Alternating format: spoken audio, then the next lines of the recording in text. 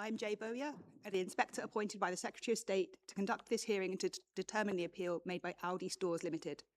My pronouns are she, her, but I prefer to be addressed as inspector rather than madam or ma'am.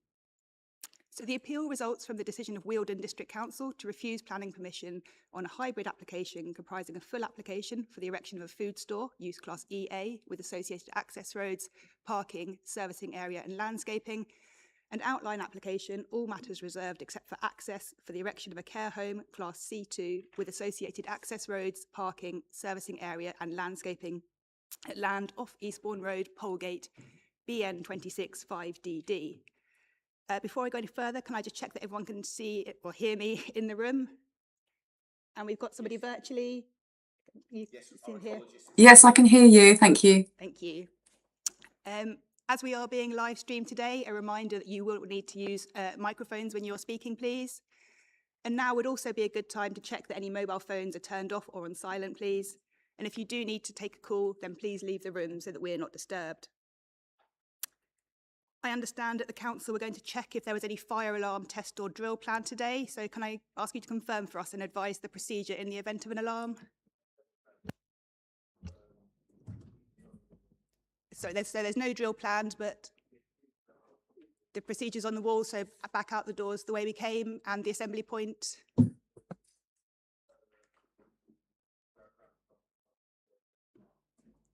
To the front, in the front car park. Thank you. So the hearing today will be a structured discussion which I'll lead based on the agenda I issued ahead of today. Hopefully you've seen copies of that, but there are some copies in the room if not. And the purpose of the event is to enable all of you to put forward your points of view and to help me get the information that I need to make my decision. But before we start the discussion, there are some formalities I need to complete. So firstly, I need to take the names of all those who wish to speak in their interest in the case. So I can come first to the appellants and ask who you'll be speaking, and if I can have your name and preferred title, so whether it's Dr, Miss, Mrs or Mr, and who you're instructed by if relevant, and then a brief outline of the subject area or areas that you're going to cover. Obviously, I've seen a list, but for the benefit of everybody here, please. What I'll also do is I'll also ask people to identify them as themselves as I go through, if I may, and they can certainly identify what their titles are. And the list that's been sent through to the planning inspector doesn't include the qualifications, so I've asked for that to be redone with qualifications. Having said that and having spoken, my name is Paul Tucker, King's Counsel. I'm counsel instructed under the licensed access scheme by Penny Moss, who sits 3 down from me, who is one of 3 planners who you will be hearing from in due course. Ms. Moss's speciality relates to retail particularly, but she'll be assisting those who sit to her immediate left, and those are in terms Tom Hawkley, who sits to my immediate right, who I think is Mr. Correct. Yeah. So Mr. Tom Hawkley, who's leading on planning matters, Mr. Tom Rowe, who will be assisting him to his immediate right, who will also be assisting in the event there's any questions which Mr. Hawkley wants to defer to the panel. In relation to matters of architecture, we have Ms. Ellen Jones, who's at the back. In relation to townscape views and impact, we have Mr. Alistair Maguire at the end. In relation to the proposed landscaping scheme, we have Mr. Daniel Wilkinson. In relation to arboricultural matters, we have Mr. Dan Robinson. Yes, he's identified himself. In relation to ecology matters, we have Ms. Georgina Southern, who's on screen, smiling sweetly. In relation to matters of transportation and highways, there are 3 persons, but leading that will be Mr. Nick Bradshaw. And with him on the same table, I think, are Ms. Rachel Luttrell and Ms. Laura Partridge. In relation to matters of drainage and flood risk, Mr. Andrew Turnbull. In relation to legal matters, in relation to the 106 obligation, we have Ms. Louise Burnett from Messrs. Freeths. And I think finishing off the cast of thousands, we also have present Mr. Robert McClellan from Aldi, who will be participating as appropriate during the conditions session. And I don't think I've missed anybody else, but if I have, apologies to them, and I'll make sure we rectify that in due course. Thank you. Are you intending to move around at appropriate times? Yes, we're going to play musical chairs as we deal with the different issues, if that's acceptable to you. Yes, but please bear with me if I don't get your names right or just have to remind me. Well, I'm happy to have people stay where they are, given that we've got the microphones. That may be easier if you've taken a note of where they are in the room. I have, it's just that I don't think we have microphones at the back, so. Happily, we've got some mobile ones, but we'll... Okay, and obviously, Mr. Tucker, the event today is a hearing to be led by me as the inspector, so legal representation isn't generally necessary. So it's just to check kind of what you see as your role today. I think in line with the PIBA PIN's agreed protocol, it's master of ceremonies and dealing with legal matters.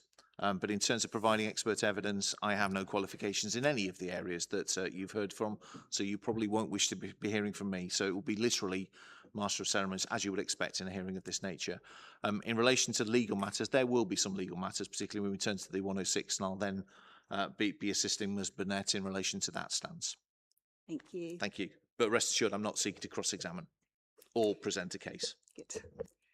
And now for the council. So again, if I can please have your name and your preferred title and a brief outline of the subject area or areas that you'll be covering.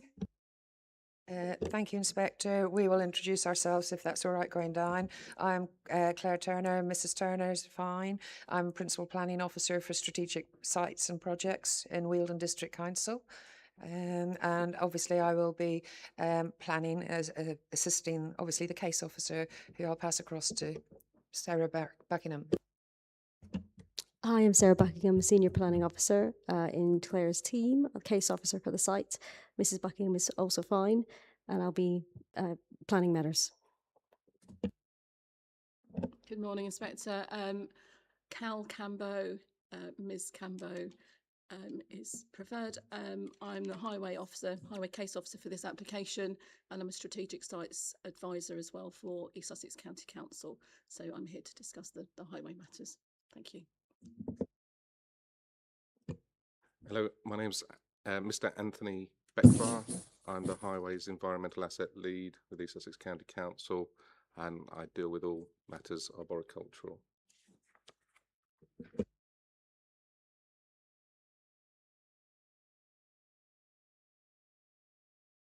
And see that we do have some interested parties here today, and I'm aware that the Parish Council are wanting to speak. But it's not binding on you either way. But if there's anyone at this point who does know that you want to speak, if you perhaps come forward to the microphone just so that you can introduce yourself for me. And in fact, as we haven't got very many, would you like to come and just sit to the tables to save you coming backwards and forwards? Yeah. Yeah. Hi, I'm Susie Standen-Payne. Mrs. is fine. I'm the parish clerk at Willingdon and Jevington Parish Council. The council have asked me to read out a statement on their behalf.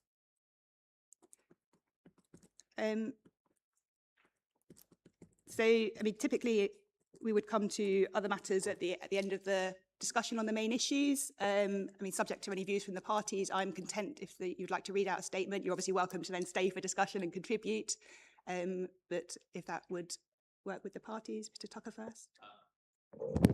I'm always delighted to see members of the public turning up to the public event, so I'm quite happy that Ms. Standen-Payne isn't in any way inconvenienced if she wishes to read out the statement at the very outset and then contribute at appropriate times and or depart when she needs to depart. I have no difficulties with you being flexible about that. For the council, any concerns? So perhaps once I finish the opening, I'll come to you if you wanted to read your statement. Okay. And then, as I say, you're welcome to stay and contribute throughout the rest of the day. Thank you. Is there anybody else who knows that they wish to speak at this point?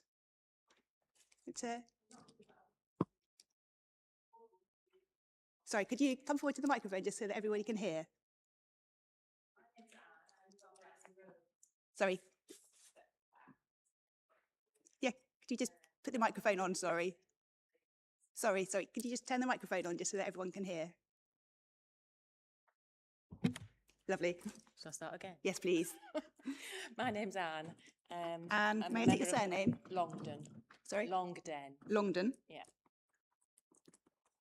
And you're a I live resident on of Brightling Road? yes. So I frequently use Eastbourne Road to commute.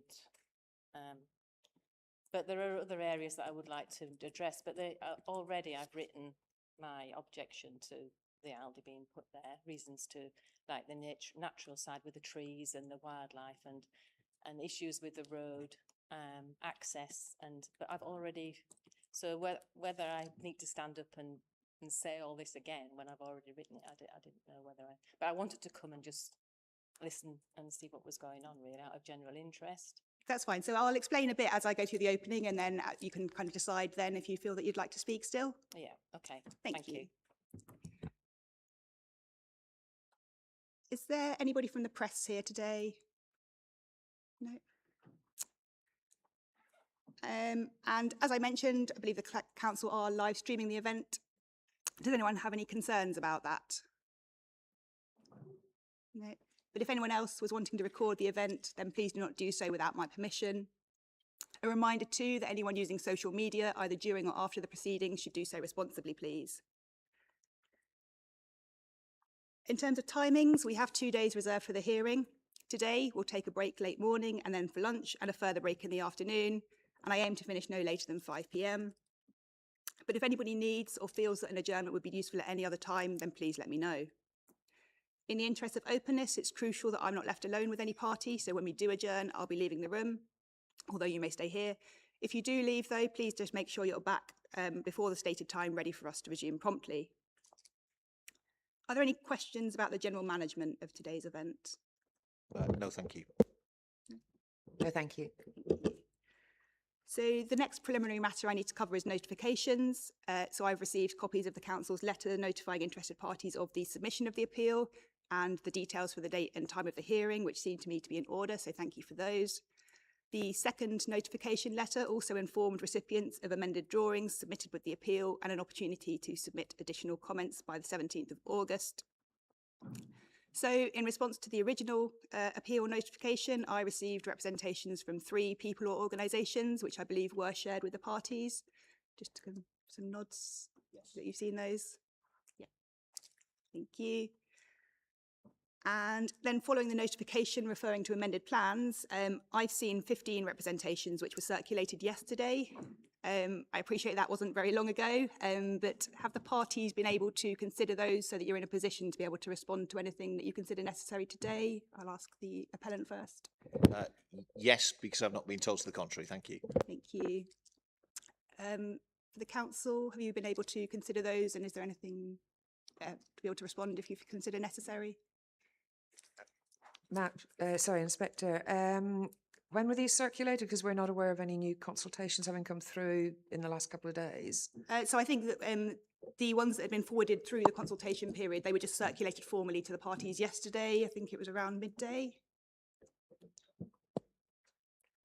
Yes, yeah, we received them at 12:42. Was it, and it was copied to the council? Yes, to the planning appeals email, yeah.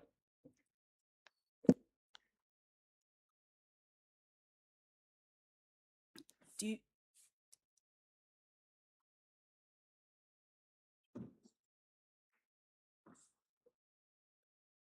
If it helps, I understand we have Mrs. Buckingham's email address, I think Mrs. Turner's, so we can send those directly now as well, if that would help.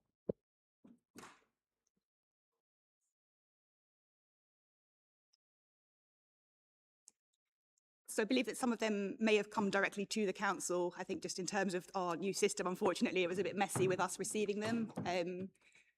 Inspector, if they can, if forward their copy, to see if it raises anything new. Yeah, I'll check after an adjournment whether there is anything. Thank you.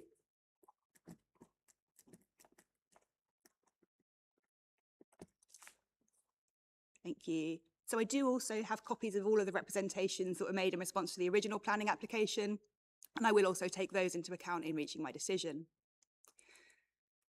On to evidence then. As I'm sure you're aware, all documents and evidence should already have been provided in advance of today.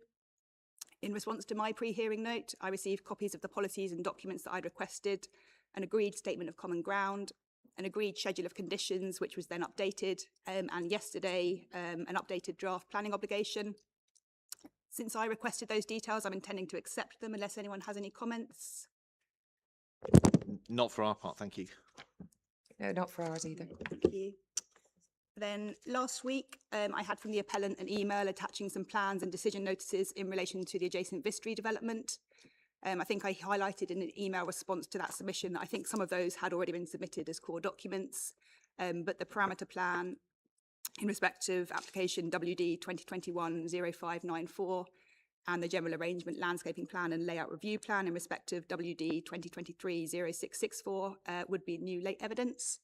Can I just ask the appellant to explain why you consider it's relevant and why it was submitted late? We thought it would be helpful for you to see what has been consented to the south. In reality, immediately to the south has been built, so you will see it from the site visit in any event. So it's no more than contextual, and it's not a point that I'm pressing particularly, nor do I understand it to be especially controversial. Does the council have a view on whether I should accept the additional plans? The council has no objection. It clearly just sets out, and I imagine it sets out the context when you're looking at possible alternative accesses, which has been raised on both the appellant side and the council side in the new development. So the council has no objection to those being included. So I will accept those plans then. I've also noticed that the nature space comments of 13th of August referred to a submitted document GCN impacts change of circumstances by Smead and Foreman of August 2026. Can I ask the appellant, is that a document that's been submitted to me as part of the appeal? Because I don't believe I've seen that. Can we check and revert back if that's acceptable? The honest answer is I don't know off the top of my head, but I'll check. And I'm hearing no's from my left. is it evidence that the appellant is intending to rely on? I think it's really a matter as to whether you would wish sight of it in your inquisitorial role. Obviously, matters have condensed in relation to the ecological reason for refusal, and it's understood that Great Crested Newts, because of the change in the characterisation of the area, is no longer a concern of the authority. If you wish to have that confirmation, I'm sure we can provide that. So if you forgive me, I'll leave it to your inquisitorial role as to whether you wish to have sight of that to confirm what's been set out in the email that I know you have seen. And I'll come to the council in a moment, but I think for my part, obviously I've got a change in comments now raising no concerns. I would like to understand the reason why that's been reached. Is it evidence, is it information that the council has seen, this GCN impacts change of circumstances document? Was it shared with the council? I believe it was an email from Tom. I'm just going to look for it now to make sure that we're all on the same page. We can certainly provide hard copies. But just to, I want to just establish firstly whether the council's seen it, even if I haven't.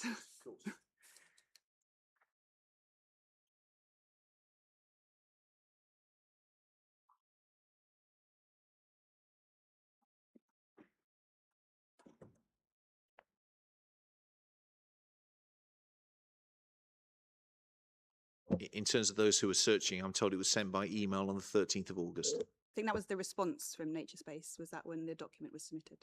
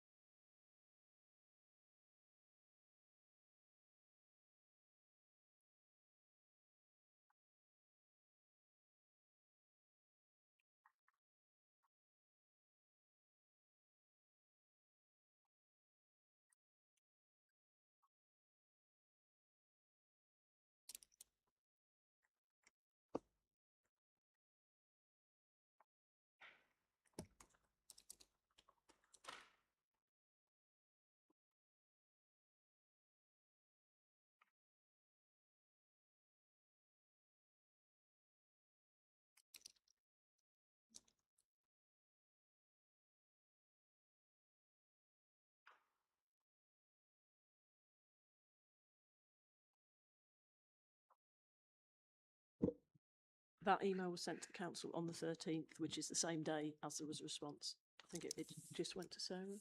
It just Yeah. and then we also received major space comments as well Yeah. on the same day.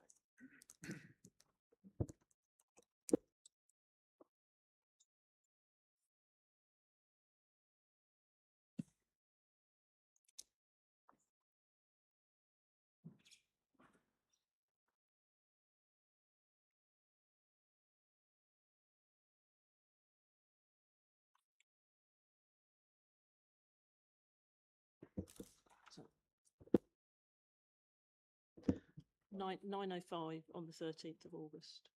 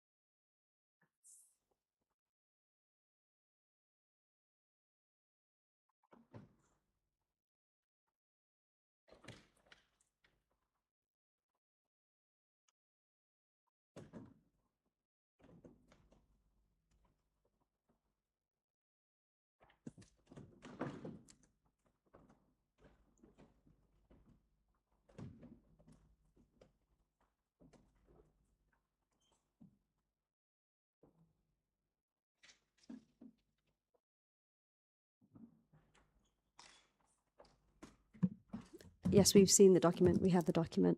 So would the council have any concerns about it also coming into me as part of the appeal? No, that's fine.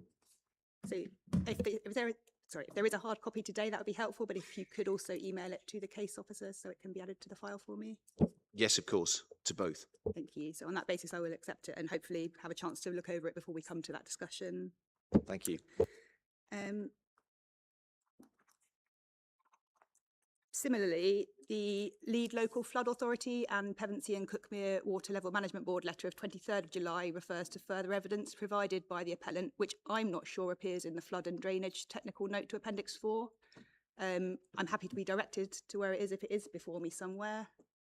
It talks about evidence that Southern Water will accept surface water and hydraulic calculations up to the 1 in 100 rainfall event. Has that been submitted to me as part of the appeal?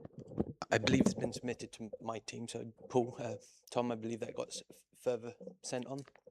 There was a technical note that we wrote outlining or giving evidence that we had got the connection point from Southern Water showing where we were going to connect to. So that was one of the points, and then the other point was the hydraulic modelling that wanted to be readdressed, which again we raised in the technical note and was submitted.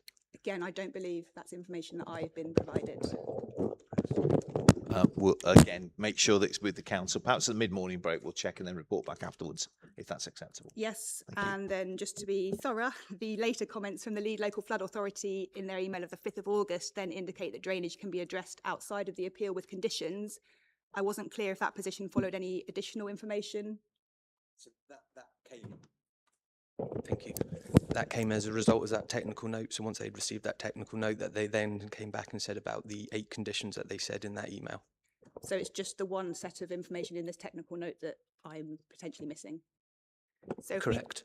Could, as I say, perhaps in the mid-morning break between the parties confirm whether that's been received, because again, if there has been changes, I would like to understand the reasons for that. That's understood, and yes, of course.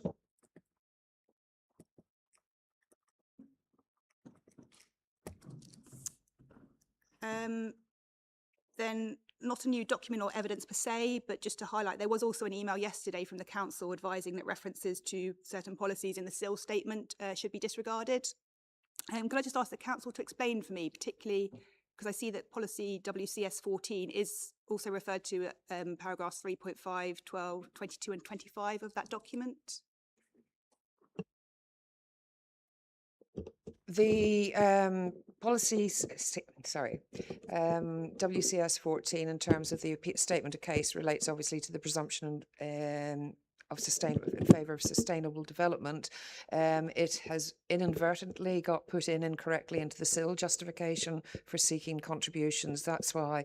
And WCS 6, as I say, for some, don't know whether it was a glitch in the system, but we picked up that clearly neither of those policies are either relevant or even factually correct in the way they've been reported in the SIL justification statement. They are correct in terms of WCS 14 in the statement of case, and WCS 6 is completely irrelevant as it relates to a rural strategy policy. So apologies for that, the gremlins. I think the reference is then to WCS 14 in the paragraphs in the 3 section. Should they be referring to a different policy? Because the quoted policy is talking about transport. By memory, I haven't got it right in front of me. Sorry, Inspector, just for clarification, you're referring to the SIL justification statement? Yeah. Yes. Where is it? Sorry. Where is your printout? Okay. Hang on. I'll just have to look it up. Thank you.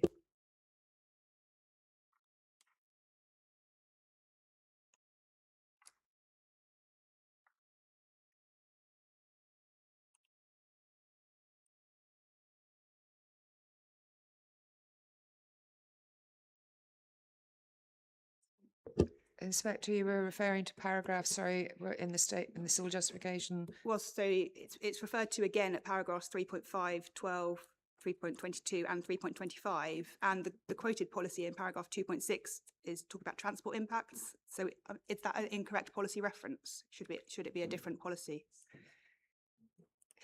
Because that's not we sustainable. wouldn't normally refer to WCS 14 as part of the SIL justification statements, because it's in terms of presumption in favour of sustainable development as opposed to the actual policies which are WCS 7 and the core strategy policy CS2, which are specifically relating to infrastructure provision, and those are the ones we normally rely on, apart from obviously TR3 relating to transport.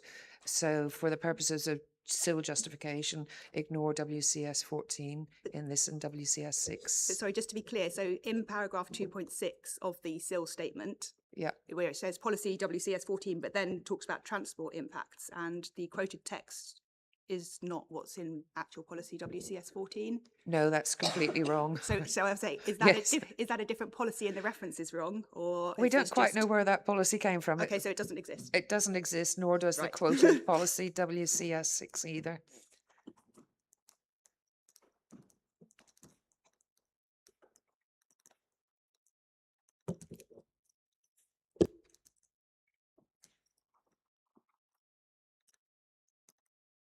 Thank you.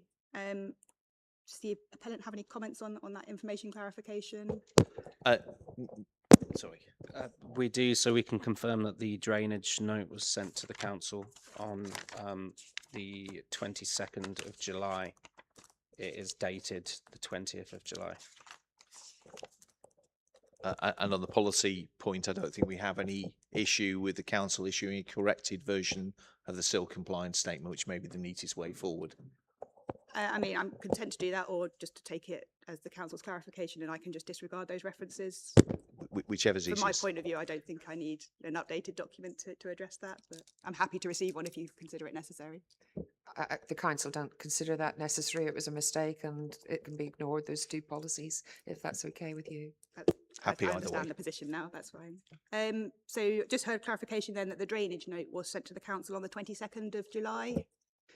Yes, it was, and it's on the website, and if you haven't received it, we'll ask our appeals officer to get a printout for you.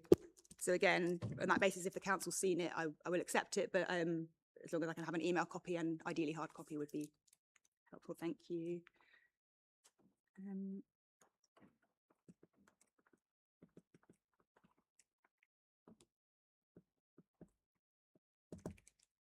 I haven't received anything else, so can I just check whether there's anything that's been submitted that might not have found its way through to me? There are three things that I need to mention. The first of which is you will recall Inspector, the question was asked to the case officer about the position on the Grade 2 star listed Polegate windmill. That's addressed at the moment in paragraph 4.8 and paragraph 7.7 of the Statement of Common Ground, where the conclusion of the parties is no effect. In the light of the fact that you made the request of what the justification was for that, over and above what's within the officer's report and the background documentation, we asked for a short letter to be prepared from Mr. Ignas Frohnman, who's a director of Cogent Heritage, to explain why that view's been taken from the perspective of the appellant. It was sent, I think, because it was only prepared over the weekend, to the council yesterday. It's 2.5 pages long, and as I say, it explains in a little bit more detail why it is that we've concluded no effect. We're happy for you to receive that, again, pursuant to your diligent inquisitorial duties, if that will be acceptable. So we'll deal with them one at a time. Has the council seen that document?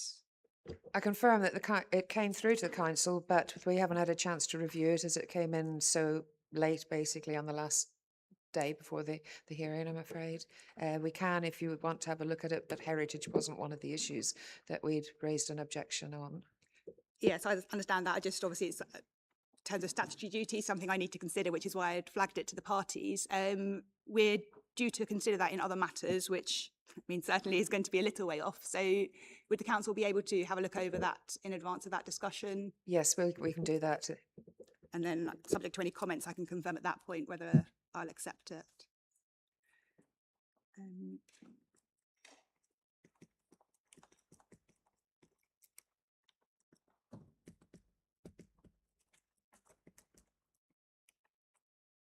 Mr. Tucker, you said there were 3 points. There are. The second was, again, pursuant to the request we got through the case officer last week. The question was asked through the case officer, could we demonstrate why it would be that the trees would be lost? That was my understanding. It's a point within the council's statement of case that Yeah. the requirement to demonstrate why all trees need to go along the Eastbourne Road boundary. So forgive me, that's not a request from you, madam. It's from the I don't remember authority. asking for that, yeah. So apologies. There is a paper trail that one can go through by looking at the levels shown on the application plans and the cross section and the elevations to see exactly what the removal of the bank is proposed within the revised plans. You can do that paper trail and mentally add the 3 dimensions, or we thought it would be helpful simply to provide cross sections which are taken from the same information. So we have provided that. My understanding that's also gone to the authority in the last day or so, which essentially shows the extent of embankment which is proposed to be removed to affect the highway works, which are now no longer controversial as between ourselves and the highway authority, showing why essentially the trees would be on the frontage would be proud of the ground in future. Again, it's not going to a controversial issue. It's really explaining why it is that the tree loss will occur in this respect. Again, I don't know whether there's an objection from the authority. This is presenting the same information in a different graphic form with some text to explain what the nature of it is. And again, happy to leave that until the relevant time. But we thought that would be useful in answer to that question, because I don't understand it to be controversial that the trees will be lost. Is this, you said it's been shared with the council, is this something that the council has seen?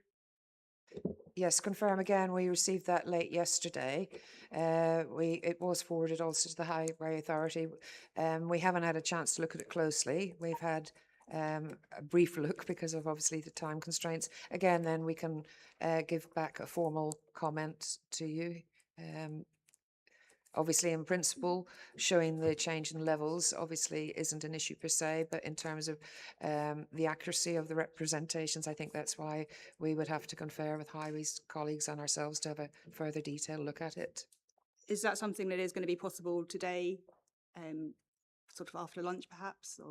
If I can confer with my Highways colleagues.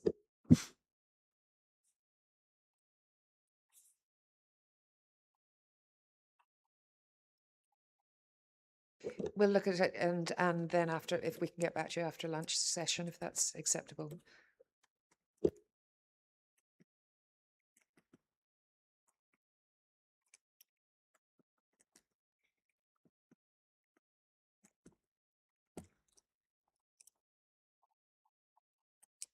And the third? The third part is a part with a couple of different subparts, which is where we are on the 106.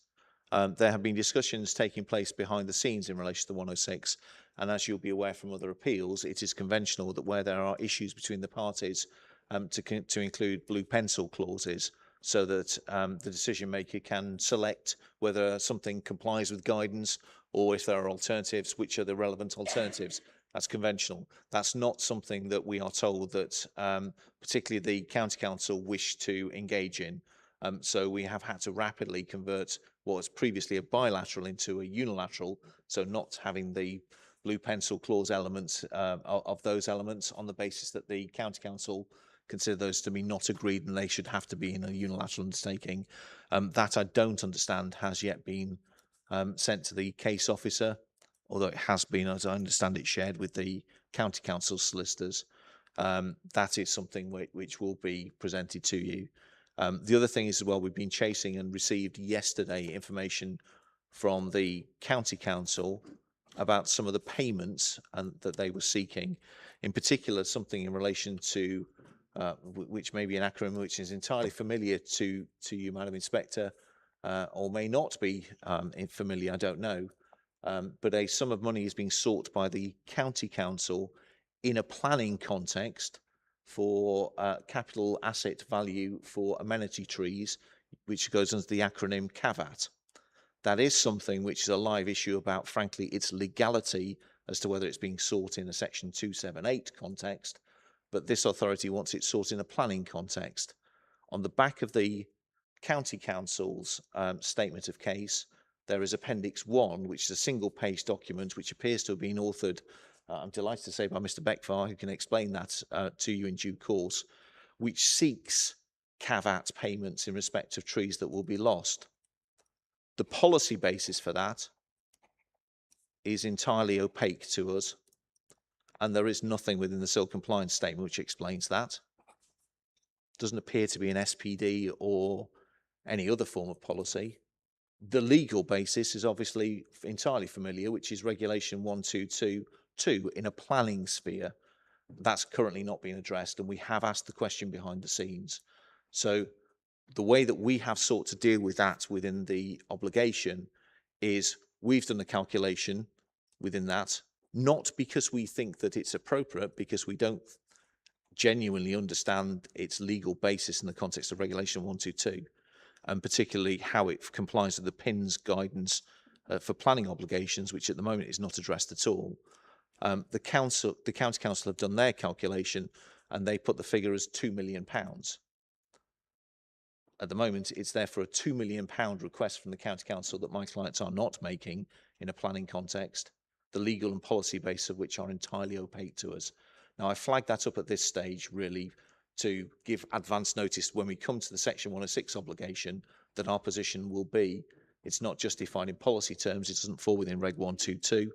It probably doesn't fall within the 1980 Highways Act either, notwithstanding that some authorities are seeking this. But for the perspective of planning determination, it would have to meet policy and would have to meet Reg 122. And I only flag those up because we have that figure within our draft obligations of a lower figure of, I think, £310,000 on our calculation, but we certainly don't say it's an appropriate figure, which is one of the reasons why I'm here. So sorry, just so I'm clear in terms of documents. So I'll come on to the planning obligation, but there's a updated version in circulation. So that it's been split out. So the bits that are agreed are in a bilateral. The bits that are not agreed, instead of there being blue pencil clauses, the approach taken by the authorities here is that the not agreed bits, they won't sign up to. So those have had to be taken out and put into a unilateral undertaking. So it's the same sort of point that are in the document you will have seen, Inspector, but it's been severed out into a separate document. The thing you won't have seen will have been this CAVAT calculation, because we only saw that yesterday. And you said that the unilateral has been shared with the county. Has That's it my been shared with understanding. the district as well? Yes, it has. And is there a version that I can see? Yes, there is. It's in hard copy. But I if you don't could know also- if it's been emailed to the case officer, but we have hard copies here that we can circulate. Well, both would be helpful. Well, we're not going to come to the discussion on the obligation, I suspect, until tomorrow. But yes, absolutely. Well, I'll come back to the planning obligation, I think, a bit Thank later in you. the opening. For the council, is there anything else, any new evidence that you're either intending or that you think I haven't seen? No new evidence. Obviously, the only thing we point out is, which you obviously come to later, is the change, obviously, with the MPPF policies. But otherwise, nothing else from our side. Thank you. Are you? Okay. Thank you, Inspector. Just one small discovery I made, just looking at the extent of highway and land ownership along the frontage, noting the highway works extending the footway along northwards past the SO garage. There is a section of land which is highway verge, but is also owned by a petrol filling station, which may encroach into land which they want, which a footway is proposed on. I just thought I'd flag up that there's a small section that would probably need third-party consent by SO to construct on. Thank you.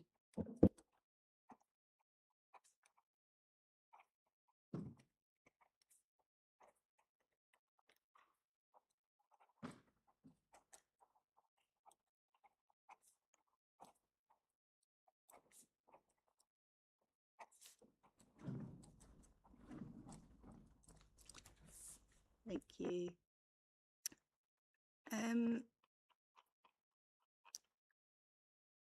So coming to the agenda, you'll have seen that I've set out my preliminary view of what I regard to be the main issues. These are whether or not there'd be suitable access to the development, including with particular regard to effects on highway safety, the effect of the proposal on the character and appearance of the area, having particular regard to effects on trees and vegetation, the effect of the proposal on protected and priority species, whether or not there'd be adequate provision for biodiversity net gain, and whether or not the proposal would make adequate provision for drainage. In addition, I want to cover some initial points of clarification and relevant policies and guidance, and there'll also be an opportunity to discuss any other matters arising, including some specific points which I've listed on the agenda, as well as points which have been raised by interested parties but which are not part of the council's case. Does anyone have any comments on the agenda or the main issues? No comments on the agenda or main issues. Can I just raise 2 points which have arisen from what's just been said? The first of which is, if it's suggested that there are works outside of the boundary of the adopted highway which require third-party concern, mindful that the Highway Authority have control of the top two sods of the highway, if that can be pointed to Mr. Bradshaw, who sits at the back, hopefully that's something that's capable of being discussed behind the scenes. And secondly, we have hard copies of other documentation which may be of assistance to you. So this is not new documentation, it's other documentation. For example, we have hard copies of the original plans at A3, as well as hard copies of the revised landscape plans, which are at the back of the statement of case at A3. We have copies of the conditions and obviously the 106. So if you're happy for those to be circulated, then we think that might help the discussions as we go along. It certainly may help third parties in terms of understanding what's going on. I have, I believe, A3 copies of the original plans. I can only print at A4, so I would appreciate the A3 of the revised plans if you've got those here today. I say they're documents that I already have, but just a paper copy would be helpful.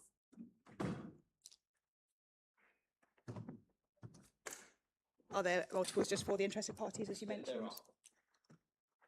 So I've already got this plans electronically, it's just a hard copy.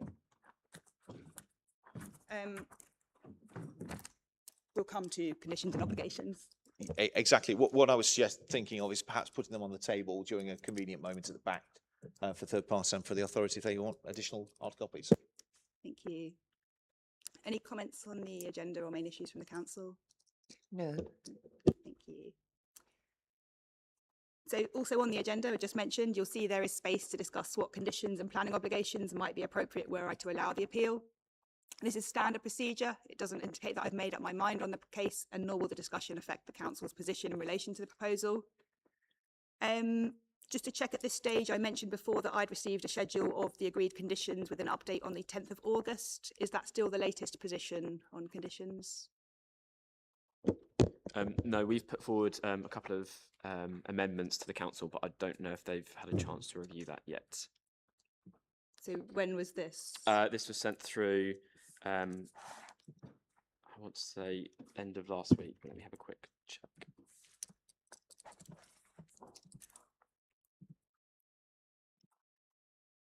I think the answer is substantively the version you've seen is the same one that we've sent through. So it's not a wholesale rewrite.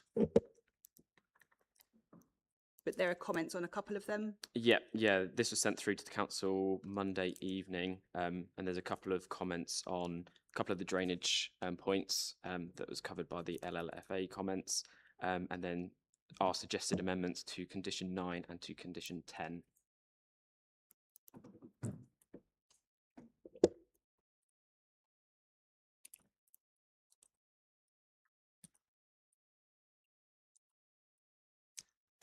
Has the council seen that email?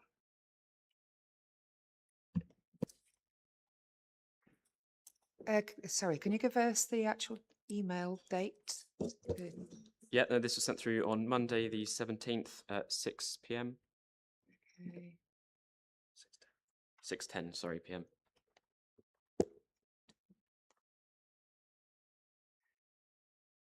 Sorry, 1810. Okay.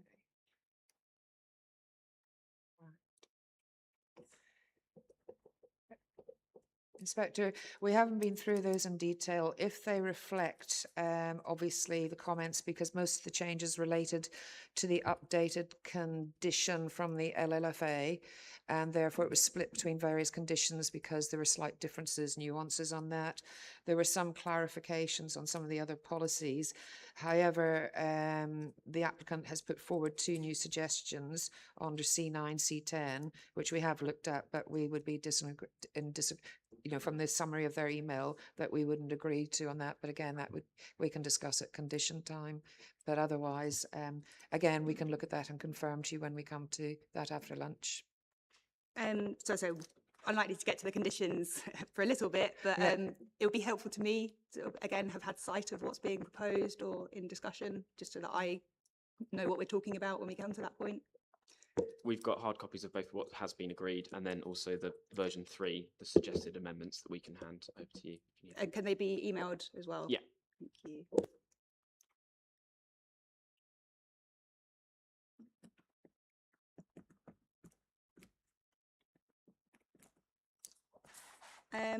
And so then, as well as conditions, I had seen the draft Section 106 agreement circulated yesterday. I've obviously heard that there is some updates going on to that. But just from what I have seen, when that one was circulated, the cover email from the council referred to dispute between the developer and the county council only in respect of highway obligations and contributions. There was a comment that paragraph 2.3 of Schedule 2 should refer to the county council, not the council, but was the district council otherwise satisfied with the form of the deed and the parties to it? It was the district council who actually suggested, because of the disagreement, that it split out. As I say, the Schedule 2 was taken out to form part of the unilateral, and the ones that had been agreed relating to biodiversity and travel plans are the bilateral, which the council are happy with. And has evidence of title been checked? Yes. Thank you. And in terms of the disputed matters, is that something that representatives from the county will be able to speak to when we have discussion on planning obligations? Yes, we should. Thank you. Thank you. Just a few things that I would highlight now in advance of the discussion. Obviously, I haven't seen the updated versions, but in the version that was circulated yesterday, I noted there have been new provisions added in the second schedule in relation to footway. As far as I could tell, footway isn't defined anywhere, and certainly I'm not clear from what's in the draft what that's intending to refer to. So I will want to be clear when we discuss, and as to whether there's necessary for any clarification in the deed itself as to what that's supposed to be referring to. Also, in the definition of highway works, there's reference to off-site bus stop enhancements of 2 Brightling Road bus stops to provide shelter, seating, accessible curbs and real-time information boards.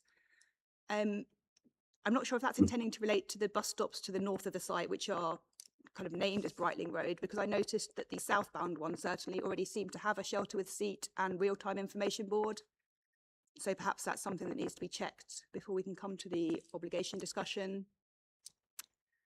And just finally, the definition of highways contribution in the version yesterday, it changed with 4 different amounts given, which had to be determined in my decision, but none of those are the 270,000 figure which had been explained in the council's SIL statement. So I will want to understand from the parties what those figures relate to, how they've been arrived at, including if they're based on any published information or the justification for the amounts. So just to flag those points before we come to the discussion. That's extremely helpful to have that at this stage. Thank you, Madam. Thank you, Inspector. Apologies. On a procedural point, I indicated in the pre-hearing note, it's generally expected that an obligation is executed before the hearing closes without the need for adjournment. Thinking that may not be practical here, but within a short period after, is that realistic? Yes, we have a legal interest. So we have an interest in land. The legal interest is held, ironically, by East Sussex County Council as landowner. My understanding is that within a short period of time after the the hearing closes, in terms of what that timescale would be, what I'll ask is Ms Burnett to find out from her counterpart at the County Council as Highway Authority how long they will need in relation to responding with respect to the UU. But obviously it's our UU, so I don't anticipate that should be too much of a problem. But they will need to look at that as landowner and sign it as landowner, which is a different process. So we'll check that behind the scenes. And if I can report back again, perhaps after mid-morning break. Yes, but I mean, certainly I wouldn't expect more than a couple of weeks. No, absolutely not. Thank you. For the council, any comments in terms of periods for? When spoke to the legal, our legal officer who's dealing with this, she had said we would need an adjournment for sealing the bilateral. I couldn't get, until everything else was resolved, she couldn't give a specific time. And obviously, unfortunately, it's holiday period, but, hopefully within certainly a couple of weeks, should be able to get the completed documentation through. Thank you. Forgive me, I should have said for the bilateral, I'm very comfortable within a couple of weeks. On the unilateral undertaking, I'm slightly more circumspect because obviously the county council as landowner would need to be sure of their involvement. Thank you. But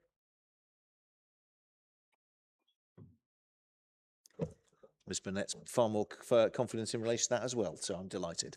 okay, well, we'll come to the obligation at item 8. There is also space on the agenda for costs. I've not received any applications for costs in advance of opening the hearing today, and I'm not inviting any, but if any applications are to be made, that should be done here before the site visit. I'd also remind the parties that I do have the power to initiate an award of costs if I were to consider that unreasonable behaviour has occurred. If I were to do this, it would follow a written process with the relevant party after the appeal decision is issued. Does anybody know at this stage that they do intend to make an application for costs? I've got no such instructions, thank you. No, the council does not intend to at this stage. Thank you. Moving then to the site visit, as you may have guessed from the bus stop comment, I have already been able to see the appeal site from Eastbourne Road and Cortland Road, and I have a general awareness of the site and its surroundings from the submissions. However, I will also be making a site inspection once I've heard the evidence, which is likely to be tomorrow. Maybe that I'll need to be accompanied at the site by a representative from the appellant and the council. However, my intention at this stage is to close the hearing here because conducting and recording discussion on site can be difficult. As such, the visit would be solely to enable me to see the site and its surroundings. If the visit was accompanied, you'd be able to point out physical features, but I would not be able to listen to any representations or discussions on the merits of the proposal. And it's therefore important that you make any comments here before the visit. Depending on the progress of our discussions today, I am also hopeful that I might be able to use some time this evening to visit the surrounding area and viewpoints that I'm referred to on an unaccompanied basis without going onto the site itself. that while I'll review and make necessary arrangements for the visit nearer the time after I've heard the discussion, does anyone foresee any particular problems in respect to the visit? Not for our part. Certainly, we're happy that you do your site visit on as much of an unaccompanied basis as possible. On the site itself, if you want to do it on an open gate basis, we can happily facilitate that. The only comment I've been told behind the scenes is obviously there is quite a lot of undergrowth on the site, as you will have seen, and therefore this is definitely not a shorts and trainers type site visit. So that was the only caution that my clients had. There is a gate on the Eastbourne road frontage, which was where I'm told is the easiest access onto the site. So that was a question I had. Is it actually possible to get onto the site in its current condition? I'm told yes, and I certainly know from others that have been at the table that there's been access both from Cortlands Road and from Eastbourne Road in the very recent past. The utility of going on site is a matter for you, of course, but certainly we can facilitate it via Eastbourne Road. Somebody may have to drag a gate open or climb over the gate, but I'm not inviting you, Inspector, to climb over a gate. I think it was more the vegetation covered from, at least from what I can see on the road, that I was concerned as to whether you could get onto the site at all. You can. There is a gap. I've not been on the site. I've seen the site. I've not been on the site, but I'm told there is a gap that you can get through, and that can be pointed out. Whether you want us to widen that gap prior to you going on site for risk management or not, it's a matter for you. But it's certainly not a site where you'd want to go on with shorts, frankly. No, I think I was pre-warned that I would need thick trousers and boots. So yes, so good news. So it may change, obviously, depending on the discussion. But in terms of, for the council's point of view, the appellants mentioned that an unaccompanied kind of gate open visit might be acceptable. Would the council have a view on that at this stage? No objection to that. I'm assuming it's the gap in front of the gated section by the petrol filling station. Is that the gap we're talking about? No, it's further down. When we have the discussions in relation to the adopted or not adopted highway discussion, then no doubt Mr. Bradshaw can point that out. Thank you. So for the rest of the hearing, we'll move through the agenda one item at a time. And if we can stick to the agenda, that's a great help. So forgive me if I say that we'll come back to that later on. We will come to it later on, but if we don't follow a structure, then arguments are not properly made and I can't follow what's said. In terms of discussion, the purpose of the hearing is for me to ask the questions that I need to be able to make my decision and for the parties to put their responses to those questions.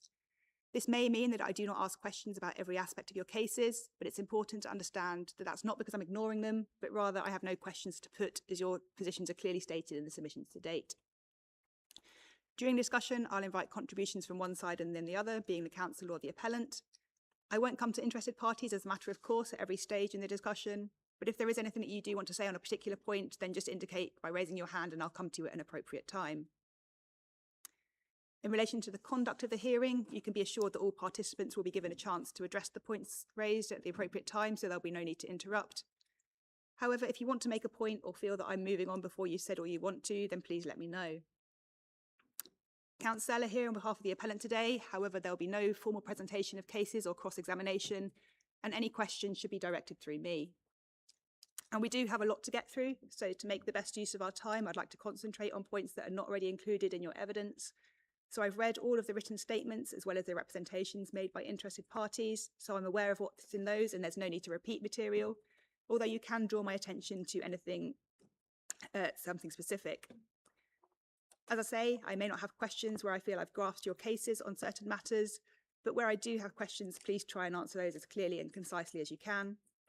And when you are responding, it would help to avoid jargon. And if you're referring to any technical data, then for the benefit of everybody here, if you could please make sure that you explain terms as we go through.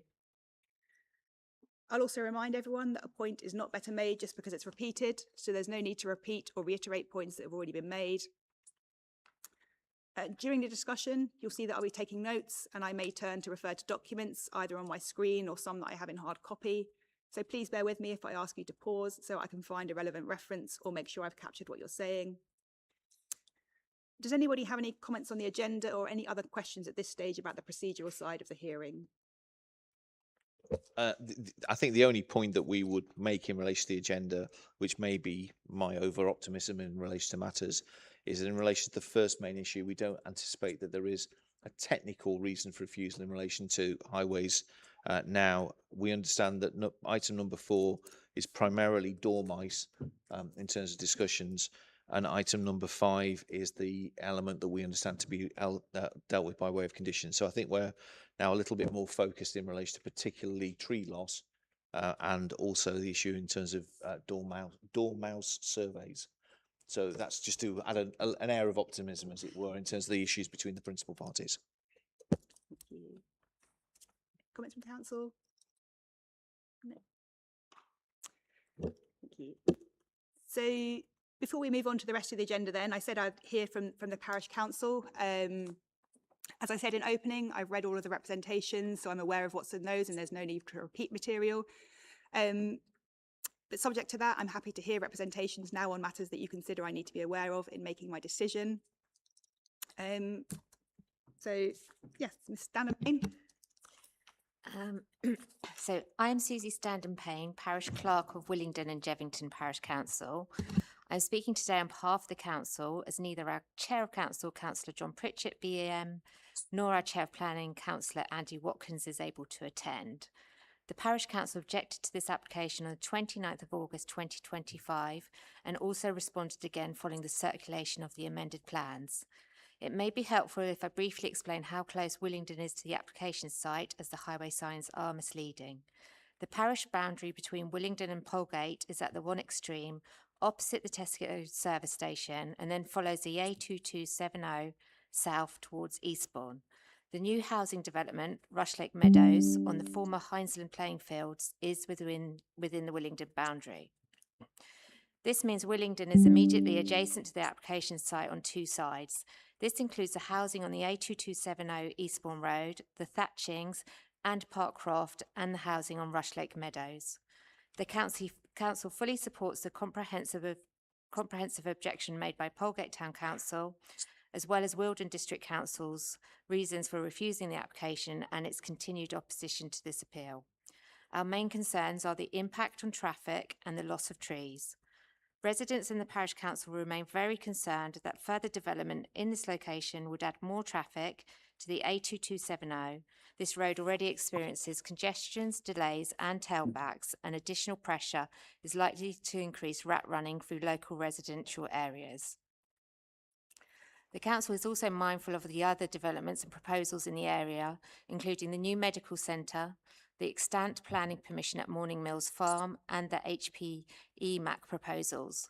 Taken together, these are likely to place further pressure on the local residential areas. We have not seen anything in the documents from the applicant or East Sussex County Council that gives us sufficient reassurance on this point. We are also very concerned about the proposed wholesale removal of valuable trees. The Council supports Wealdon District Council's objection on this issue.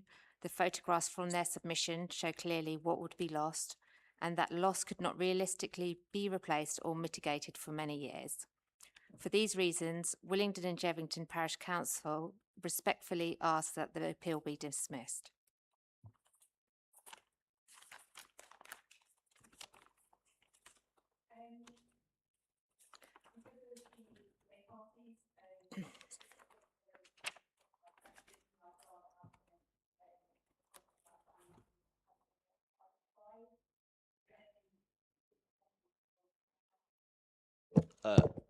No, and that's in no way disrespectful to the parish council's points. They're understood, and we will address them as we go along. No, nothing from the council. Thank you. Thank you.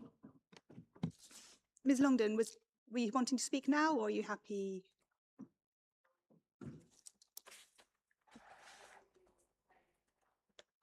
Sorry, if you'd like, if you say, no, thank you.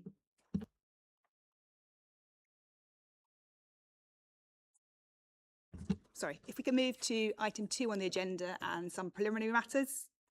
So firstly, on the nature of the application, the description of development sets out that permission is sought on a hybrid basis, with full permission sought for the erection of a food store with associated access, parking, servicing and landscaping, and outline permission for a care home with associated access, parking, servicing and landscaping. And in terms of the outline element, what is to be considered at this stage, I understand that approval is sought for access, while matters of appearance, landscaping, layout and scale are reserved for future consideration. Just to check if there are any comments that anyone wants to make on the nature of the application or the matters which are to be considered. Just one, if I may, just in relation to updating you on information that is already within the statement of case, but to give a number to the discussion. You'll see within our statement of case a reference there being a pre-application discussion involving an organisation called CoPlan, who facilitate the delivery of specialist accommodation for the elderly. I'm told the number that the pre-application discussion took place in respect of was 77 C2 units, sort of extra care assisted living type units, which took place towards the end of 2025. Their interest remains keen, I am told.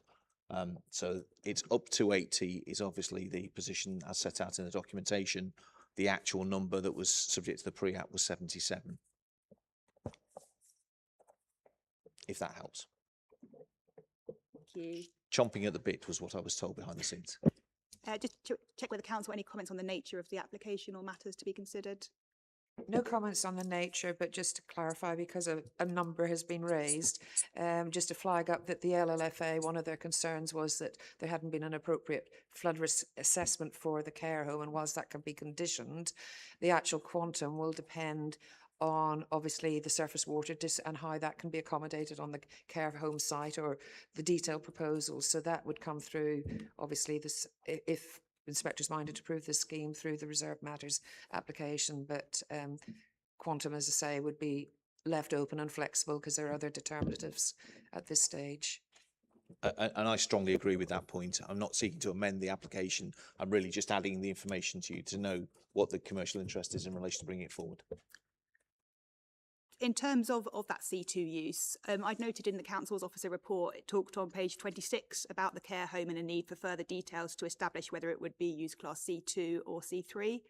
And there's a suggestion that requirements will be assessed and secured at reserve matter stage. It's just that the description refers specifically to C2 use, and it's that outline stage that obviously the use will be permitted. So could such an assessment even be deferred to reserve matters? No, it would need to be determined as this stage that it would be C2 use. So that, I mean, that was my understanding, but it was just to check because there was that reference in the officer report.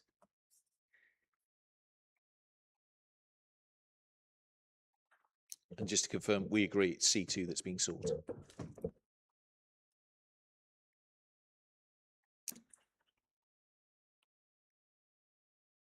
And in terms of the plans then, for which approval is being sought, suggested condition 2 in the updated schedule listed plan references, including some revisions which I understood had been submitted to the council before its decision, and which I understood from the council's report had been considered. Is that the correct understanding?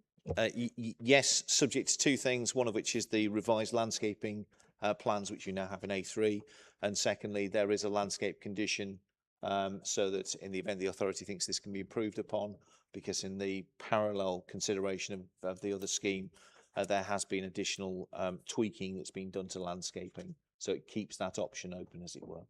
Sorry, you mentioned a parallel scheme there.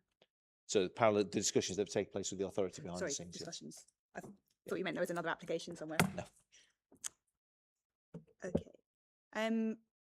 And so I also highlighted in the pre-hearing note the appellant's submission of revised plans as part of the appeal, which the council and the Highway Authority had considered in their appeal evidence. And I set out my view that the revisions would be a change to the scheme that was before the council and interested parties at the time of the council's decision, albeit not a fundamental change, and that potential procedural unfairness to interested parties could be cured by reconsultation, which the council has now helpfully accommodated. On that basis, to confirm, I am intending to consider the appeal on the basis of the revised plans, unless there are any comments that anyone wants to make. No, we're fine. Only say thank you. None of those revised plans, as listed at, I think it's core documents 1.1.3, or the previous iterations of landscaping plans are listed in the suggested plans condition. Is that because it's essentially being deferred to condition 5, or should they be referred to? It's really keeping that flexibility, but we're happy to have a broad accordance condition to tie those plans. But we, as I say, think there could be further planting and further improvement that could be brought forward. As I say, as we have been having in discussions behind the scenes, that's the reason for the flexibility. And broad accordance, as you'll be aware, does create that flexibility. Perhaps a matter to consider behind the scenes. Thank you.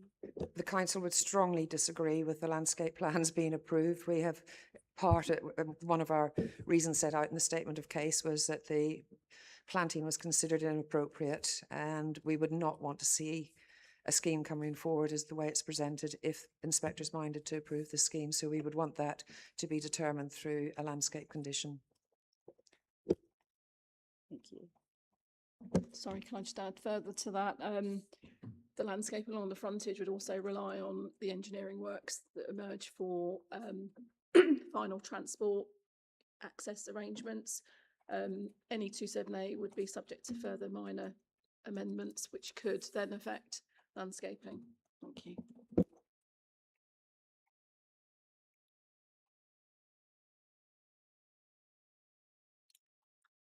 Thank you. As well as the landscaping plans, Appendix 2 of the appellant's appeal statement includes the proposed site access arrangement plan. What is the status of that plan? Is that one that approval is being sought for? My understanding is yes, but I'll confirm.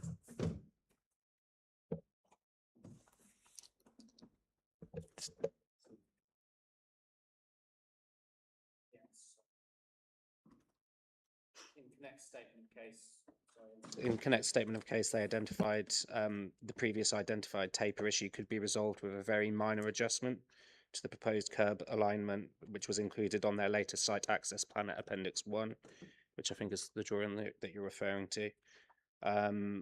So we understand that addresses the council's concern, as they've confirmed paragraph 5.10 of their statement of case. Therefore, it should be suitable for approval. Should be suitable for approval. In the appellant's view, should it be an approved plan? Yes.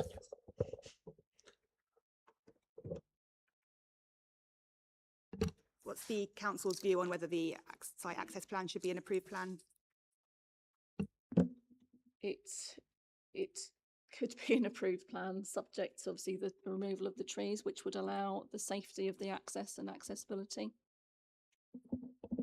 So landscaping.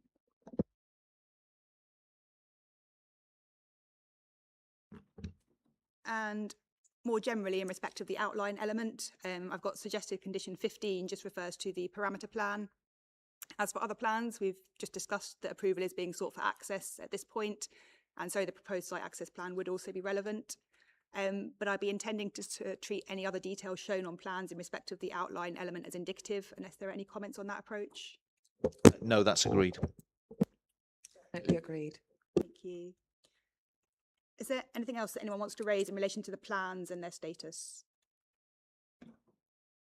Not for our part, thank you. No. Thank you.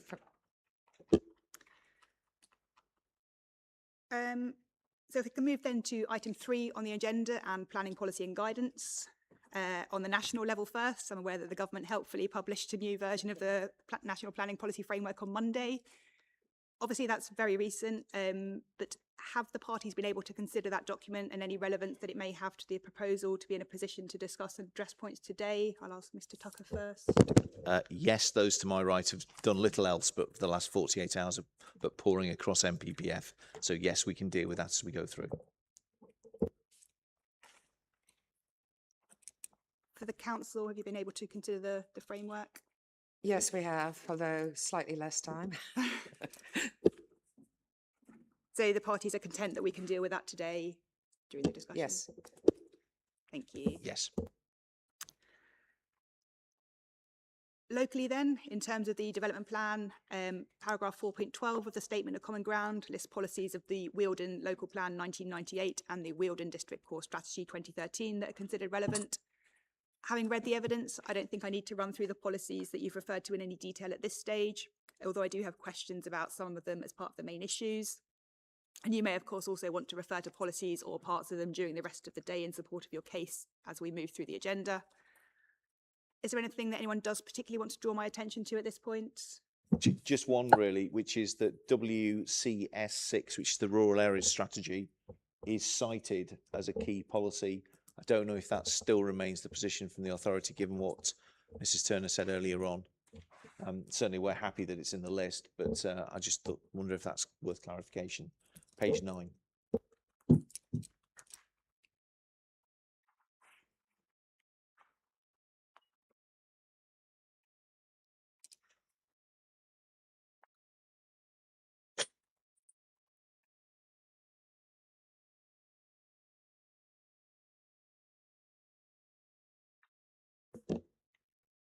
I mean, I think the way that it's been listed is in terms of policies that are relevant in the consideration, but not necessarily part of the refusal.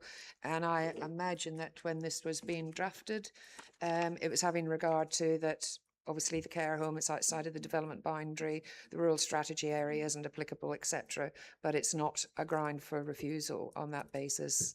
There is sometimes tends to be a tendency that policies are related that are applicable in the general consideration, but not as part of the reasons for refusal. Apologies for that if it's caused confusion. But it's a relevant policy rather than a particularly key policy. I think it's. Yeah, agreed. Thank you. And from the appellant's written evidence, I haven't identified an argument that any of the policies referred to in the council's decision were inconsistent with the previous version of the framework particularly. I mean, from my review, there didn't seem to be a particular significant change in thrust in relation to the main issues, but are there any views on the consistency with the framework? I would agree with you, broadly consistent.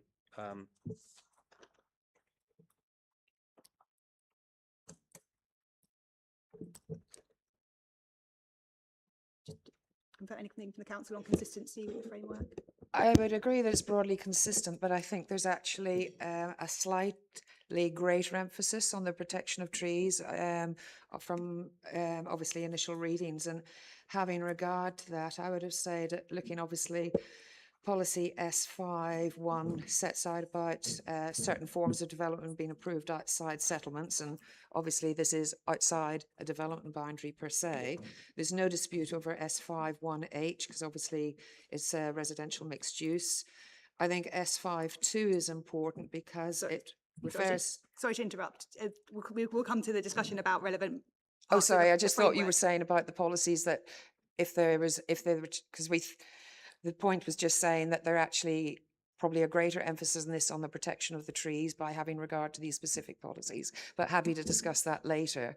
It was just to confirm whether, so I say we'll come on to the requirements of the framework and those policies, but whether in the council's view that alters whether the local policies are still consistent with the framework. Oh, yes. Apologies. No, that's fine. They're still consistent, local policies with the framework as it's drafted. Yeah. Thank you. That's, Thank you. Well, I think we're apologies the content. for misunderstanding. That's fine. So then I've also noted references to the preparation of a new local plan for the period up to 2042, which I understand was subject to Regulation 18 consultation in 2024, with a further round of focused Regulation 18 stage consultation earlier this year. The Statement of Common Ground refers to the local development scheme as indicating submission in Q3 of 2026-27 and an intention to adopt in Q2 of 27-28. Is that still the latest position? For an update, it's at the Regulation 19 local plans going to be considered at full council on the 18th of September, followed by a 6-week representation period starting the 21st of September, and the intentions to submit it to the government by the end of 2026.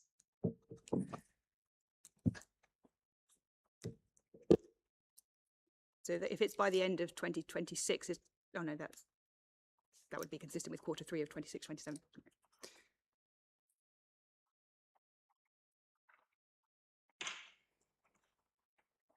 And both of your statements had said that the emerging plan attracts limited weight. Is that still the case? Yes.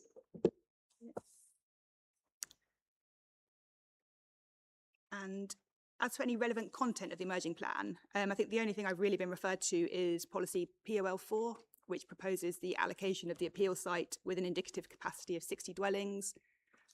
In the council's view, does that specific policy also attract limited weight? Yes. Does the council, the appellant have a different view on weight to policy POL4?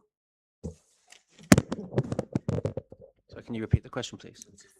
Just in terms of the content of the emerging plan, the appellant's statement said that the emerging plan attracts limited weight, but it's just to confirm whether the policy POL4 would also attract limited weight in the appellant's view. Confirmed.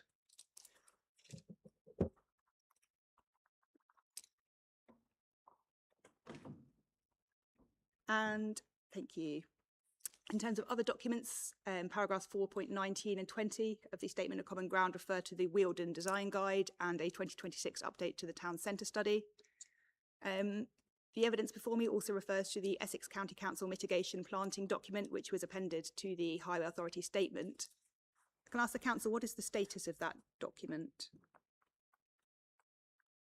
Has it been subject to consultation? Is it adopted by the council as planning guidance? Sorry, Inspector, you referred to Essex Design Guide? Sorry, the Essex, oh, sorry, East Sussex, yes. I did say Essex, I apologise. Okay. The Sussex Design Guide. So the Highway Authority, the mitigation planting document that was appended to the highway statement. Oh, it's a note for replacement trees. Yes. In the highway. That was a document that Anthony Beckbar had put together. But so what is this? It's a guidance note for developers.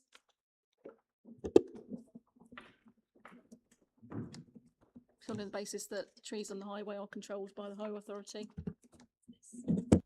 Has it been subject to consultation? Is it adopted by the council as formal? It's not formal guidance, I think it's just a guidance note, isn't it?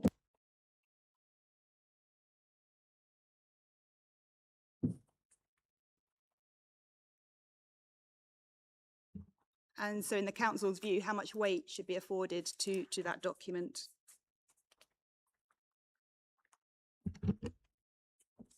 Inspector, it's I should state that my role is part of highways, and I advise to the transport development planning team, so I have no formal planning qualifications. This was a guidance note simply written up because at present there is no formal framework or guidance on how we mitigate for tree loss in development. It was written along the lines of current planning proposals that we're consulting on, which are smaller developments, usually residential, contain adopted highway land within, and don't usually, or don't include the felling of large numbers of trees. So it's used as a guidance note, and the idea being that it can be used to inform developers. Developers can then make proposals, and we have a baseline, if you like, to work with.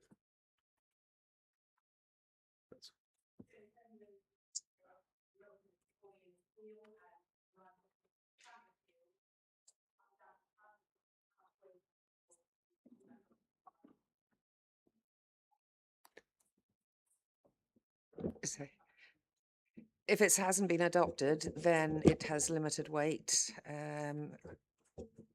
You haven't. I think it's all circumstantial, but yes, as a document itself, it probably is limited weight. I would agree.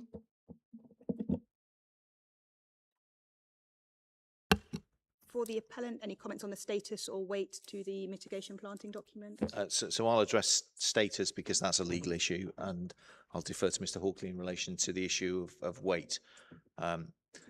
In relation to its status, you will be aware that this is not a document which seems to have been adopted as policy by either the district or the county council. As a policy document, there has to be a formal process by the decision maker to adopt it as policy. It would seem to be a document, candidly penned by Mr. Beckvar earlier on this year, to assist and inform developers of the sort of things that the county council as highway authority will seek. I think predominantly at 278 stage, but it's not purporting to amount to planning policy. It's not an LDD, it's not an SPD, so it's a guidance document, and limited weight may be putting matters a little too high in any event.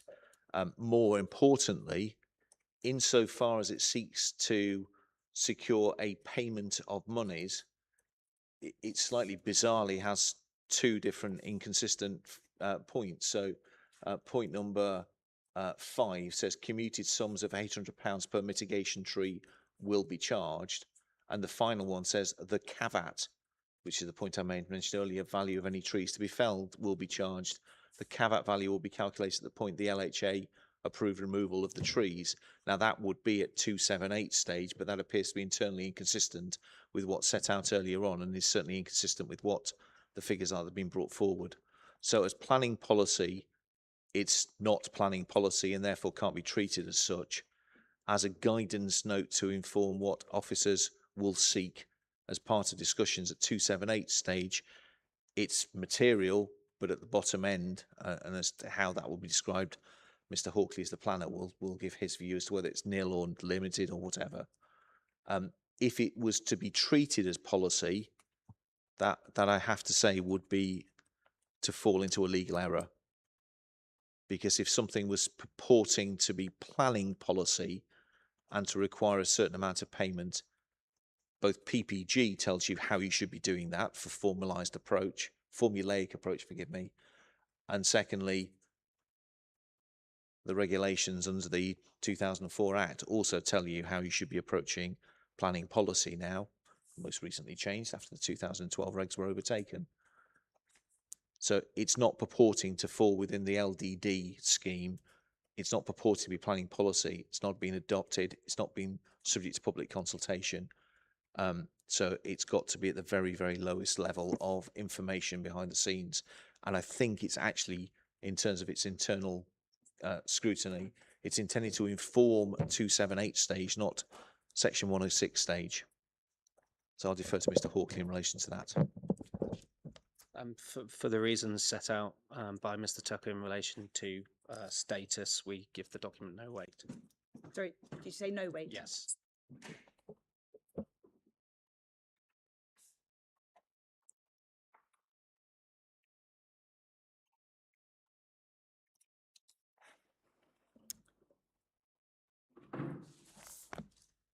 Is there anything else that anyone wants to add or draw my attention to in respect of relevant guidance or background documents? No. Not for our part. Apparently there are some amendments to PPG which are imminent, but obviously if that happens after the end of the hearing and before your decision, then we'll contact the case officers to whether anything relevant arises. Thank you. So it's just coming up to 11:30. I'm going to propose that we have a break now before we come to the main issues. Just 15 minutes, give you enough time, and maybe perhaps just to check a couple of the outstanding points. Happy with that? So, well, it's just coming up to, but we'll adjourn then until 11:45. The hearing is adjourned. Thank you very much.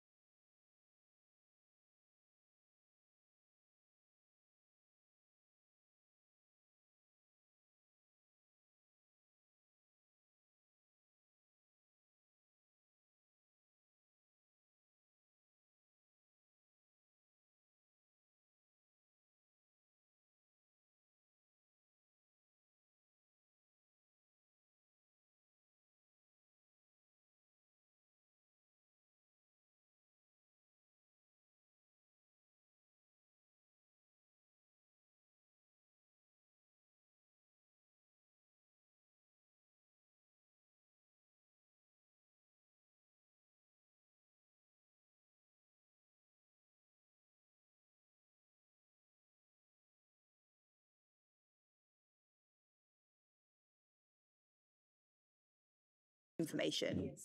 So is that information that the council had already seen? Because it's located on stage 7, and this was the information that Clarity sent through and forwarded that basically to the LLFA, and this is what triggered their change in response to changing to condition. So does the council have any concerns about it coming to me as well as part of the appeal? So just to confirm then, I will accept that as a hearing document 2.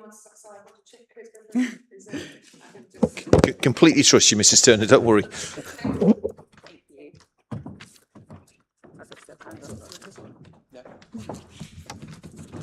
So yes, I will accept that then as hearing document 2 with the ecology note as hearing document 1.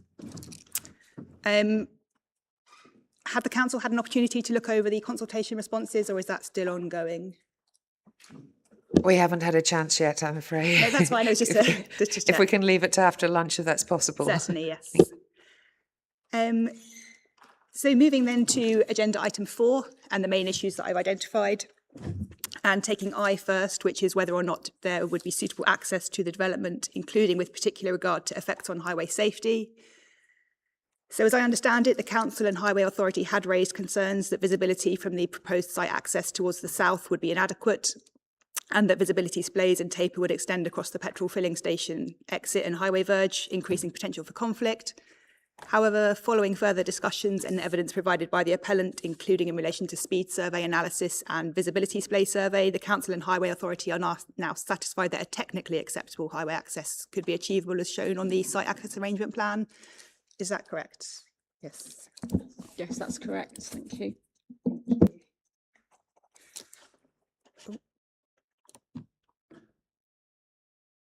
And so leaving aside the implications of how the access would be provided at the moment, is the council now satisfied that the development could in principle be carried out without unacceptable harm to highway safety? Yes. I think there was a point about the continuation of the adopted footway.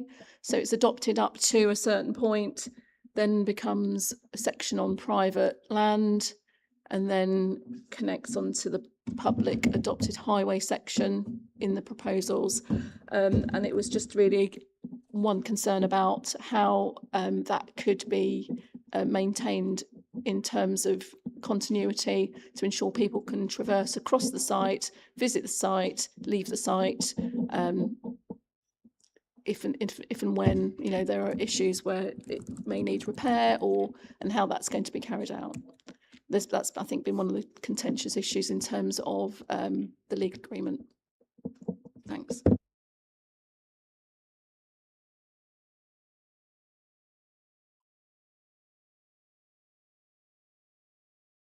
Sorry, just in terms of the acceptability of the access, the evidence before me refers to both manual for streets and design manual for roads and bridges. Are both relevant standards here, or is one more appropriate in terms of defining requirements? So being a 40-mile-an-hour speed limit A road, it was initially considered that DMRB be considered, where the visibility sightlines would be 2.4 by 120, given that we do have the urbanisation around and it's becoming a bit more street. So we have look at one step below standards on manual for streets, manual for streets 2, where you take into account driver speeds and considering speed surveys that have been carried out and other speed surveys that have been carried out for other sites, their sightlines presented were acceptable. Obviously, the sightlines presented are subject to the removal of vegetation on the frontage. Thanks. Just to check with the appellant in terms of the relevant standards as manual for streets and design manual for roads and bridges, anything? So at the very end of the table, you see Mr. Bradshaw has moved to the front table, and it's really a matter for Mr. Bradshaw to comment upon. Mr. Bradshaw? Anything to disagree with from what the council said there? Nothing to disagree with, but to point out that the path, the footway along the site frontage, its only function is to provide access to Aldi. It doesn't have to provide any other function. If the housing estate next to Aldi needed a footway to link it to the Tesco petrol station, then that planning application would have to have had a planning condition requiring a footway along the site frontage.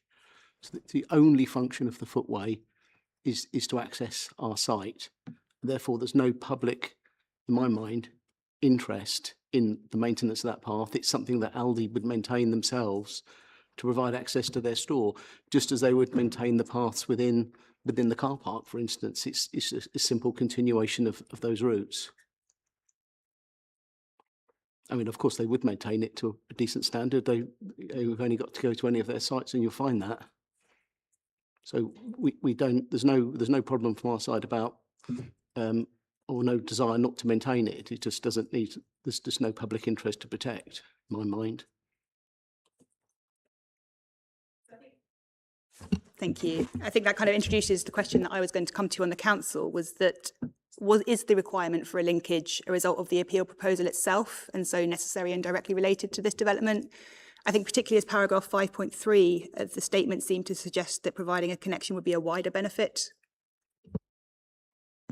It's both a wider benefit and a benefit for the site, because you do have the footways that connect to both Aldi and also the care home, and where staff, potentially or customers would, or visitors would be accessing from the bus stop. So it would require that link. And if you've got a section of footway that's not permitting that route from external to care home or Aldi, if there's no footway, are they expected then to walk on the carriageway? In which case there's potentially a highway safety risk involved in that. Or do they cross over the road twice to connect? But even then they only can connect to the adopted section of the footway and not the private section. So I'm happy to be corrected if I'd misunderstood, but I thought the part of the footway that wasn't in the highway was to the, I'm going to get my orientation wrong now, to the south of the highway access.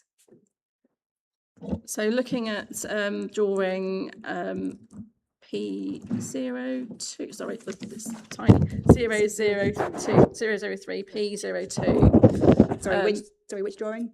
Or what is it of? It's called Landscape Master Plan, and I think it's dated, God, it's still tiny, May 26. Sorry, it's very tiny writing. You have crossing points where the footway meets the adopted sections of the footway, both the north of the vehicle access and the south of the vehicle access, you see. Okay.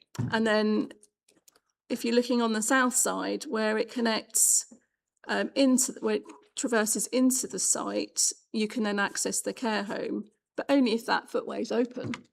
If the appellant decides to close that section of footway, then I'm just concerned that you're going to then get people having to walk on the footway on the west side of the A2270 and have to then cross where the vehicle access is, because that would potentially be open. Sorry, just one moment, let me...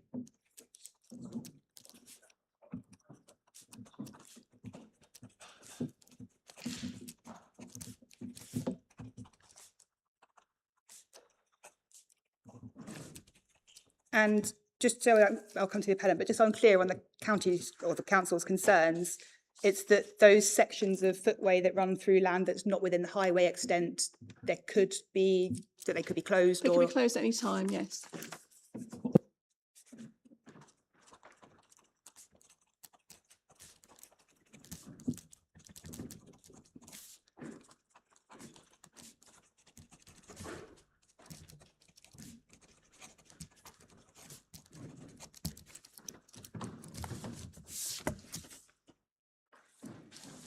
The appellant, is it? Can I start off with, and then Mr. Bradshaw can answer?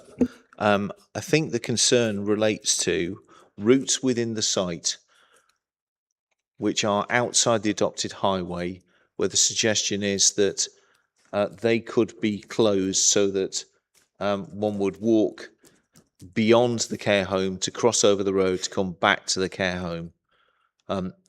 That strikes me as being a matter which is eminently capable of being conditioned, given it's within the application site, in terms of either the reserve matters approval for the care home element, or in terms of the non-outline element, that's simply routes to be identified as on plan L00, whatever it was. I'm looking at L003. Yeah. But if it's within the site, it's conditionable. Mr. Bradshaw? I was just going to clarify, there's no suggestion on our part whatsoever that we wouldn't provide and maintain and keep those paths open. I was simply saying that their only function is to serve the Aldi development. When you asked me if I agreed with what the council had said, I thought there was some suggestion that they were going to link the housing estate to the petrol station, and I was saying that's not a function that we need to provide. This is just the only function is to provide access to the site, and of course they've been maintained. I mean, it's in Aldi's interest to maintain them to provide customer access.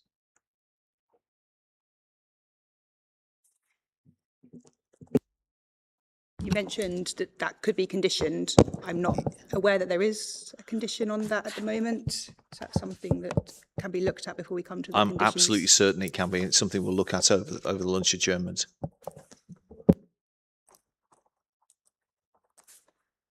I confess, behind the scenes, we had thought it was a different point that was being raised by the County Council, and I don't know whether or not Ms Campbell had the opportunity to speak to Mr Bradshaw to identify what the issue was. I think we had thought that the issue was something to the north of the site rather than the internal accesses within the site. But if it's within the site, it's plainly capable of being conditioned. Can I come back to that, Mr Inspector? I think when we started discussing the site access and whether it can be delivered safely, I'm talking just to the frontage of the site, and cross-referencing it to comments that have been in the 106 that aren't being agreed, which is that we've requested that the footway remains open in perpetuity. That is my point that I'm talking about. I'm not talking about connections to Cortland Road, and I'm not talking about connections to the south, the site to the south. I'm talking about if you are intending to visit either the care home or Aldi coming from the south, and you want to walk to either the store or the care home, you have to then walk on the footway that's public adopted highway and connect onto a private footway. If that is closed, how are people that are not driving accessing the site? And that was the point. It was being disagreed that it shouldn't be kept open in perpetuity. I appreciate that you'd likely want to have a look at the wording of any condition, but in principle, is that something that the council considers could be dealt with by a condition? I think there should be mention in a way that if the footway on private land is going to be closed, that an alternative is provided, whether it's temporarily or a separate footway along the frontage. It's within adopted highway. It's really, if it's closed internally, how do people reach a publicly open building, which is the supermarket? So I'm not sure whether, unless the appellants wish to come forward with a suggestion, I'm willing to consider something if they come forward with it. A suggested condition? If it can be suggested, then I can consider it. Can I just make a point? I think that there may be a misapprehension. There is a point that's being raised during the course of the discussions on the 106 about seeking to have any footways that are created to be kept open in perpetuity. That offends against a principle of the rule against perpetuities, because in 500 years' time, when this has been long since demolished, it will be pointless to have a planning obligation which binds the land to require to keep these paths open. That was the pushback. My understanding is that we are willing to have in the 106 something which says that these routes are kept open during the operation of the care home and the store. So there's no actual issue in terms of the 106. There was a legal misunderstanding, it would seem, about somebody wanting to keep these routes open forever, and you could only achieve that from dedicating it as the highway. In terms of the planning sphere, Secretary of State tells us that we should be looking at conditions in preference to 106s anyway. and it seems to me that it would be eminently capable of being dealt with, that the pathways shown on Plan XYZ shall be provided and retained there afterwards during the operation of the development. So we can put together a condition which deals with that in any event. But I rather think Ms Campbell is directing her fire at a legal nicety point, which offends against the rule against perpetuities, which will give Ms Burnett sleepless nights if we have a 106 which requires Aldi to do something forever. As I said, that the appellant will have a look at proposing a condition that can be shared with the council in advance of the discussion when we come to conditions. Absolutely. Thank you. Yes, I mean, yes, perpetuity, I understand that's a kind of a term that's probably not applicable but the life of the development, certainly, yes. But it's whether an alternative can be provided should those footways internally that provide access to those land uses be closed. I think we're pushing as an open door in relation to that. In fact, I think that's the wording we suggested. So in the light of the discussion, Ms Burnett is probably already composing the email to go back to the County Council solicitor. I didn't actually see anything that proposed an alternative if they were closed for 1 day a year or through times of maintenance and repairs. I didn't see anything that referred to an alternative. So going back to the point that was raised about highway safety, with the absence of that and those footways internally are closed, then pedestrians are then forced to use the vehicle access, which would be carriageway, which doesn't necessarily meet highway safety. Thank you. So if I can leave that point with the parties for some discussion before we come to conditions and obligations then? Absolutely, Inspector. Could I just ask, in terms of the suggestion about the alternative use of the site for residential and the extent to which that would be capable of being dealt with by alternative means, or if it was from Eastbourne Road, whether it would be a different configuration of access, is that something you wish to pick up in issue number 2? Sorry, I'm not sure I understand what you're asking. So one of the points from the council in relation to tree loss is to say, well, firstly, you could come through Cortlands Road for housing, or secondly, you could come through Vistry, or thirdly, you may not need such an engineered solution for a 60-unit residential scheme compared to a 77 or up to 80-unit care home scheme and supermarket. That latter point may very well be an issue that we will have to come back to. It's whether you want to do it now or during issue 2. Yeah, that's one of the things I've got to in my questions for the second main issue. I do have some further questions though about the access point.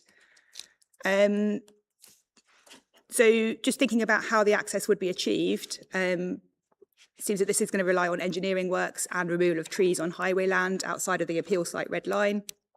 The written evidence indicates that would require a separate approval process, including public consultation and the reference to the calculation of a capital asset value for amenity trees or CAVAT with compensatory payments. So we'll come on to discuss again the effect of trees on landscape character and appearance in the next main issue. But in principle, I noted that paragraph 5.4 of the Highway Authority statement says that the authority have the power to refuse removal of verge trees or be subject to the financial system CAVAT. But is there anything to say that removal would not or definitely could not be authorised?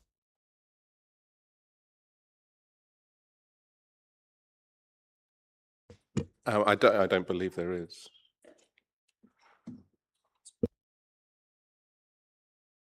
And one of the things that you refer to is a requirement for consultation under Section 115 of the Environment Act 2021, which amends Section 96 of the Highway Act 1980.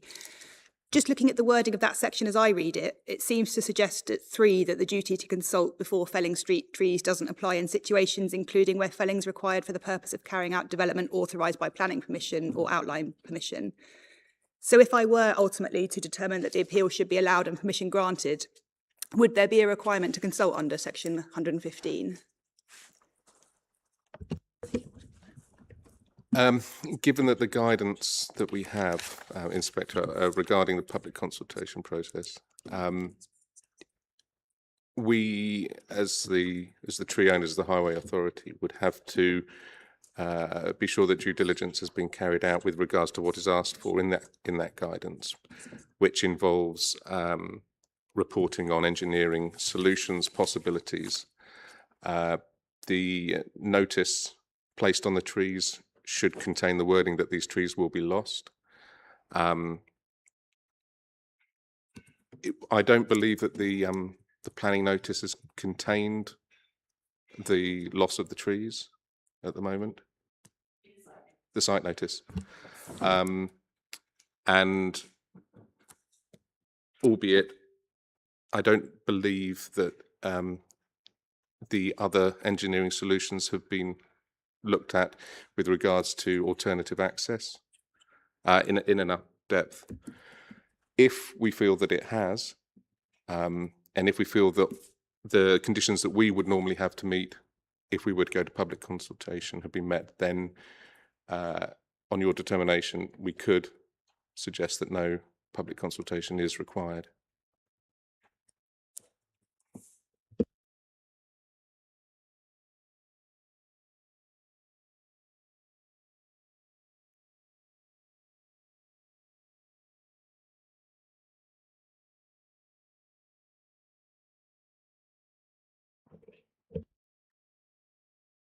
Just to pick up, although section 6.7 of the Highway Authority statement suggests that consultation under that section is commonly used for removal of single trees, is there anything to say it can't be used for multiple trees as would be required here? No, it can be used for multiple trees. Thank you.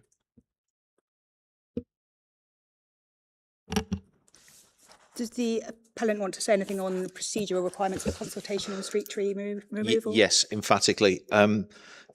Section 115 of the 2021 Act introduced another section into the Highways Act 1980, which is numbered Section 96 capital A.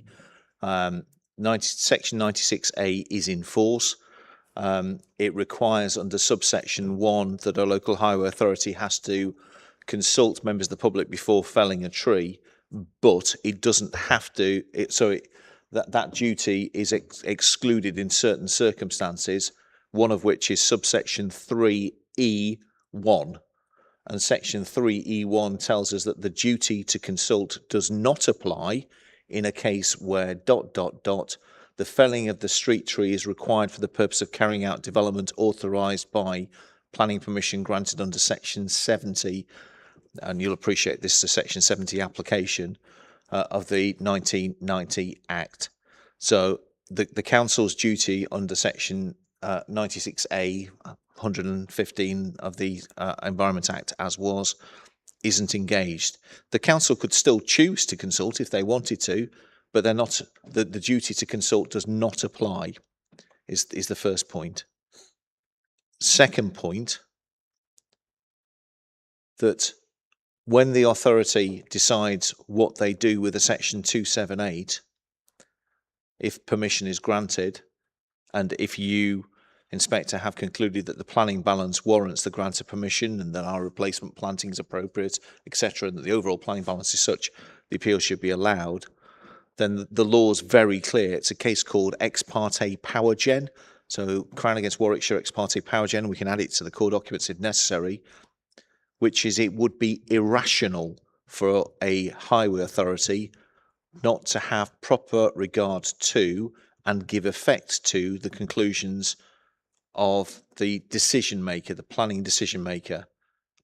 That was a case where Warwickshire County Council appeared as an inquiry, ran an argument in relation to, it was actually a highway safety issue of a humpback bridge, lost that argument and then said, well, we've got a separate duty under section 278, so we're not signing this particular 278. And the court said you can't do that. It will be irrational not to have regard to and give effect to the planning decision.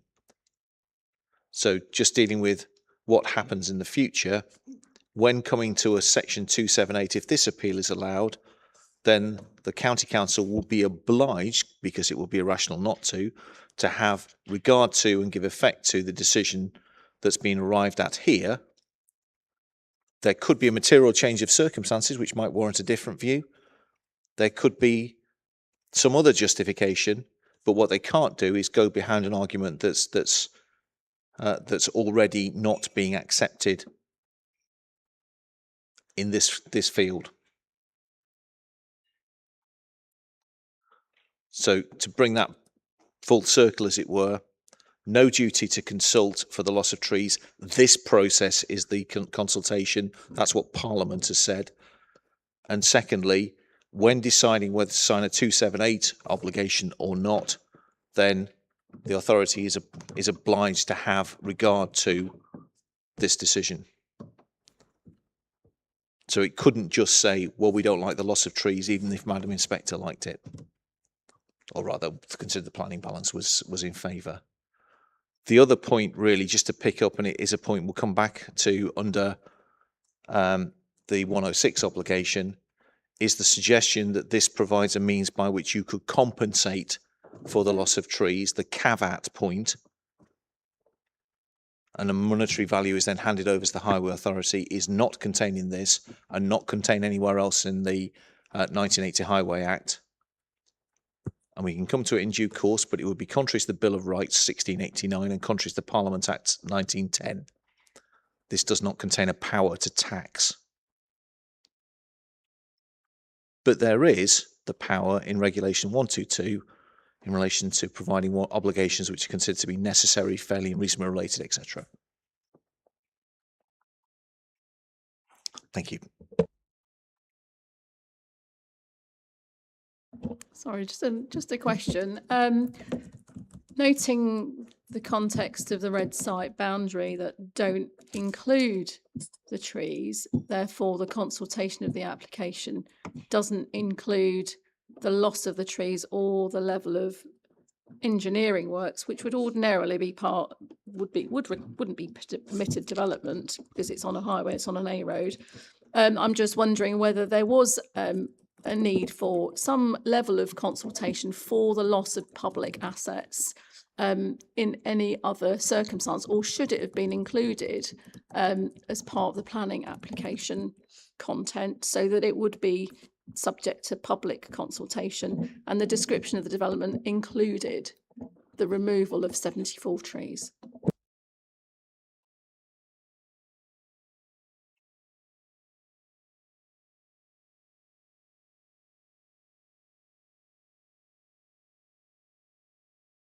I think there is a point in your statement that responds partly to that. I can happily deal with the proposition as a matter of law, and others may wish to add to it. The obligation in terms of a planning application is to ensure there is access to our public highway. We do that. That's within the red edge. There isn't an obligation to encompass all works that would otherwise be necessary to accommodate the development within the adopted highway, which would otherwise comprise permitted development. So there is no requirement to include the highway works necessary to create the access, even if that has the consequence of vegetation or tree loss. So it's entirely conventional. That's the first point. The second point is, should it be included in the description of development? Absolutely not, because of the first point, and it's outside of the red edge and within the adopted highway. The third point is whether or not the process of a planning appeal is sufficient notification to the public. This is an application which has been out to consultation. Those who are interested have full ability to consider the implications. And because of the change in the loss of trees, there was a further consultation which took place, and people have had the opportunity and have taken the opportunity to make representations in that regard.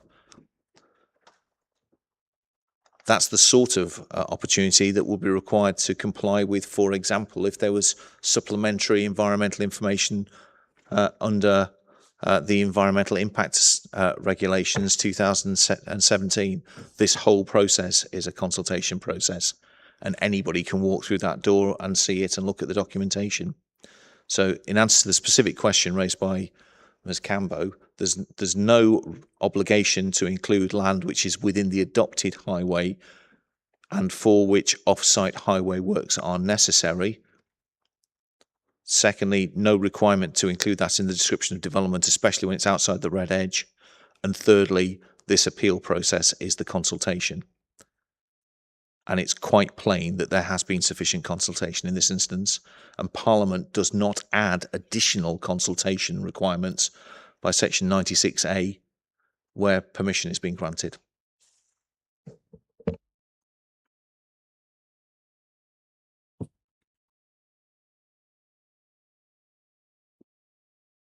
I should say, and I'm saying this really through you, Madam, but across the table, that there appears to be some misunderstanding on a number of public bodies in relation to the scope of section 115 and its interrelationship with the planning system, but that's a matter for others to perhaps grapple with.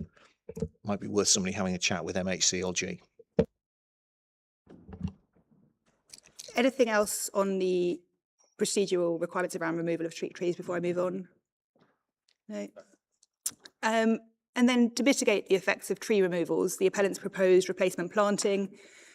For the council, I've noted some concerns about the replacement planting that's been suggested, but just so I understand the position, do those concerns speak to whether the trees could be removed in principle, or is it about how effective mitigation would be and then the consequent effect of the proposal?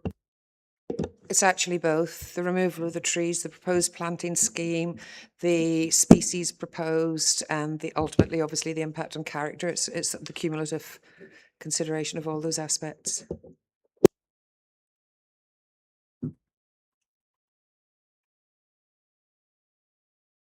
When I'm considering the replanting, is compliance with the county's mitigation planting document that we mentioned this morning necessary for the appeal proposal to be acceptable in planning terms in principle, or is it a factor that might inform the assessment of the effects? Can you repeat that for me? Sorry. So we mentioned this morning the county's mitigation planting document. In the council's view, is compliance with that necessary for the appeal proposal to be acceptable in planning terms? I would need to consider that, review that. I understood that was separate for. Yeah. Thank you, Inspector. If I can just talk to that for a second. I think any mitigation planting would need to take into account the level of grading, the level of what the infrastructure being installed in the highway verge. And I think I've calculated, and it's obviously very broad calculation using just an area mapping calculation. I think it's about 33% of land that's currently verge would become required for hard standing, for footways, access, etc. It doesn't take into account locations of where the signage for the store would go. So really, I think in terms of mitigation, we would need to look at the type of what the species are, the heights of those species, whether they've got, root growth that would potentially go under footways that could cause damage. So I think in terms of that, it's a very difficult one to answer. But in terms of whether it meets the guidance note, it cannot, because the loss of those 74 trees, their replacement wouldn't fit in, I think, the whole site, wasn't it? In terms of allowing spaces between those trees, allowing that growth of those trees. I don't know if Anthony wants to expand on that, but I don't think it's possible to meet the guidance.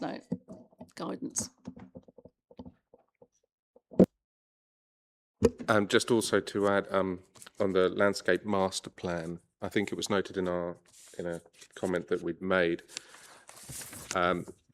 The highway extent, the highway verge will obviously be reduced in size. There will be planting on that, which will be mitigation for the loss of our county council trees. On the landscape master plan, there is an extended highway area, which they have included mitigation planting within. We haven't given any consent for an extended highway area. It was something that was discussed very early on, but the county council had refused to take on any further highway extent. So that was a decision made long before the master plan was produced. So any mitigation planting considered by that plan isn't full mitigation. You say it's not for mitigation. Do you mean because it's not on the current highway? Or Correct, yes. Only planting within the highway extent will be considered mitigation planting for the loss of county council trees, highway trees.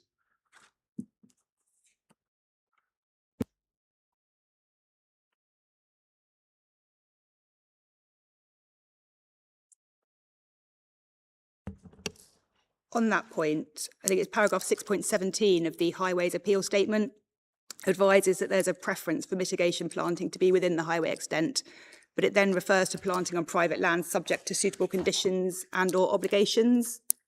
So that actually would suggest that in principle mitigation planting can potentially be delivered on land outside of the highway extent. Seems to be different to what you just said.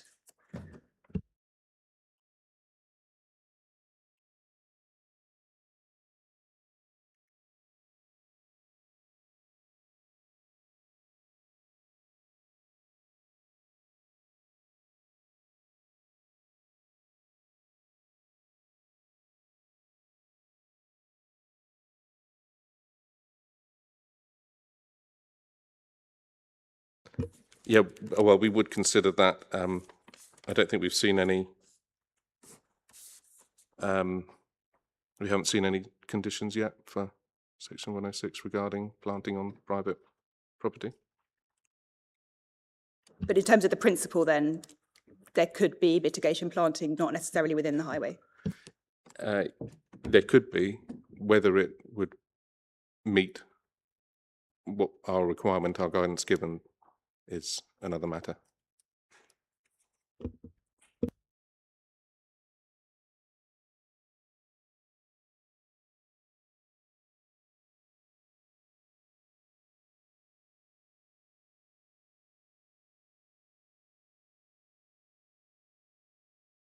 And just to pick up, because I mean you've referred to it there as guidance, and you said this morning that it had been produced as kind of informal guidance to assist developers. If a proposal didn't meet that guidance for whatever reason, does that mean that it, in principle, couldn't be approved by the county? I believe, depending on the extent, if the guidance, as I think in this case, has asked for roughly 500 trees to be planted, but only 110 can be, we would consider that a bit of a failure with regards to mitigation of the tree loss.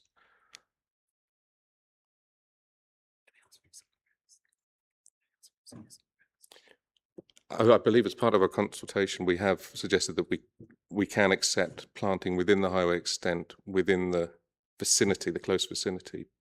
But I believe in the case of this, that's not been proposed, and I don't believe it would be acceptable given those the location. So do you mean that in theory there could be planting elsewhere in the highway, somewhere in the wider area? Is that what you mean? Yes. But in this case, that's not an option. That's correct, yeah. Okay.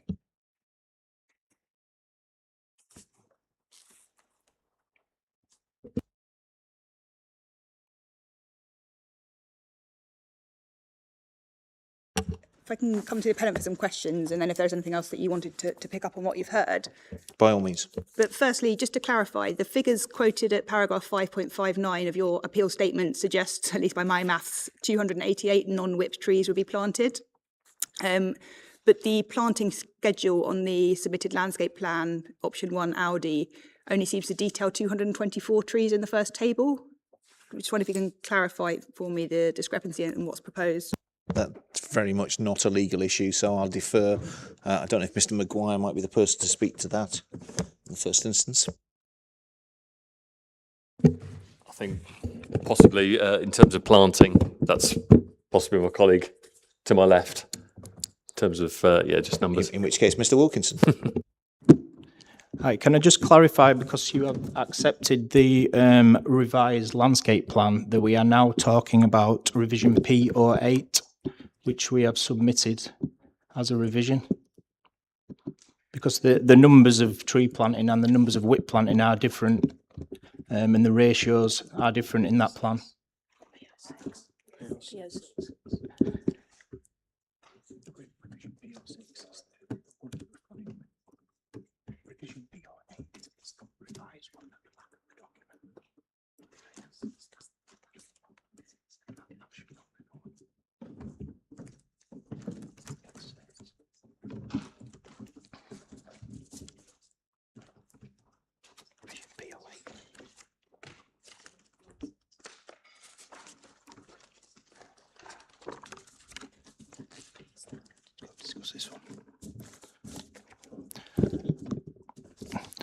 Sorry, Inspector, we were just clarifying which plan we were discussing. Can you just repeat that question?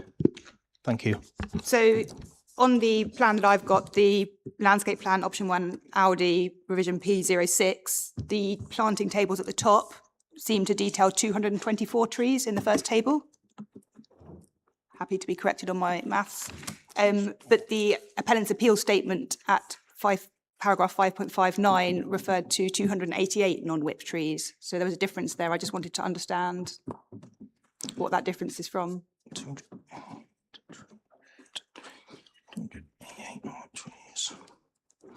Sorry, I'll just have a look into this and get back to you shortly.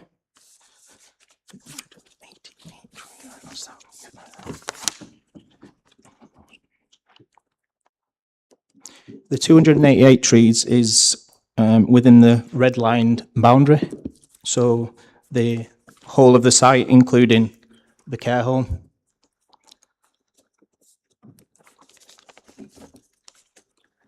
The plan on the that you are referring to on Rev P06 001, there we only are. That is only referring to the Aldi and the highways. It's not. It does not include the wider outline scheme. I think if you look on the plan, Inspector, you can see that on the care home element, there are some of the, within the grey area, there's additional trees there that are greyed out. We'll check the numbers behind the scenes, but I think that's the point that's just been made. As we discussed earlier, information in relation to the outline site area is indicative, so I wouldn't necessarily know that there would be whatever the difference is between 288 and 224 within that zone. So unless you can tell me different, the information that I've got shows 224 trees, trees in the first table, which is what would be planted, and then there's additionally whips, but we'll come to that. Yes, that would be correct. Okay.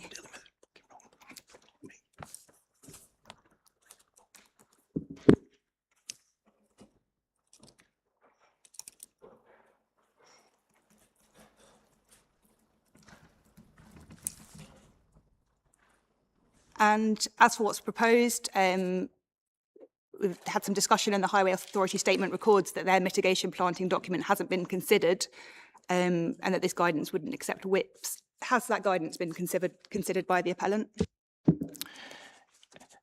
I considered it, but I did not agree at all. The council have constantly referred to this tree belt along the frontage as woodland planting. We strongly disagree with that, because it's woodland planting by its very definition has to be half a hectare, which this is nowhere near, and it has to be a minimum of 22 metres wide, this is narrower in quite a lot of places. So, but bearing that in mind, we believe that the mitigation planting should follow woodland-style principles to create a long-term tree belt. And woodland-style principles, particularly taken off the Woodland Trust, always uses native whip planting, and rather than heavy standards. The council say that they want 253 number heavy standard trees within just the highways land alone. And yes, we agree that that is physically impossible. They would not grow. They would all predominantly die. But what we have provided is a wider highways margin that we believe is, it will be completely read as one with the highways planting in front, and it would be maintained exactly the same way as the highways land, whoever's maintaining it behind, Aldi or whoever else. So it would be exactly the same. It would be read as a full buffer of planting. And that planting will be whip planting that we believe is much more resilient in longer term than heavy standards. The higher up the tree scales you go, the less that they take, and the more wastage you get, the more they die. So we believe that whip planting is the way to go to create a long-term successful buffer that will secure this site in terms of its visibility through to the adjacent care home. It'll be a lot more successful buffer than what exists currently. We're looking at the arborical impact assessment produced by my colleague Dan next to me, and we saw that there were 7 existing native species within that mix. And what we've proposed within our native buffer mix is double that. We've got 15 native species, which we believe will produce a lot more effective long-term biodiverse habitat than what exists currently. Because we've actually designed it, and a lot of the existing planting is self-set, it's very, very dense, and it's there's a lot of category U hybrid poplar trees, which are not within the Wealden Design Guide. They would not be recommended as an ornamental species. Likewise, there's a significant amount of sycamores, which we would not normally design on a scheme, because sycamores are very prone to diseases such as sooty bark disease, which I've seen on a number of sites myself this summer, especially with the dry, hot summers. So that could be a maintenance issue moving forward. And then you've also got quite a number of ash trees within that mix. Ash trees are obviously prone to ash dieback. So we thought this provided a real opportunity to improve the frontage buffer in both qualitative and ecological context. So we've doubled the amount of native species, and we've also added in a wide element of evergreen planting, which the existing buffer lacks. And if you go down the road on Google Street View, and you look from sort of months November to March, which is almost half the year, visually that buffer is very porous, and you can see straight through it. So whatever scheme was put behind, whether it's retail or housing, you would be able to see through quite clearly through to that site for almost half the year. What we are proposing is to put in a higher degree of evergreens, as I say, which will in the long term provide a much greater visual buffer, which is hopefully what the council want. But in terms of the whip planting, I'd just like to say that it establishes extremely quickly compared to standards, heavy standards. Your average whip and feathered species that we are proposing within that mix would catch up to a standard tree within about 5 years, and a heavy standard within about 7 years. So the larger planting that we are proposing down there is a short-term measure. We've got some semi-matures, semi-mature pines, semi-mature oaks. We've got a lot of heavy standard trees, a lot of standard and light standard trees, just a really good mix of different sizes and different sort of species. And so what we envisage is that within 3 to 5 years, the native whips will have grown really rapidly and started catching up to these larger trees, and it will just form a real dense barrier visually, which is what we're after really. And we believe that will be really long-term healthier than the existing vegetation that is there, that we believe will actually require quite a significant amount of maintenance in itself moving forward. With regard to pathways that are going through and protecting them, we would propose root barriers down the edge of the pathways. That would deflect the roots back into the planting bed. So that would ensure that there's no future disturbance of those roots. We would also propose a landscape maintenance and management plan, whether that was delivered via ourselves or as part of the habitat maintenance and management plan that the ecologist would deliver for the BNG, but it would include, annual monitoring of the buffer, annual pruning, and that would all be subject to a condition.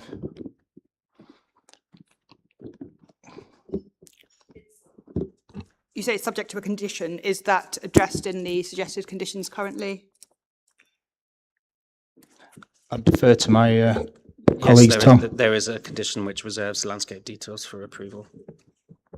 And I haven't got it right in front of me at the moment. Does that deal with management and maintenance?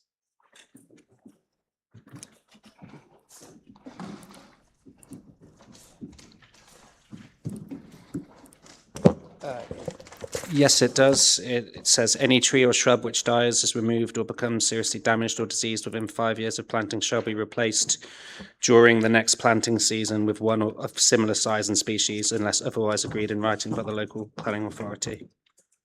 So that's for 5 years. Correct. Is there provision for maintenance and management beyond that period? In addition, so in the Section 106 agreement, there's an obligation which, in respect of the highways trees, requires the applicant to maintain, so the appellant to maintain them for the first 3 years. After that point, a tree commuted sum is paid for the highways authority to maintain them there forward.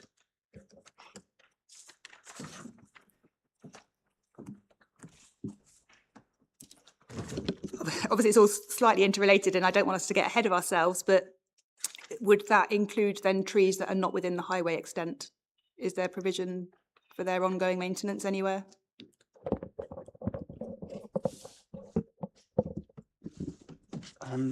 Not that I'm aware of, although you would expect the owner of the site to want to maintain their trees.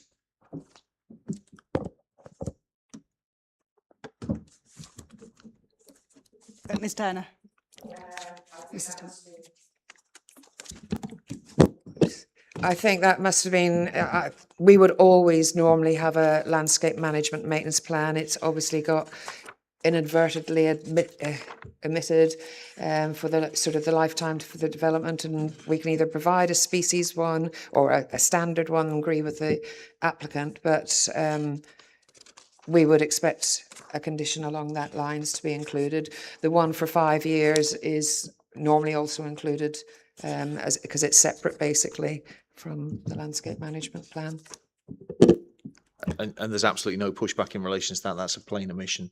So yes, there should be such a condition. And can I ask the parties to have a think about some wording so that we can discuss that as part of the relevant session?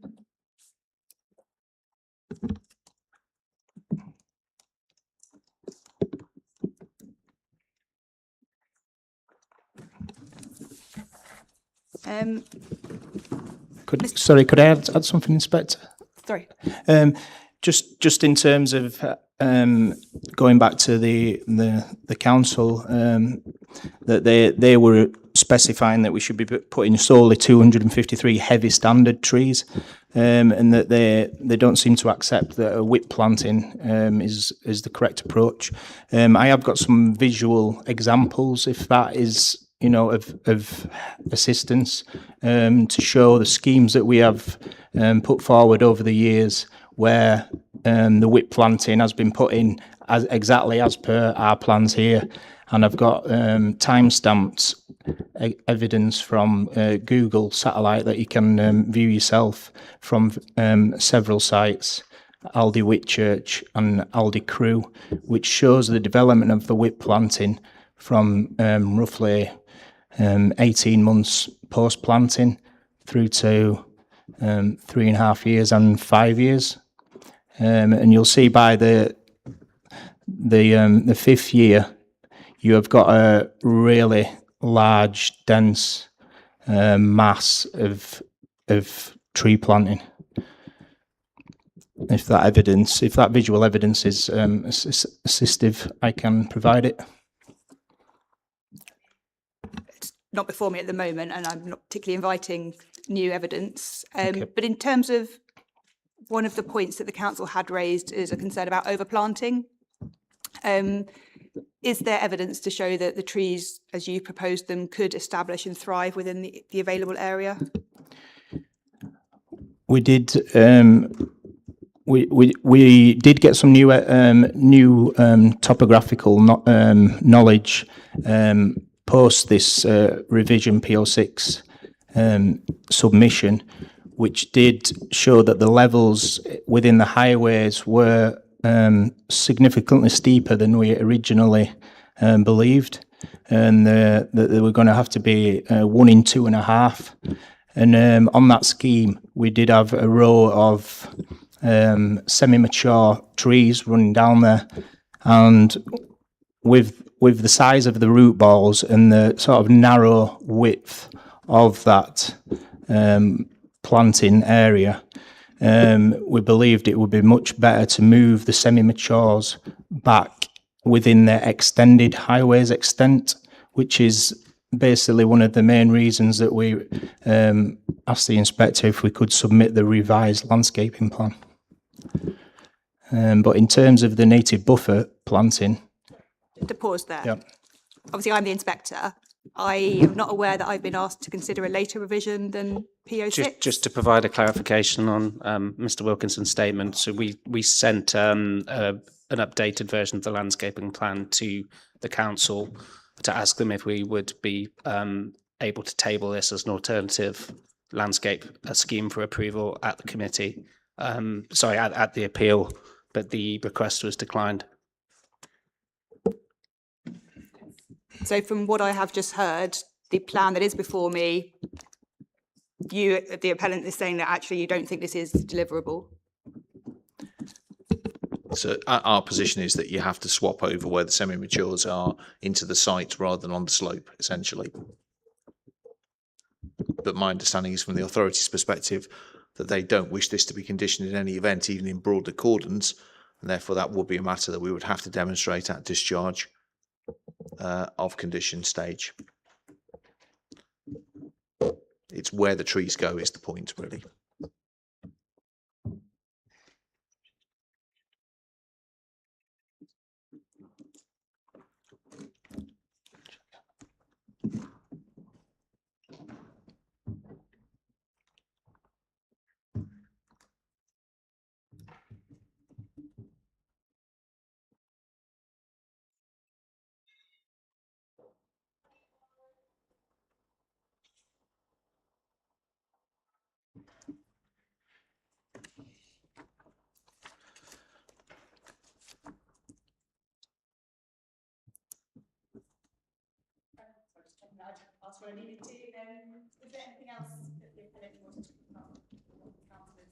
Sorry, anything else that the appellant would like to pick up from what the council had said on the achievability or of replacement planting?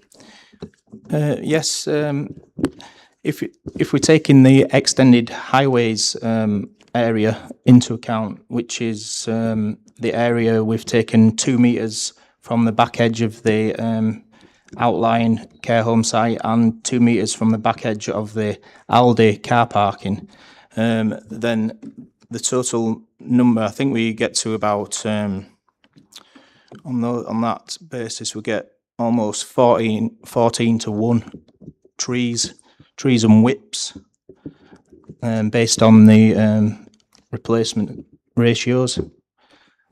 So we believe we are well in excess of what the council are requesting, assuming that whips are included within that strategy rather than heavy standard trees, which we don't believe is an appropriate mitigation strategy on this site.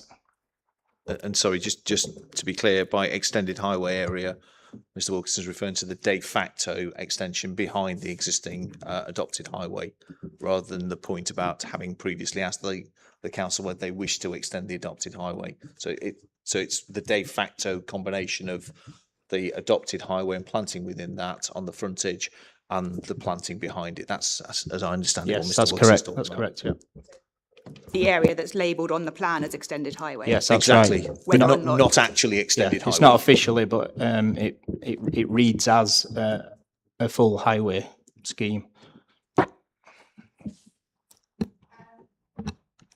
just to pick up the point then from the appellant's point of view, obviously seems to be common ground that the proposal couldn't meet the mitigation planting document.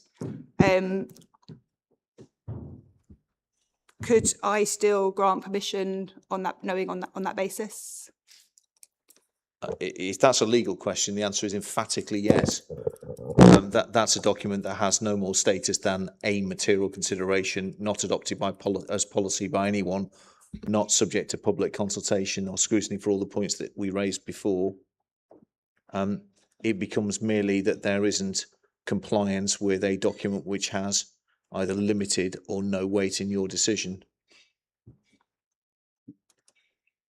The equivalent of a draft SPD, if you will, but something that's never going to make its way as a supplementary document.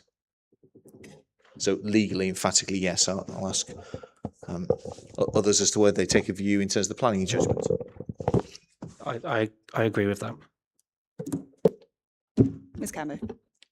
Thank you, Inspector. Is it possible, in relation to looking at the landscape proposals, it's the Smeaton Foreman appeal statement on ARBS, Rev E, May 2026, where you've got some visual photographs, some CGI, just looking at the landscape, so early landscape and then more mature landscape. There's no page number on it, but it is. Oh, it is. Sorry, it's appendix.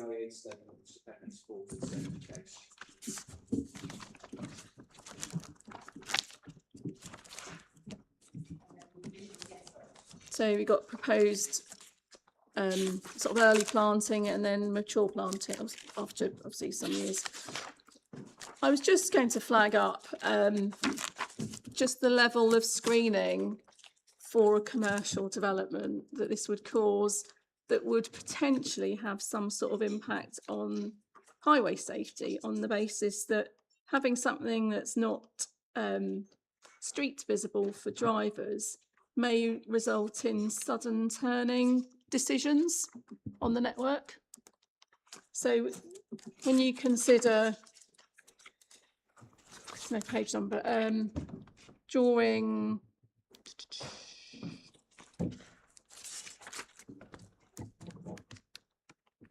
is that CG10, CGQ or CG1? Can you read that? CGI 10. CGI 10 and then CGI. They're both 10. Oh, they're both 10.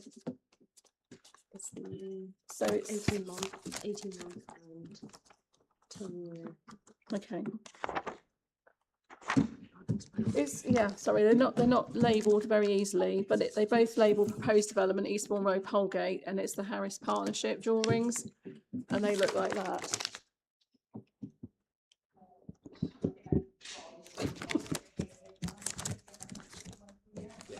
Yeah. So it's just when you look at the early 18 months, and you can see the signage of the store, and it's all visible to drivers, and they can acknowledge that there's a store there. But as the planting becomes more mature and dense, it's completely screened, and anybody using that section of road, which isn't the A2270, it's an interurban road. It's busy, and it doesn't always carry people that are local. It could potentially result in sudden turning movements where it's only then apparent when you're near the access that you can see signage for a store. So it's just going to flag up a highway safety concern on that. Thank you.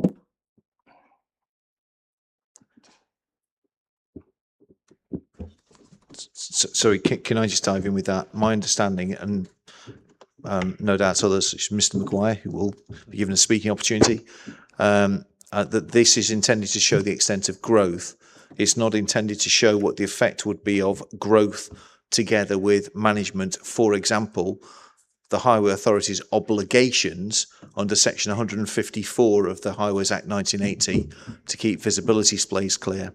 So they have a power to intervene where they think there's an unsafe issue. This is showing the extent of growth only, but Mr. Maguire will no doubt provide his view. No, I completely agree with that. I think it's probably worth just turning forward a page, which is 148 and 149 of the statement of case, which is slightly further down the road, where you've got the signage clearly visible. You know, the frontage is visible there, but for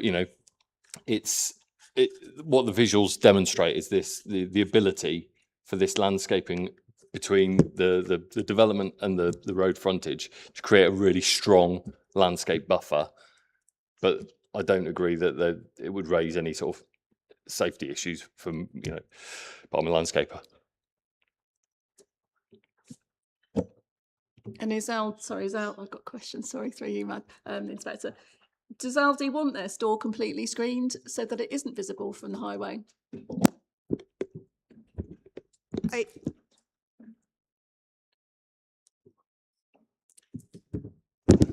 Well, as the visualization shows, it wouldn't be completely screened. There would be a presence there. However, we recognise the important, the requirement to deliver replacement planting. It would be present, whilst also achieving the reinstatement of a good landscape frontage.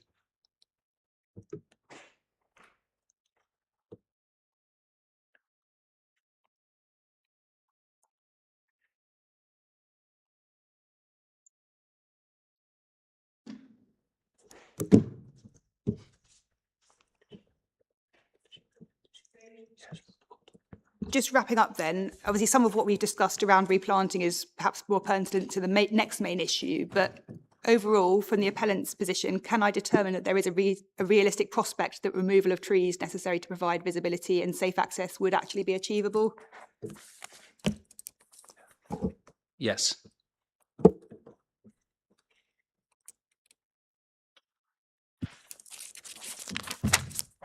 Does the council have a different view, just as I say, in terms of the effects we'll come on to, but that safe access would realistically be achievable? Provided that you've got signage that's visible to alert drivers that there is that development ahead, and the visibility sightlines at the access are kept to the required level, then I don't see why it can't. Thank you.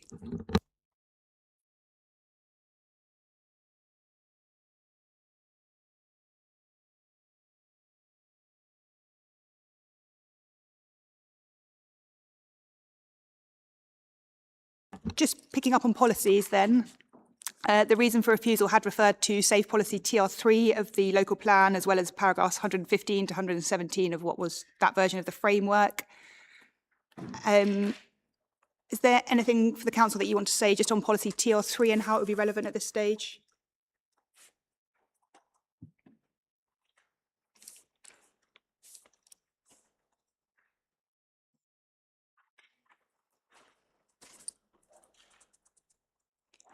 No. And in terms of the framework, at least from my review, it seems that it might be TR4 and TR6 that would be particularly relevant, but anything that the council wants to add in terms of the framework?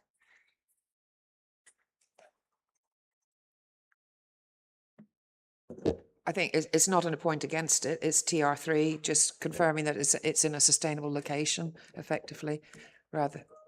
But that would be added as another to your tier. We had TR3 and TR4, and obviously you've said TR6, wasn't it? Oh, sorry, TR4 of the framework. Obviously, I just realised the that's references what are I'm both talking about. The new MPPF. Yes, we'd flagged up TR3 and TR4 as being relevant. Just it's. Sorry, I thought you were talking about TR3 of the local plan. No. It's the framework. Let me just.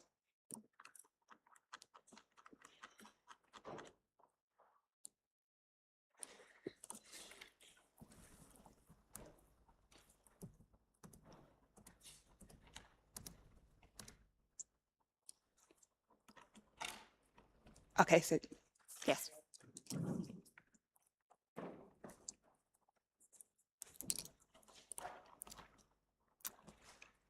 for the appellants, any comment on either the local policies or the framework relevance to this main issue?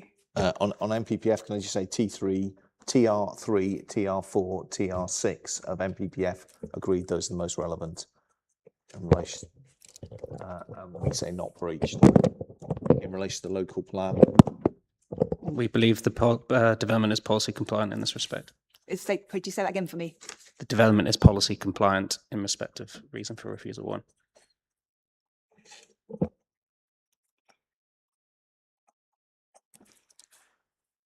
Is there anything further that anyone wants to add to the written evidence in relation to the first main issue before we move on? Check with the council. Could I ask you to come forward, just to use the microphone?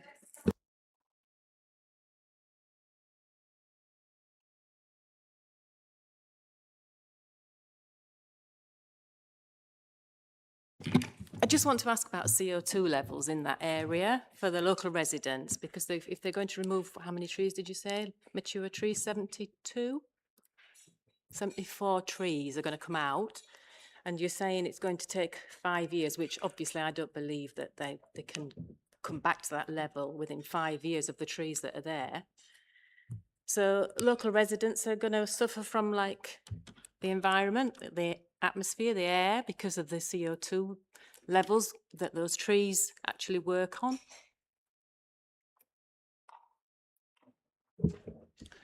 That's all I want to say, really. I'm just as a resident that you're taking trees away that's going to disrupt the environment. I think that would be a very sort of short-term issue, and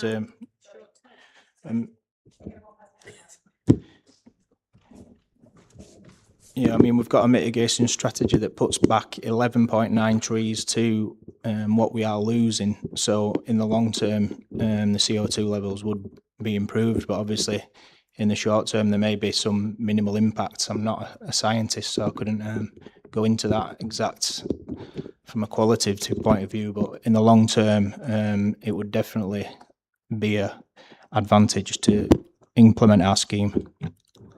But in the long term, up until then people that are in that area are going to, and the thing is there's more building happening, another 300 houses, 2 large health centres that have been put on that road.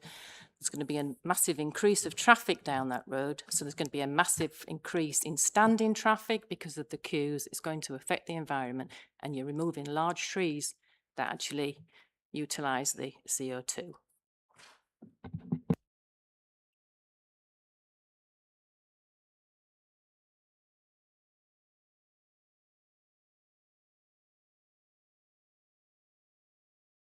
Sorry, can I just, it's through you, Inspector, if it's all right. The gentleman has just referred to the replacement tree planting, 11.9 to 1, and is it all right to comment, or do you want to leave it just to the next section, because about trees and character, because he was quoting the 11.9 to 1 replacement loss of trees.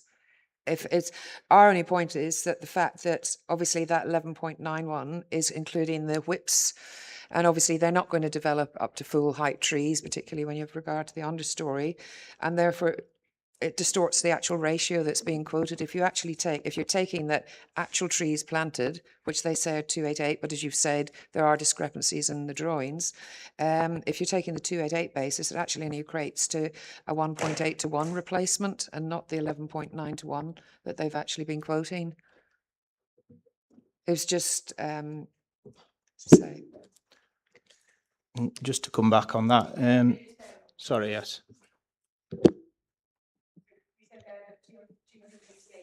If you 288 is 1.8 to 1. Yeah, if you take the figures of 288 and we're actually losing 155 trees across the site, the actual specific tree replanting that they set out in their schedules, it works out at a 1.8 to 1, because on one of their planting schedules they refer to the whips as square meterage, and then as the other then when they're wanting to do this ratio they calculate them as trees as opposed to the square meterage, and I think that distorts basically the replacement benefit per se, because depending on the management regime as to how those whips actually develop, whether they're at the front of the site kept as understory, where, you know, in reality, not all those whips will survive as well. Through planting, there'll be a specific loss of them as they mature. So it was just to clarify, I think the replacement ratio we would contend is considerably lower than the appellant's arguing. Thank you. So I think, yeah, I understand the numbers, but Mr. Wilkinson, was there something that you wanted to address there? Yeah, just to disagree on the 1.85 is that's basically taking everything over the whip size, but we believe that whips are, you know, they are considered trees and that they should be an integral part of the calculations. They will grow up into mature trees. Agreed. I do agree that there will be a lot of maintenance that needs to be put onto this site. And generally, what you would do with a whip base like this is to go in there from years 3. You'd monitor to see how the buffer is developing, to see if it needed any sort of local thinning, and then sort of after year 5 you would expect to be going back in there and you know, perhaps taking out 20% of that native buffer. That's just the way that native buffer planting works. You go in there, you assess it from year 5 onwards. You look at it from a qualitative point of view. You take out any of the weak looking whips, and that will then allow extra light and space for the stronger whip planting to develop, and that then becomes an ongoing process, which we would get a qualified arboriculturist to go to site and to make an assessment on a sort of continuing basis, and then necessary management works would take place. But yeah, you might lose up to 30% of that figure post-management, but you're still going to have a significantly larger ratio than what exists currently. Is the management and maintenance something that would be picked up in the potential condition that we've mentioned to be discussed between the parties? Correct. Yeah. Thank you. So yeah, unless there's anything else, going to propose that we break for lunch. Just gone 1 o'clock. Do people like an hour till 2 o'clock, or? In your hands, if you wanted shorter, happy with shorter. Obviously, I'm aware that the council needs to have a look over some representations. So would an hour give you time to do that and get something to eat? Hopefully, yes. That'd be fine. Thank you. On that basis, then we'll adjourn until 2 o'clock. So the hearing is adjourned. Thank you.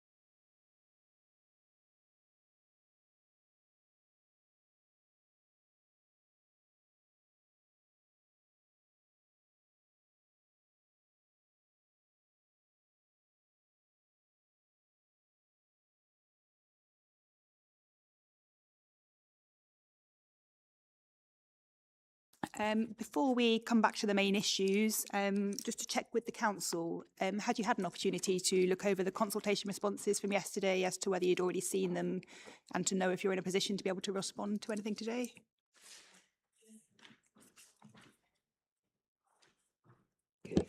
Yes, we had seen some of them, but not all of them.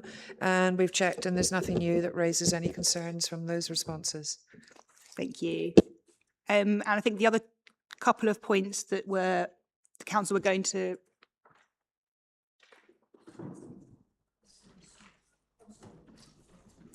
So I think I was just coming to that. The other couple of points were the appellant had circulated the highway levels document. Is that something the council's been able to consider so far? We have looked at it. We have concerns, mainly because, hang on, just open up on the thing. Sorry. Yes, we have concerns on it because basically it's effectively illustrative. I mean, it can't be taken as a technical level detail of how those levels are going to work, because at present it's showing footpath, a gradient bank, etc. That can only really be determined through the detailed technical approval through the section 278. So we don't know whether there is going to be a need for a retaining wall, back of footpath, etc. like that. So we wouldn't be happy to accept them. We've also got concerns on page 3 of that document.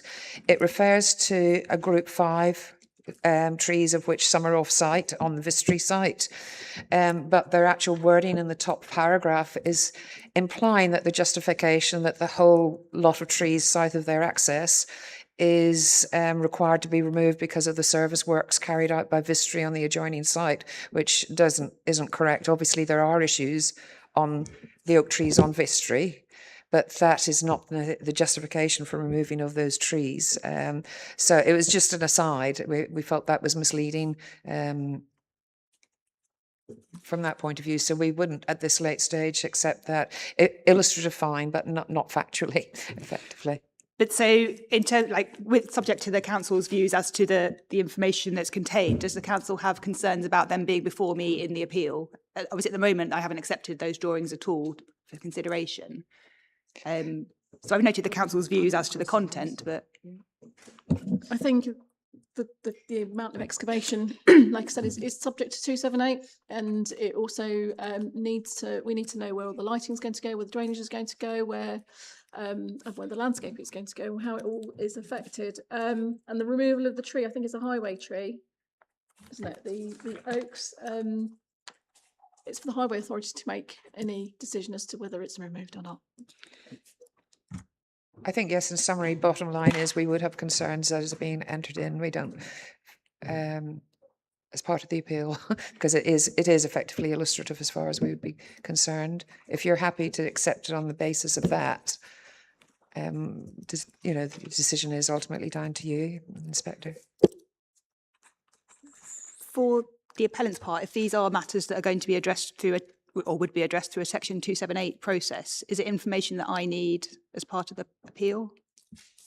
Couple of things. We actually thought we had prepared it to be helpful to demonstrate why it was that the frontage trees need to be removed, and the fact that the frontage trees need to be removed is not controversial between the parties. I'll come back to the Vistry trees in just a moment. So we thought we were illustrating exactly that. I don't know whether that's an objection in principle or whether it's an objection to it being accepted as an accurate document and it's to be treated as illustrative. If it's the latter, I'm entirely comfortable that you do that, because self-evidently you're not determining whether this should be the 278 levels, because this is a planning consideration. So if it's the latter, certainly from my perspective, that's an entirely acceptable way in which you accept the documentation. If, however, the council are objecting to you receiving it at all on any basis, then certainly I'm not going to press the point, because this was really trying to illustrate why it is that the trees on the frontage go. The Vistry trees do not need to go because of my client's scheme. They need to go, we think, based upon what the arboricultural advice is that has been given from those to my right, about the effect of the works that have taken place in respect of those trees. So it's not part of our scheme for that group of trees to be affected, but we have shown them removed because of the nature of those trees. You'll form your own view about them. So on the first point, if it's a caveated acceptance, fine. If it's a rejection, so be it, because actually it helps the council's case, so it's a matter for them. From my point of view, in terms of if they are illustrative and, as I say, the detail of any Section 278 agreement isn't something that I am looking at today, do I need the document? You don't need it, but it's a helpful way of identifying whereabouts the two-dimensional information you've got from the elevations and from the plan are expressed in a three-dimensional form showing the cross-sections, which you can take from the documentation in any event. But we thought it was a helpful way of illustrating it to explain why do all the frontage trees need to go. So, do you need it? No. Would it be helpful? We think so.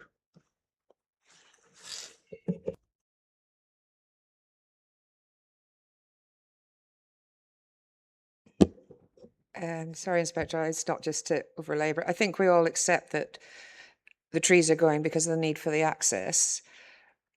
To put in something, even if it's illustrative, it's not representing what could well ultimately be the detailed technical solution. So from our point of view, we don't see the need for it. And again, just clarifying under the statement that was submitted, 1.1 page 3 of the submission, basically they do... Yes, that they're putting in. They specifically said in the first 3 lines, drawing shows the removal of all the trees adjacent to Eastbourne Road following the deep excavation works by Vistry site contractors during service installations. That's misleading because it's only affecting the trees at the bottom of the site that are with Vistry ownership, not the way they're showing all the removal of the trees in the figure. I know you haven't got it in front of you here, but I'm just saying I think it's misrepresentative and I don't think it's relevant. And on that basis, the council doesn't see any added advantage of it coming to you, but that's all we say on that matter. Thank you. From my point of view and what I've heard, unless the appellant wants to say anything further, I don't think I need to accept them to be able to reach my decision. So unless there's anything further to add, I'm not minded to accept that highways document. I'm those behind me who are trying to be helpful will be crushed, but certainly I'm not pressing the point further. I'm told that cross sections, which you may wish to refer to, are in Connect's technical notes TN08, and I'll find the core documents in any event. You may have seen them. Yes. Thank you. Thank you. The other document that was in circulation was the appellant's heritage letter in relation to the windmill. Is that something that the council's been able to consider? Yes, so it doesn't change anything from the original views. So if you want to accept it, or that was the case. Thank you. So I think on that basis, I will accept the heritage letter. Has that been circulated? It's been circulated. There's also on the desk the other documents I referred to. So you've got the 2 conditions, one of which is marked with the ones where there's amendments from those to my right, and the unilateral and the bilateral. And these have been shared electronically with the council Yes. and the case officer as well? Yes, and they're also available at the back if members of the public wish to have sight of them. So I'll accept the heritage letter as hearing document HD3.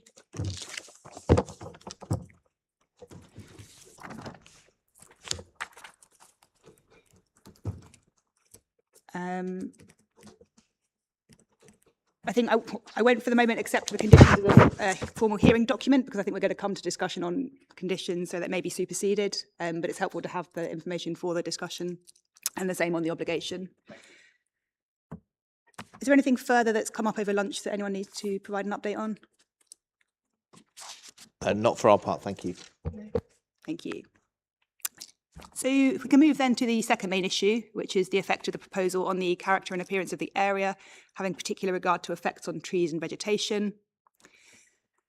Obviously, I've got the written evidence, which sets out a lot of information. But just the council, firstly, in terms of the existing appeal site and the trees that would be removed, is there anything that you want to add or explain in your evidence on your review of the value and contribution of the site to the character and appearance of the area currently? Yes, Inspector, just a few points, basically. Obviously, we set out clearly about the importance of EN12 and, you know, the emphasis of retaining and enhancing. And if it's all right, just summarise the key points about the existing vegetation, what the loss of trees will mean, and basically what the proposed scheme, and it's just a few points, if that's all right to run through. So I think I'm going to come on to the effects of the proposal itself. Okay. But as I say, just firstly, in terms of the contribution that the site currently makes to the character and appearance of the area, is there anything that you want to say to add to Well, your effectively, the photographs in our statement show very clearly, but I think the key points is actually it's a very naturalised roadside tree belt, and it's dominated, and as the appellants have pointed out, there's sycamore, ash and poplar also present within the other species. It is predominantly deciduous tree cover, as the appellants have said, with a dense understory. We would actually disagree that in winter that's visible. Driving by there basically every single day, whilst yes, you have what is classed as invasive species rhododendrons, and the combination of the bank and other undergrowth, the site isn't clearly visible driving through winter. Photographs from Google may show a reduced canopy, but the site is very well contained, and in the fact that we've obviously, as mentioned in the appeal, the landscape assessments. It has a very natural appearance, and the ground vegetation there is obviously very much of managed woodland margins with limited management requirements, obviously. As far as in terms of, we would just point out, yes, there's a lot of loss of trees, and obviously there's just one category A, which is life expectancy of over 40, and then you've got the B trees, which obviously up to 20. But we would also contend that actually the loss of category Cs just doesn't automatically equate that they're not worthy of retention, and actually that it's the cumulative impact of all those trees. And in fact, our statement of case actually did refer to that even in the original arboricultural report, which I think from recollection was revision C. And obviously our points in terms of, we have points in the proposed planting, which obviously you want to address, and then actually how that longevity of the proposed planting equates to the retention of the existing character, you know, how that means to character. But you said you want to address that earlier, so it's just brief. And so in your officer report, there's reference to the rural character and wooded semi-rural appearance of the area. And obviously this is something I can look at when I'm at site, but are those descriptions still appropriate having regard to the position and the context of the site, which if it now sits amongst other development? I think maybe, I mean, obviously the appellants have referred to obviously the clear definition of woodland effectively, but it is a very established tree belt. And as you drive along up Eastbourne Road and down into Willingdon, there was it was a very strong rural feel as you drive up that hill. Obviously, there's been the development of Hineslands, but that site itself never had a clear frontage. It actually was a grass verge with an embankment set further up and a post and rail fencing. So that site was always fairly exposed. And the scheme now, although you've seen the planting hasn't gone in and what has gone in has died off because of obviously the drought, the intention of that was actually to establish further green linking down to Mornings Mill. So it is a very green corridor, and the loss of this the character of the trees overhanging in that area is quite significant. There is development further down, but it doesn't mean to say it is currently obviously the edge of a settlement. It's inevitable that this site will come forward as we've seen in terms of the emerging plan, but as I say, the fact that there is development approved south of it, but it doesn't mean to say that development should and has to result in the loss of these tree belts. It can still come forward as a development site, is subject to the use, but the tree belt is critical and has been identified as critical in all the background reports to our emerging local plan.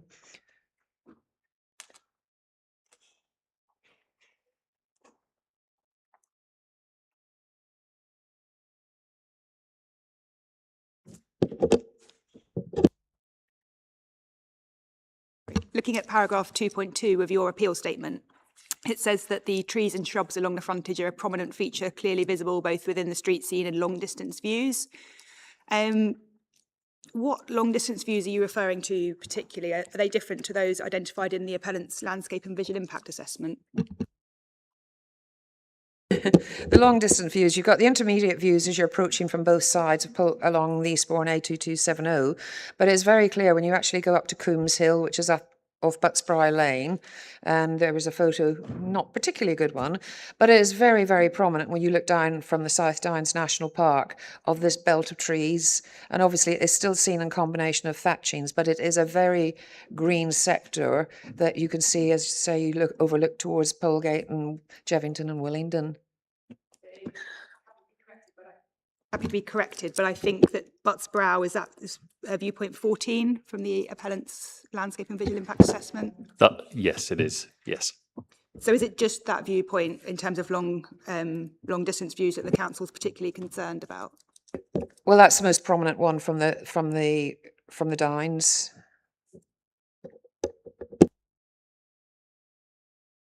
So are there other long distance views that the council considers the site is visible or important in?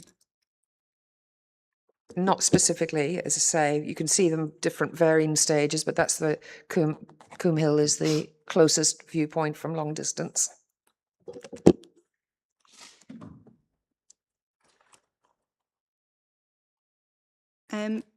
Just something else I wanted to pick up is a suggestion at paragraph 6.4 of the Highway Authority statement that the woodland should be classified with higher importance, and that in considering what was paragraph 193C of the framework, it should be regarded as irreplaceable woodland. From my review, the council hadn't raised concerns about the loss of trees as habitat or argued conflict with what was, as I say, paragraph 193C of the framework, which I think is now covered at policy N6. But it's just to be clear, does the council consider this to be irreplaceable habitat, having regard to the definition in the framework? No, clearly not.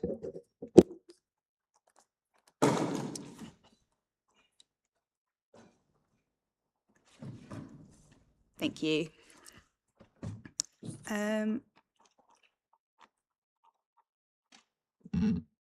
For the appellants, just in terms of the existing situation, firstly, is there anything that you want to add to your written evidence or respond to on the contribution and value of the existing site to the character and appearance of the area? I'll ask those to my right to comment. Can I just make 3 quick points, which are really references? The first point is that you will form your own view on site, and it's better on site in relation to that, particularly for the more distant views.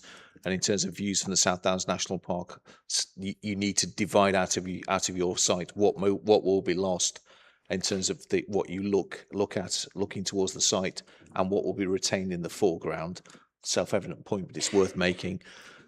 Second point, this is an area of transition on the council's case.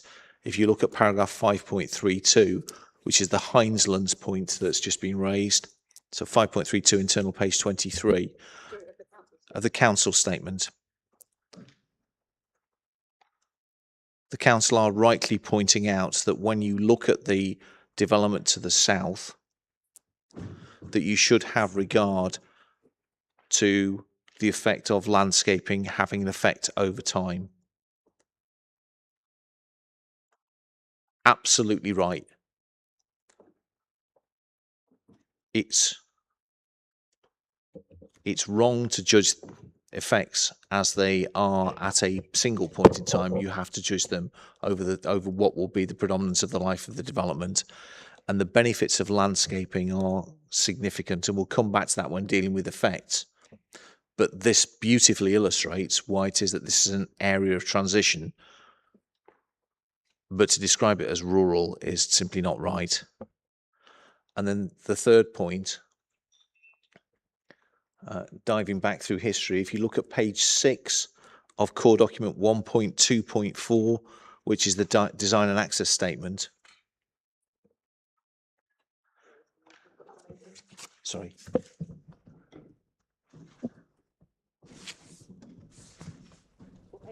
Page 6 of 58. You should have 4 plans, 1875, 1898, 1937 and 1950. When you look at that, you can see from a comparison of the 1898 plan and the 1937 plan, what happened just before the Second World War, which is there was a straightening and widening of Eastbourne Road. The reason why you've got the trees in that slightly odd semicircle on the opposite side of the road is as a direct consequence of that widening. You'll note that the trees are identified as individual trees in the first edition plan and indeed in the 1937 plan, interestingly enough. So what appears to be the case is that this is an area where street trees essentially have remained, but the streets moved to the east. So it's not just an area of future transition and current transition, it's an area of past transition. So the frontage that's happened in terms of the vegetation that you see is a happenstance of past history. The growth you've seen in the evidence arises from the fact that the playing fields haven't been used for over 20 years. Essentially, you've got an unmanaged frontage. And when we turn to effects, there will be future transition, which rightly, in accordance with paragraph 5.32, the council invites you to implicitly, or at least by direct inference, to have regard to. But we'll talk about that when we talk about effects. Having said that, Mr. Maguire. You've covered quite a few of the points already for me. Yes, those maps are very helpful. There's also some clear maps in the back of the archaeological desk assessment as well, which is just so you've got it for reference. It's figures 7 and 8 in core doc 1.2.6.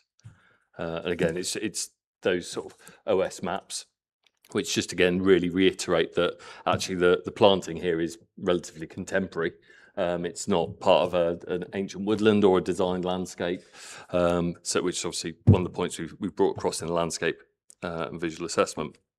I think, again, a lot of the points have been picked up in the LVIA and the LVIA appeal statement.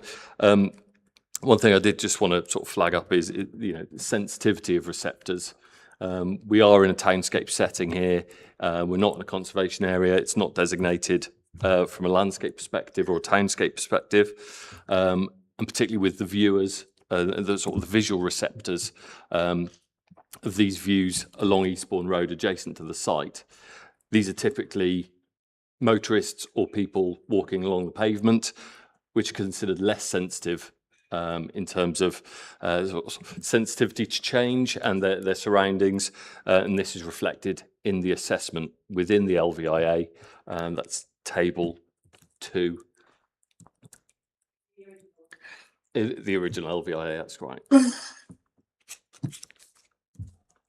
Again, so that which again influences the sensitivity of the viewer, which then informs that judgment of effect within the LVIA. Again, I would just picking up the point about the view from Coombe Hill, viewpoint 14. Again, you're in a very elevated position there, and you get these broad panoramic views out over the Pevensey levels. And that's what receptors are looking at. You're aware of a settlement at the foot of the hill, but then the eye is drawn out to the wider setting rather than focused in on the site itself. Where you do look over Polegate and Willingdon, there is a degree of treescape all sort of throughout the townscape. And obviously we've got this mature belt of trees on the opposite side of the road as well, which would be unaffected by the proposals. So even in the shorter term, there would still be a treed presence. And then obviously, as we've discussed, we consider we've gone above and beyond in terms of the landscape proposals to deliver a very robust response. And as that matures, that will effectively reinstate this vegetated sections of street scene. So we'll come back to some more detail of the effects of the proposal and mitigation. But in terms of the effects of the development, as I understood the council's position from the written evidence, there's not a concern about the effects of the food store or care home development themselves. However, it's the loss of trees that are considered unacceptable.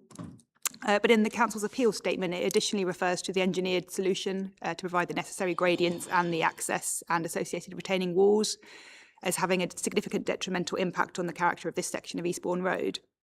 which it seemed to me to be something new beyond what was raised in your officer report. Had I missed something? It was in relation because the CGIs that were submitted showed retaining walls. Say that will again come down to the issues of the detailed design, but obviously the trees are clearly the big issue, and again how that's treated. If it's going to be an engineered solution, there isn't enough evidence in terms of levels to see what is actually being proposed. But as you will see from the submitted CGIs, it clearly showed that there were retaining walls going round that entrance to the site, which was why it was flagged up as a concern.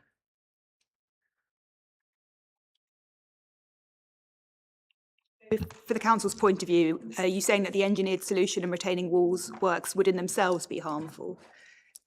Again, it depends how it's treated in the planting. If you've got retaining walls at the back of the pavement, yes, that would be harmful. It all depends down to the detailed design. That is unclear. What is clear, though, is basically the total loss of those trees. But it could be, the impact of the visual character could be exacerbated depending on the final technical solution, which we're not aware of at present.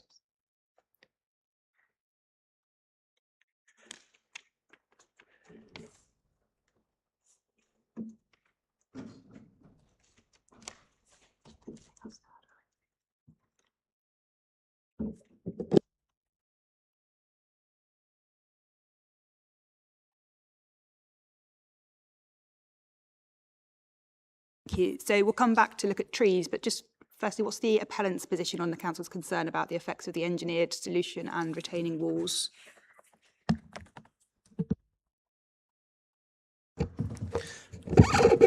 I would just say that I've heard what's been said, and we have a 3D level survey of this site, a 3D topographical survey. We've designed the junction and all the embankments in CAD using PDS ground modelling software, using proper gradients for embankments, proper verge width, proper offsets. And it's a proper full highway level design that we've produced. The cross sections that have been presented that I've heard described as sort of indicative or not verified, I can't remember the exact word, that is based on the full technical design that we shared with the architects. There are no retaining walls proposed whatsoever.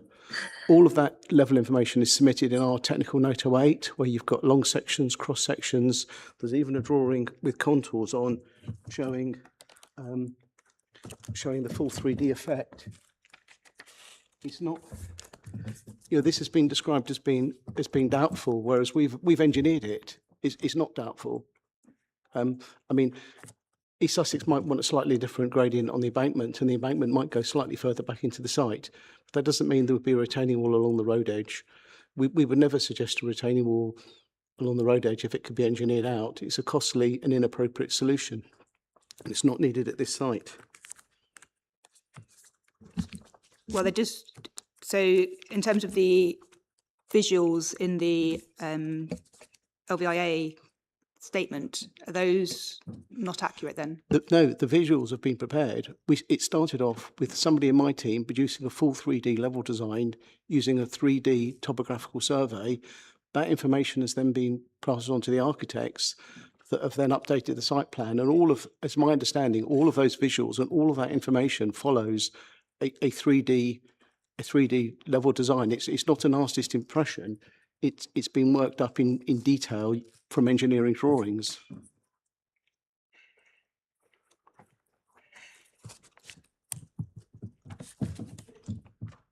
So, I'm just looking at the image, for example, on page 147 of the statement of case, which does appear to show a retaining wall.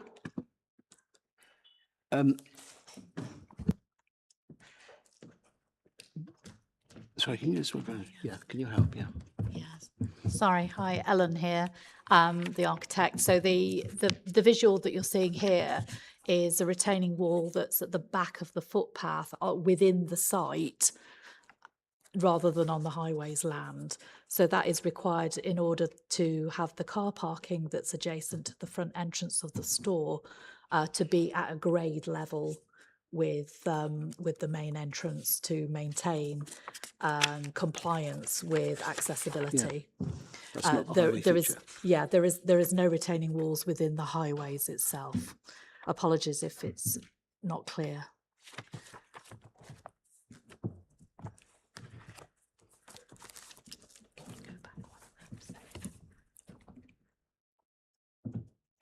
So that we're all clear on this point. Is that the retaining wall that the council was referring to in the visuals?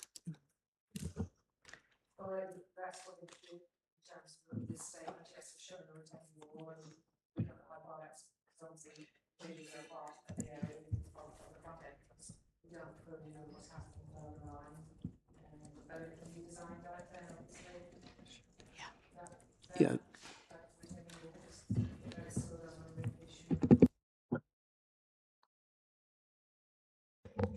Yeah, I'm sorry, you do have that detail.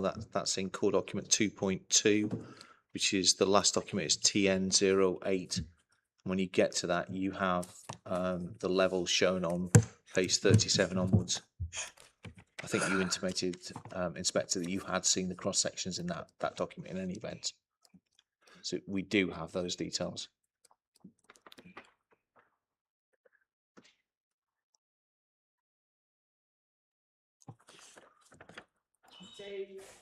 From what I've heard from the appellant, there would be a retaining wall around the car park within the site, but there isn't any other retaining wall structures. Yes, as I understand, and if you call up the CGI on page 148 of 262, yes, 148. That shows you've got effectively graded land down to the highway, and then we've just got this section of retaining wall around the edge of the parking, set back from the highway. You can actually see the end of the wall, and then it just grades out into landscaping.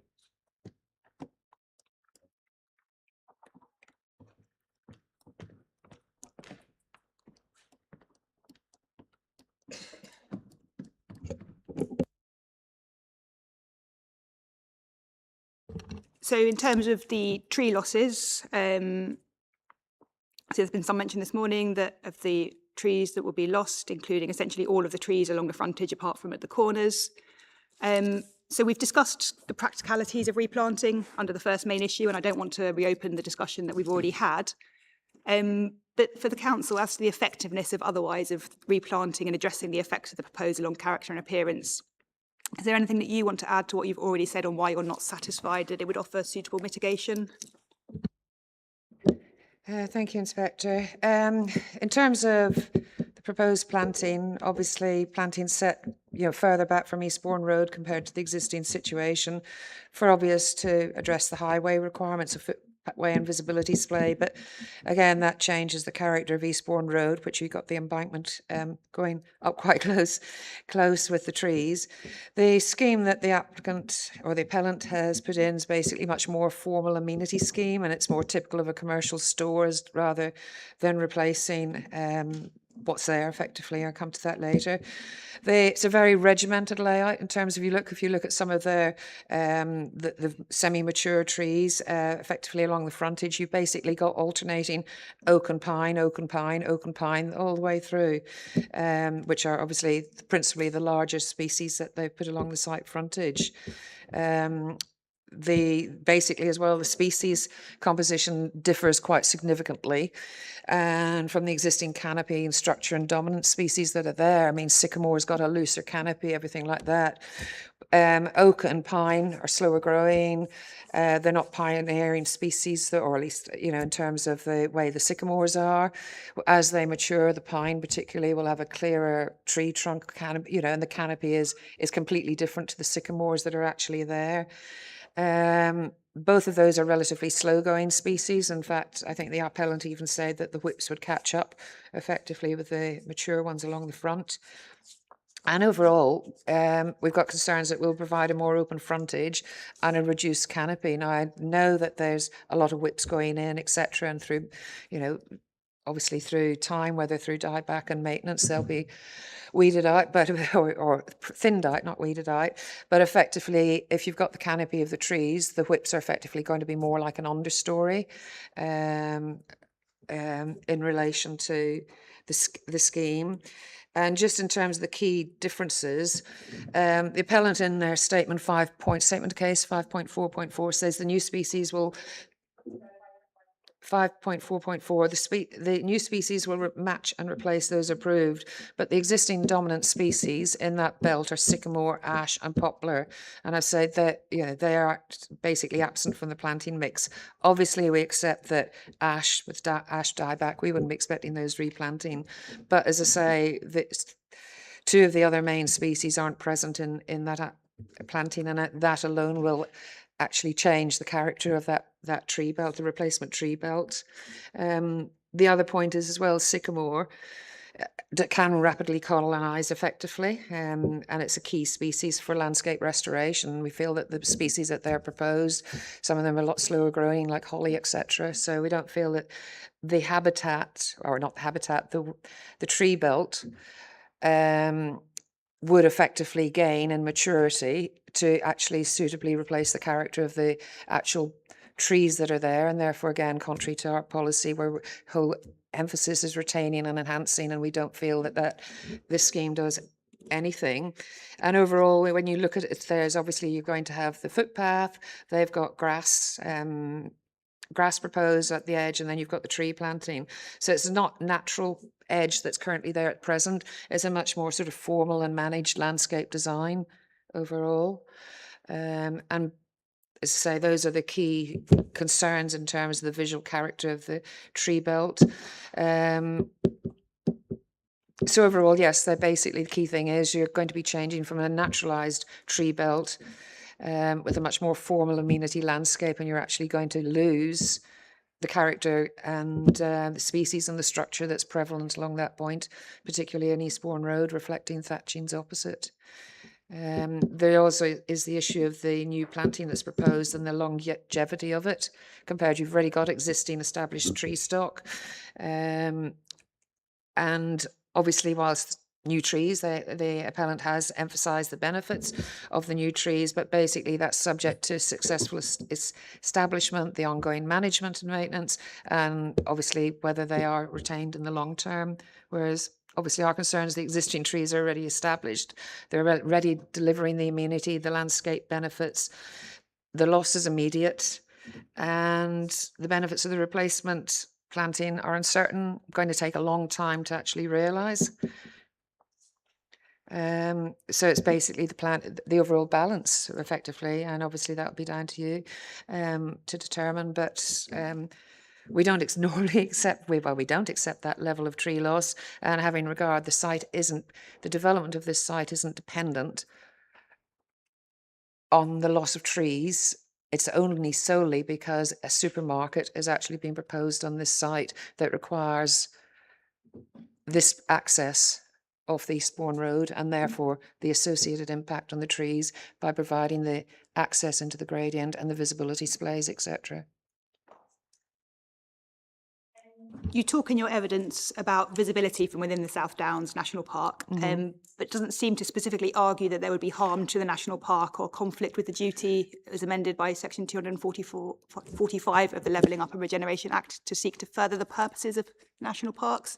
Have I missed that? Or no, it was in terms of how prominent that tree belt is within the overall landscape, and it's a very good viewpoint. It's not affecting. It's within the setting of the national park, but it's not actually impacting on the objectives and conservation of the national park. But it's merely pointing out how important and prominent that is in views as part of the overall landscape. Just to be clear, then, the council isn't alleging that there would be harm or conflict with the duty under. No. Thank you.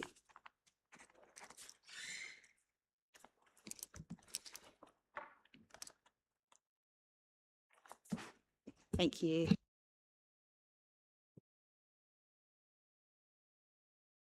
Sorry.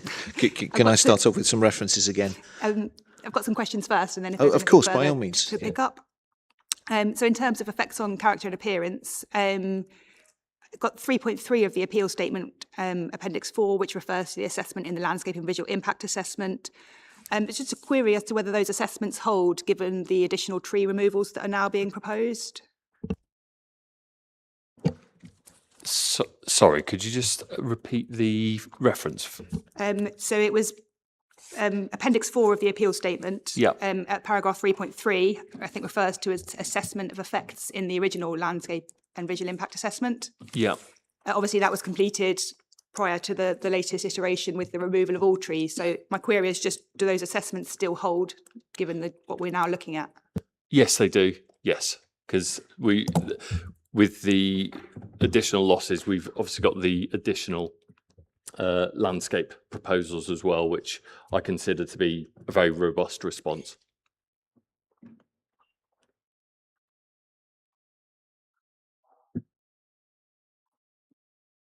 And overall, you suggest low-level adverse effects on the character and appearance of Eastbourne Road at year 15, although you say that the effects would be highly localised and the setting of Polegate in the wider landscape would not be affected.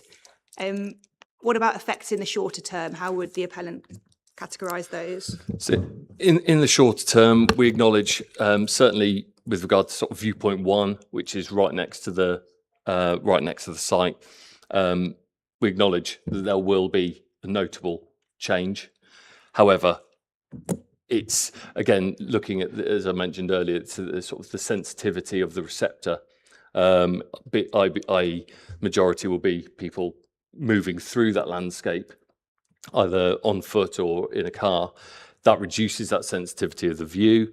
And again, we've got this robust response in terms of landscaping. So there will be an initial notable effect.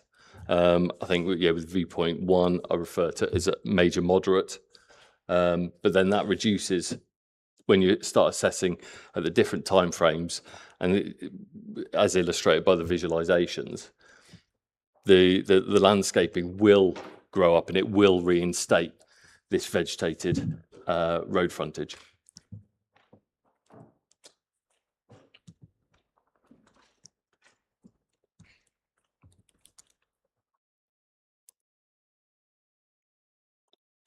And thinking about the mitigation of the visual effect of the loss of existing trees, seems from what I heard earlier, there's now some potential uncertainty about what would actually be planted from the plans that are currently before me.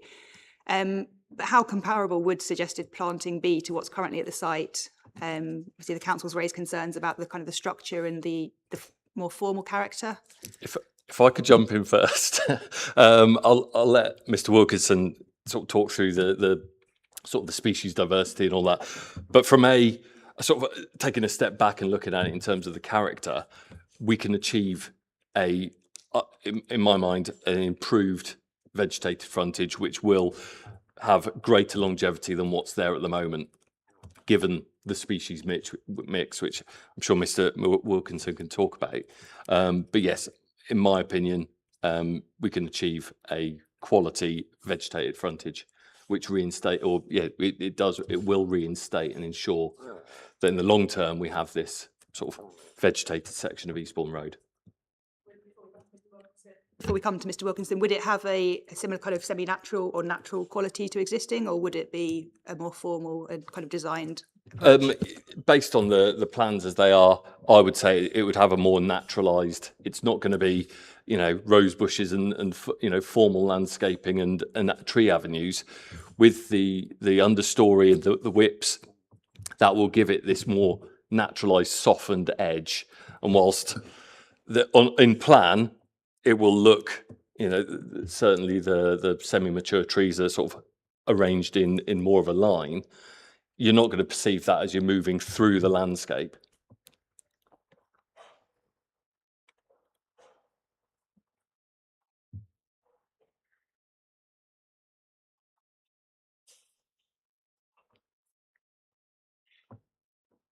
Something else that had been raised in the council's evidence was about screening of the adjacent development, which the council has suggested would become visually prominent.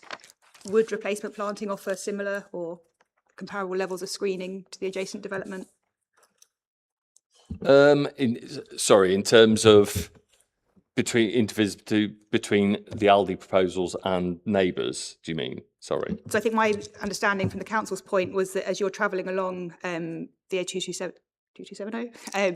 at the moment the development on the adjacent Vistry development is screened by trees on this site. Would there be similar levels of screening provided by replacement planting? Yes, yeah. Once it's matured, as you're moving north to south along Eastbourne Road, you will have that same level of screening until you reach the Vistry site, which is currently quite open.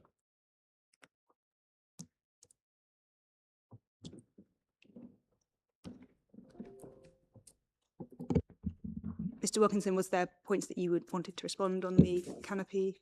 Yeah, I just agree with my colleague that in terms of the actual character of what the landscaping will look like, it's going to be an enhancement in our opinion, certainly not a diminishment.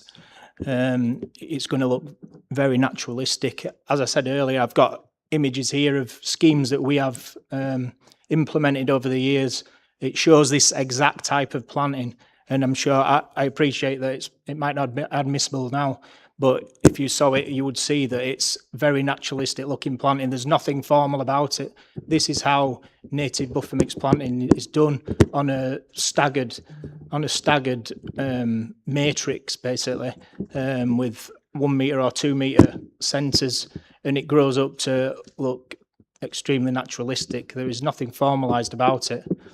Where I do agree that there is on the PO6 plan that we have submitted, there is a row of the semi-mature trees along the frontage, which could be described as, a formal avenue, I guess, if you wanted to say that.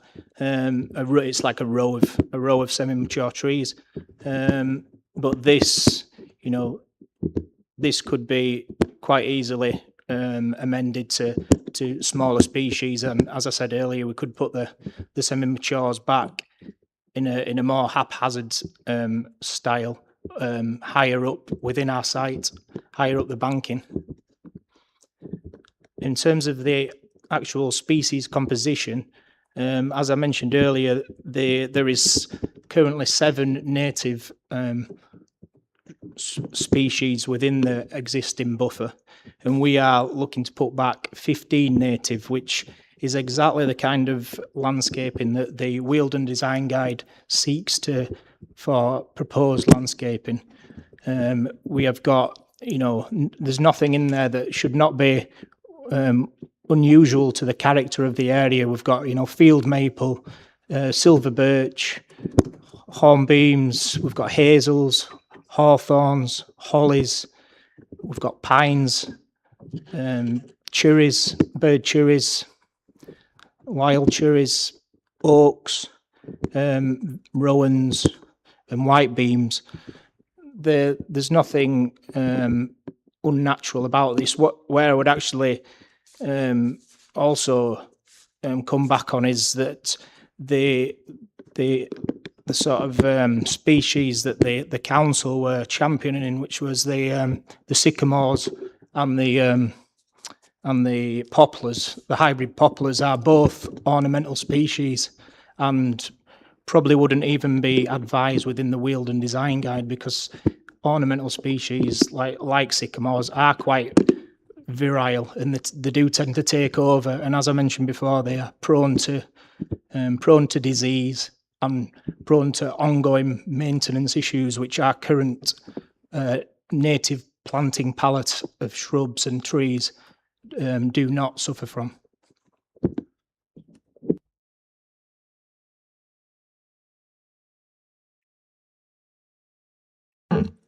So I want to come separately to the requirement for an access from this point. But was there anything else that the appellant wants to respond to from what the council had raised? Yes, just to intimate a couple of points, if I may, and this is just referencing, in terms of the depth of planting, core document 1.1.2 has the existing cross sections through the site, and its cross section CC shows you the depth of the existing frontage, and one can contrast that in broad terms with the proposed planting cross-section, which is BB, also within 1.1.2, and that gives you an impression of the far greater depth of planting, which you obviously see from planning any event. Second, the reference to Butts Brow, which is paragraph 5.19 of the council's statement on page 15. I don't think this is controversial, and I don't know if you've been to the site from that viewpoint, but you can contrast it with viewpoint 11 in the LVIA. That is a photograph which is plainly zoomed in. Sorry, it's viewpoint 14. Viewpoint 14, sorry, thank you. Paragraph 5.19 of the council's, I think it's plate number 1 from the council's evidence.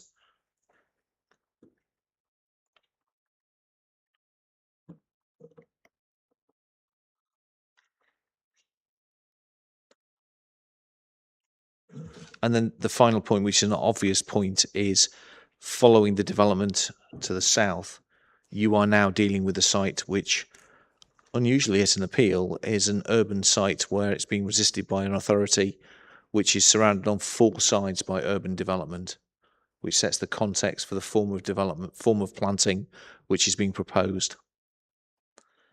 Blindingly obvious point, but one that I'm sure is worth making. Thank you.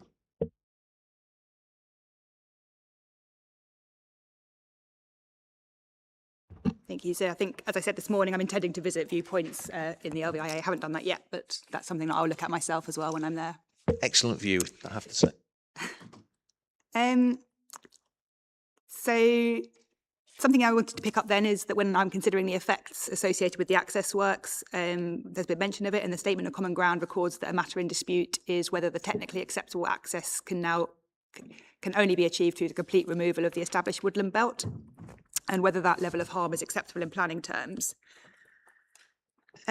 As to whether there'd be any alternative to the proposed access, we'll come on to the other sides of the site, but I don't believe from what I've seen in the written evidence that the council disputes the appellant's argument that this would be the only suitable point to provide access from the Eastbourne Road side, which is summarised at 5.19 to 5.23 of the appellant's statement.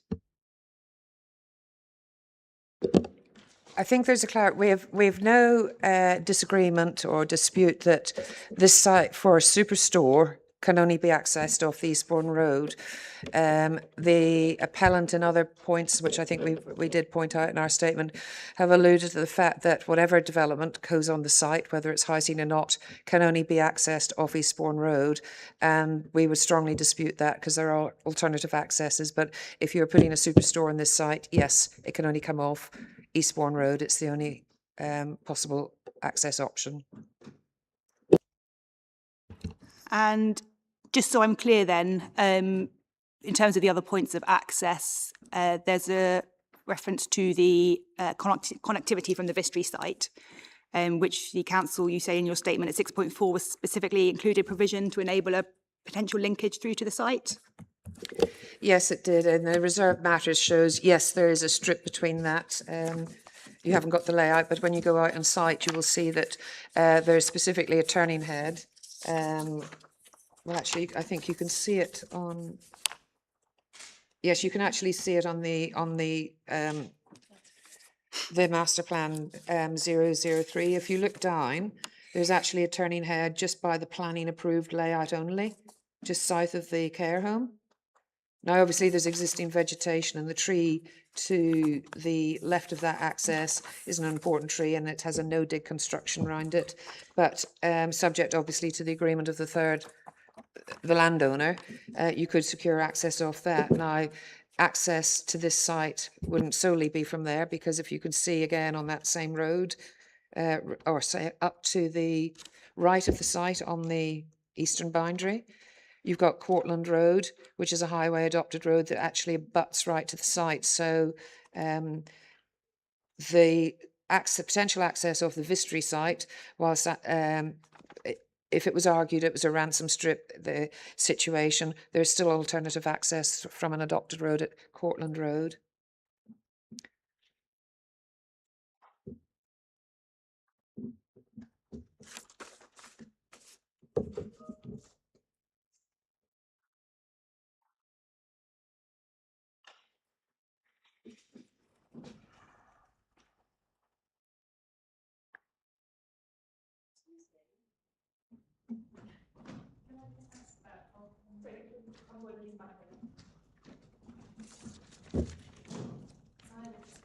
Cortland Road, and the residents that live on there, I remember when they were doing the housing, they started to go through with the diggers and things on Cortland Road to get in. They were trying to use access from that road. And the residents had said to me that they couldn't come through, that they had to go back because part of that land where they were trying to get access through belongs to the residents. Is that not true then? Cal, you said it was up to. The Highways Authority is just looking it up. We were understood it was all within Highways land, but they will check. Okay, thanks.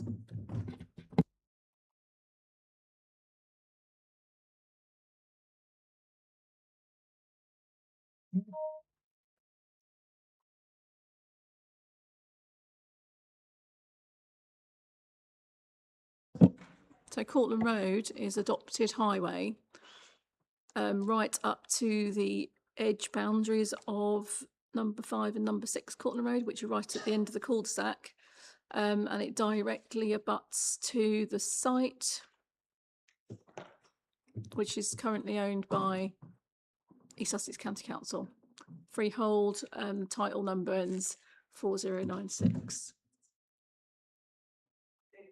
Clear that the highway extent does go all the way up to the site boundary. The site, yes. So the chances are, if Vistry wanted to use that, they would be trespassing over county council land to get to their site to do that.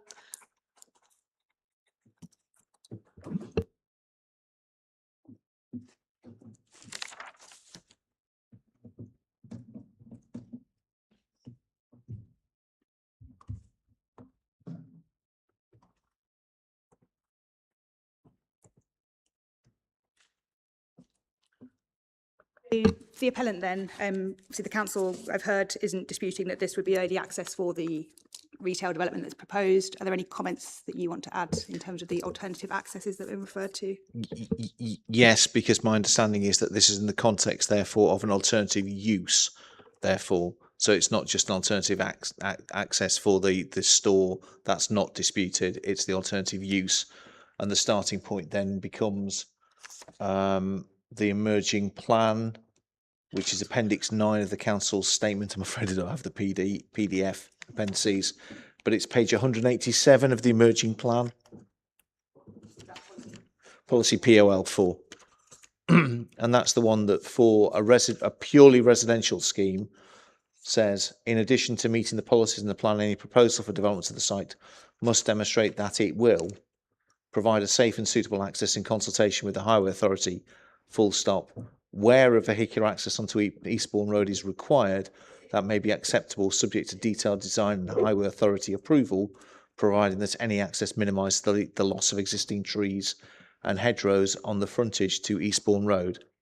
That doesn't say access has to be from Eastbourne Road, but it plainly contemplates that it might be from Eastbourne Road and it might involve tree loss, which is the point that's picked up in the various statements. We accept that has limited weight. In terms of the technical point of whether or not you could get access for 60 dwellings using Cortland Road or the Vistry site to the south, that's potentially a matter for Mr. Bradshaw, but I wonder if it might be sensible for him to say, just picking up from POL 4, the suggestion in the council's statement that if it was an access from Eastbourne Road for the 60 dwellings, which is what's contemplated in the policy, the suggestion left hanging there is that it would be fewer trees that would be lost. So the first point would be, if it was residential from Eastbourne Road, would it be fewer trees that would be lost? That might be the first question for Mr. Bradshaw, perhaps. And then the second will be, could you get access from the south or the east based upon the nature of those roads? And also, I think it's accepted that there is a ransom with Vistry in terms of the cul-de-sac. For whatever reason, the council hasn't sought to require adopted highway up to the edge of the site from the south. I think that's also accepted from what we've been told. So I'll defer to Mr. Bradshaw on both.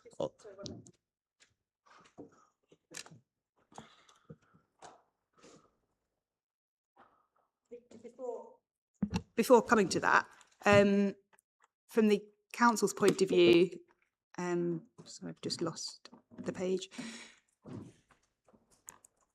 that not, although the proposal is not in accordance with the allocation in emerging policy POL4, I heard earlier that the parties would afford limited weight to that policy, and the council hasn't argued that the nature of the proposal now before me would result in unacceptable conflict with the allocation.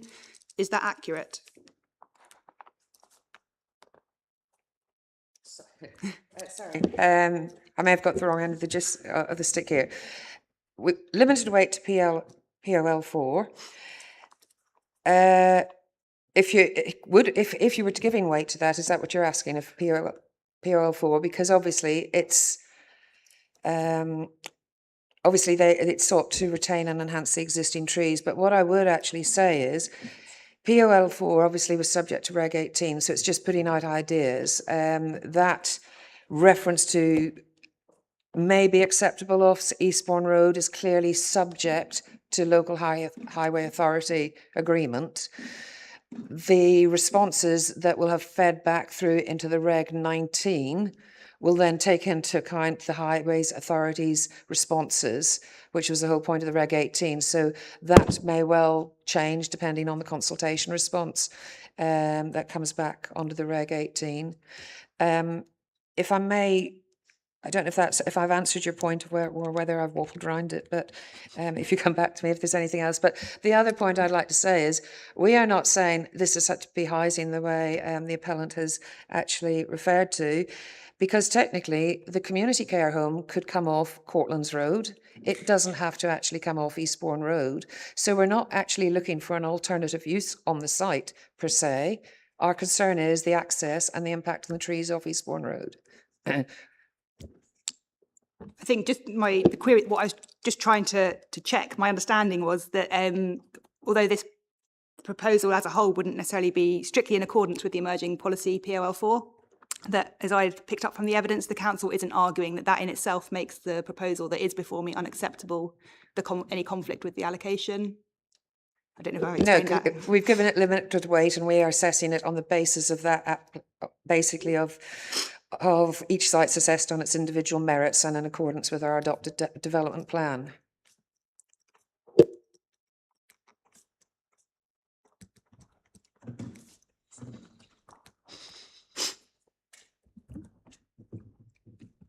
So, sorry, coming back to the appellant then, was there anything you wanted to add, Well, Mr Bradshaw, in terms of... Can I just correct one point?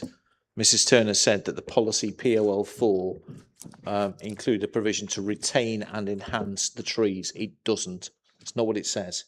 It says access onto Eastbourne Road, where access onto Eastbourne Road is required, this may be acceptable subject to detailed design and highway authority approval, provided that any access minimises the loss of existing trees and hedgerows on the frontage to Eastbourne Road. It expressly...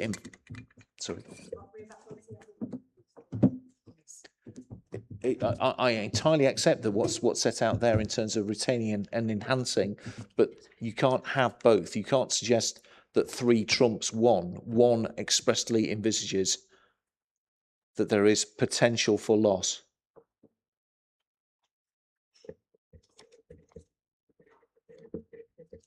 Otherwise, it's a nonsensical policy.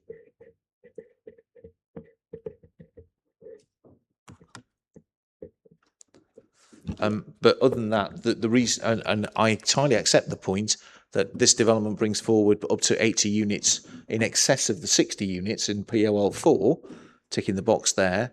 But my question in relation to the approach of accessing from Eastbourne Road, whether that could result in a smaller form of development which might minimise and reduce the amount of loss of trees on there, that is a point that certainly I'd invite Mr Bradshaw, with your permission, Madam, sorry, Inspector, to comment upon.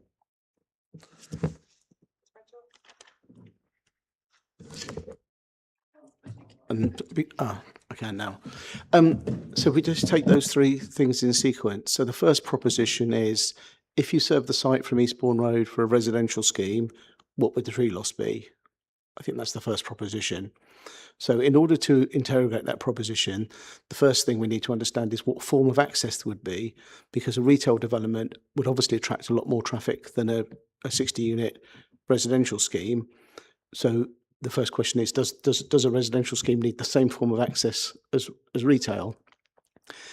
It's the right turn lane into the site. That's the feature that results in the loss of most of the trees, because to widen Eastbourne Road to form a right turn lane, you need to push the embankment back into the site, and in doing so, that results in the tree loss. So for 60 units, you wouldn't necessarily always need a right turn lane. But in this situation, because you've got the brow of the hill on Eastbourne Road, as you head north, if drivers stopped to turn right into the site on Eastbourne Road without a right turn lane, and with nearly 1,000, I mean, it's roughly 800 cars, I think, plus in each way on this road, with a driver waiting to turn right, if a queue built up behind, which inevitably would at times, that queue would extend towards the brow of the hill, which wouldn't be safe because it would lead to shunting. And so even for a residential access, you would still need the painted right turn lane feature, which is the principal feature that results in the loss of the trees. You wouldn't need 2 exit lanes from the site, because the reason we need a separate left and right turning lane coming out is because of the volume of traffic coming out of the retail scheme. So you'd only need 1 lane coming out, not 2. But that wouldn't save any trees, because you would have to take the trees out to regrade the embankment. All that would do is give you more land for mitigation planting after you've taken the trees out, because the access coming out of the site would be roughly 3.5 metres narrower.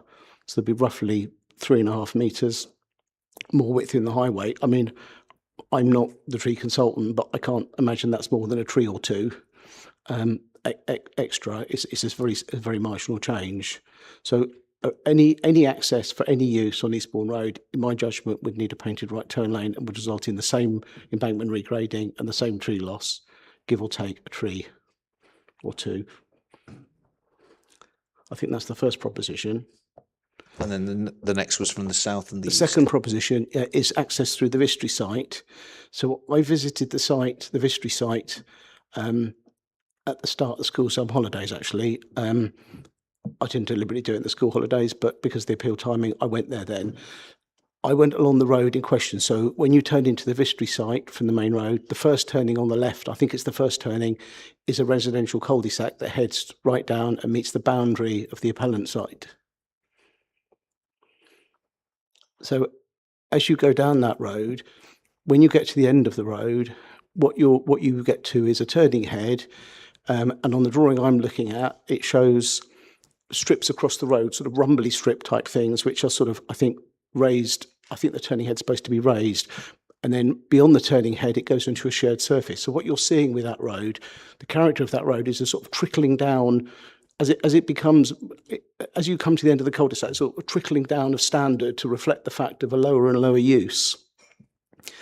And it would be perhaps a little bit odd to then make that a road that serves a lot more dwellings, because the way you might read that road as a motorist is that you're coming to the end of something and then all of a sudden you're not at the end of something. Can you, if you're looking at the drawing, can you see what I mean about which CD are we in? Do you know? It's a master plan which is CD 5.1.7, but that doesn't show CD 7.3, I think. It's the appellant statement of case. It's the landscape plan, page 260. Thank you. Alternatively, on the A3 plans that were handed in, it's the 3rd page, which is plan L003, and I think you can see shaded out the turning head. Yeah.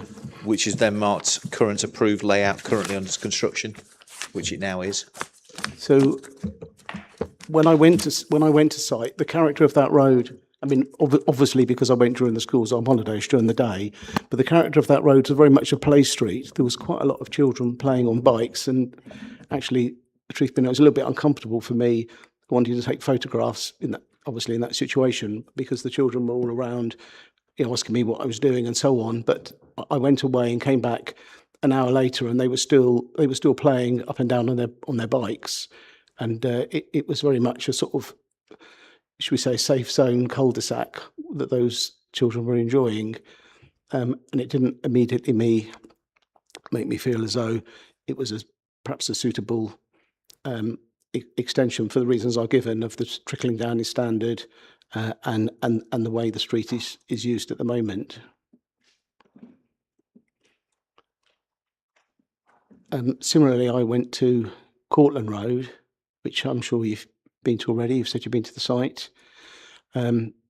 Cortland Road, we conducted, it's not in the evidence, but we conducted a parking survey on Cortland Road, and there is some on-street parking there. I mean, we don't have to submit evidence, I don't think, because you'll have seen the parking yourself, I'm sure, or you will do when you go to site. That road is a very sleepy road, I think, is probably right to say. It was a very quiet road when I went there. I went there to take measurements of the width of the road and the footpaths, and it was a very inactive place. And I think that having a residential access from there would massively change the character of the road. I mean, as a highway consultant, I don't really deal with character, but that was my observation, that it would be a very different place if it was extended. The width of the road is constrained at the bend. There's a very slight bend in the road, and a bin wagon and a car wouldn't be able to simultaneously go round that bend, which may not be a huge issue, but nevertheless, it's definitely something that makes it suboptimal as an access. I did speak to local residents, and I don't disagree with what the council said about the limit of adoption, but there is most certainly a belief amongst those residents that it's a ransom strip because somebody told me that. I'm not presenting that to you as a fact, just an observation that there is a belief that that's the case.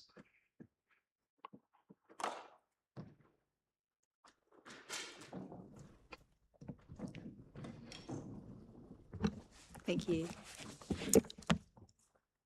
Ms. Cambo. Thank you. Thank you for letting me come back to that one. For 60 dwellings, considering access from Eastbourne Road, I mean, it wouldn't need to go off Eastbourne Road. Cortland Road would be ideal for access for 60 dwellings, considering that it's constructed to a state road standard, 5 metres wide, it's got footways on both sides, it's well lit, it's got vehicle capacity, even though transport consultants consider it to be sleepy, it has capacity.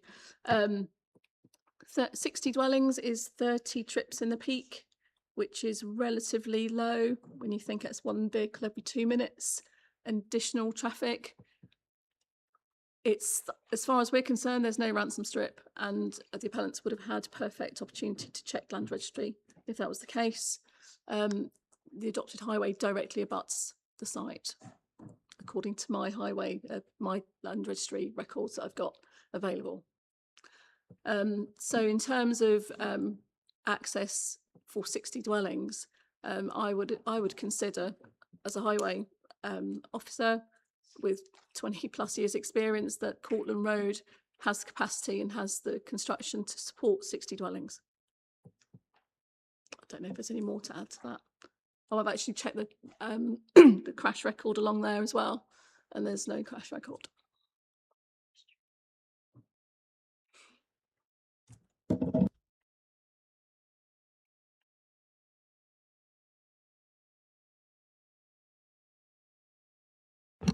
Anything further that anybody wants to add? I don't have any questions. Save that you'll form your own view when you go to site in relation to the character point that was raised by Mr. Bradshaw, and how welcome the 60 new dwellings being accessed off Brightling Road and Cortland Road would be. But the points are noted from the authority. Can I just also add, sorry, I forgot to mention the Vistry site next door. 60 dwellings, I mean, if a vehicle access was possible through Cortland Road, you could potentially get a pedestrian access through to the Vistry site without any kind of impact, and would then access onto the A22704 bus stops, etc.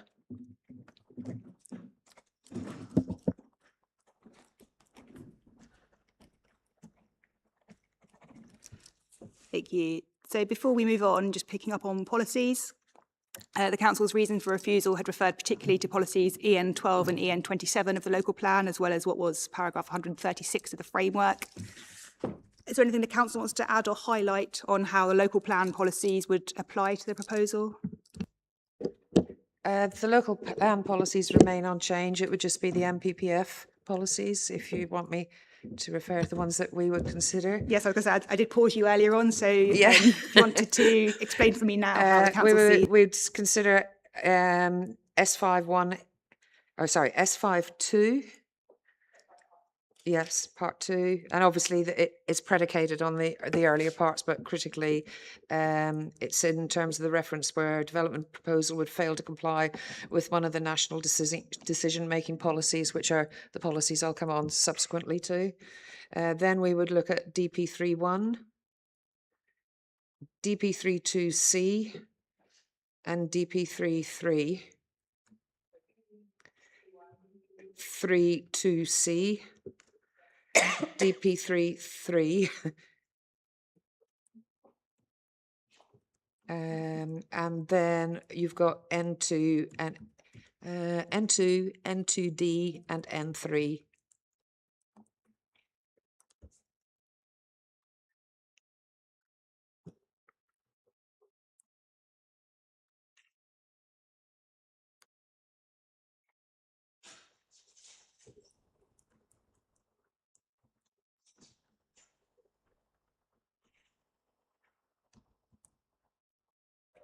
So just kind of checking over those. Is there anything that the Council wants to specifically say on how you consider those parts would apply to the proposal?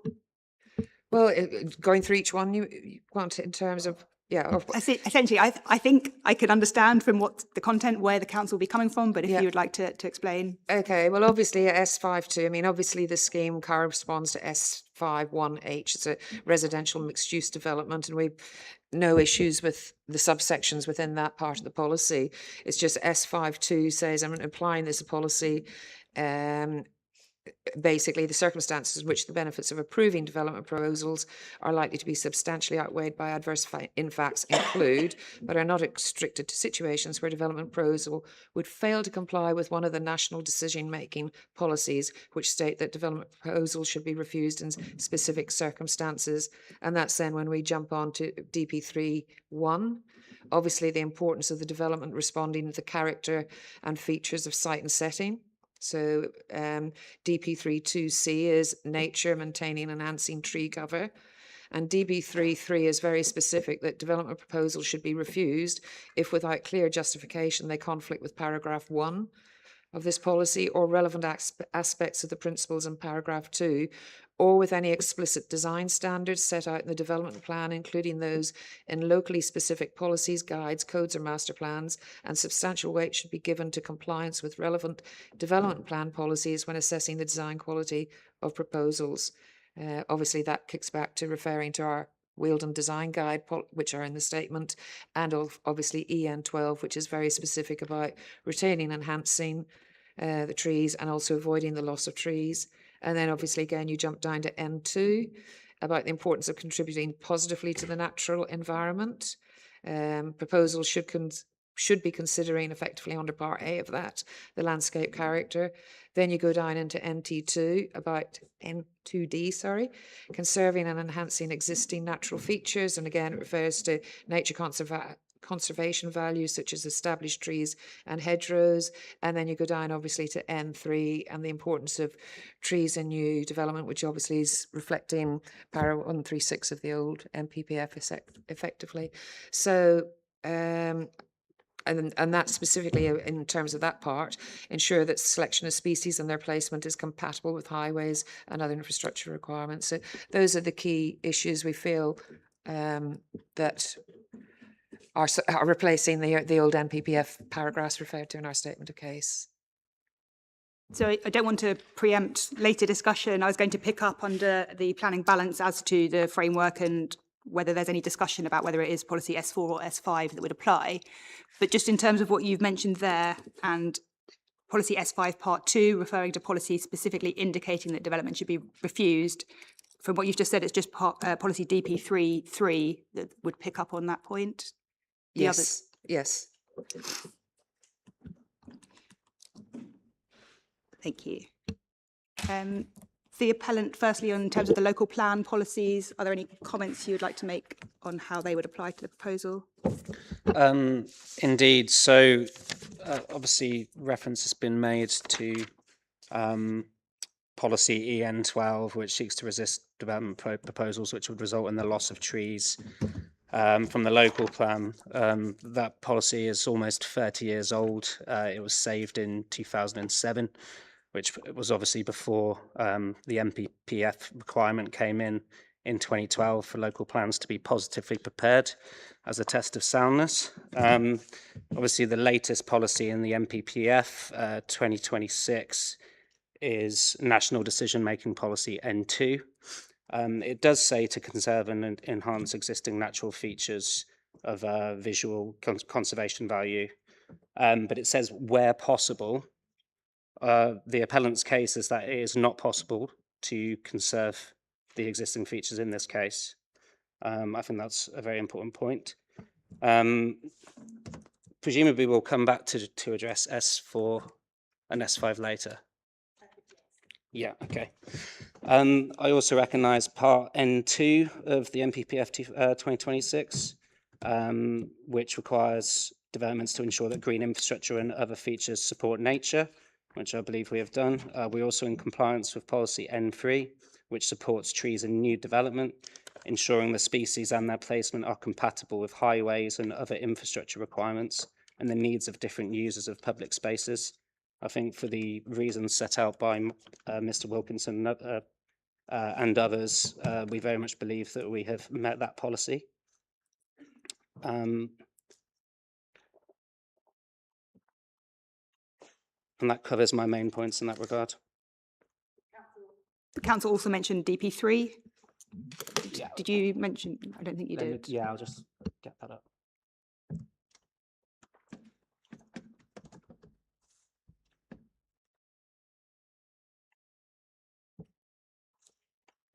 So that says development proposals should be refused if, without clear justification, they conflict with paragraph 1 of this policy. I believe we've provided clear justification.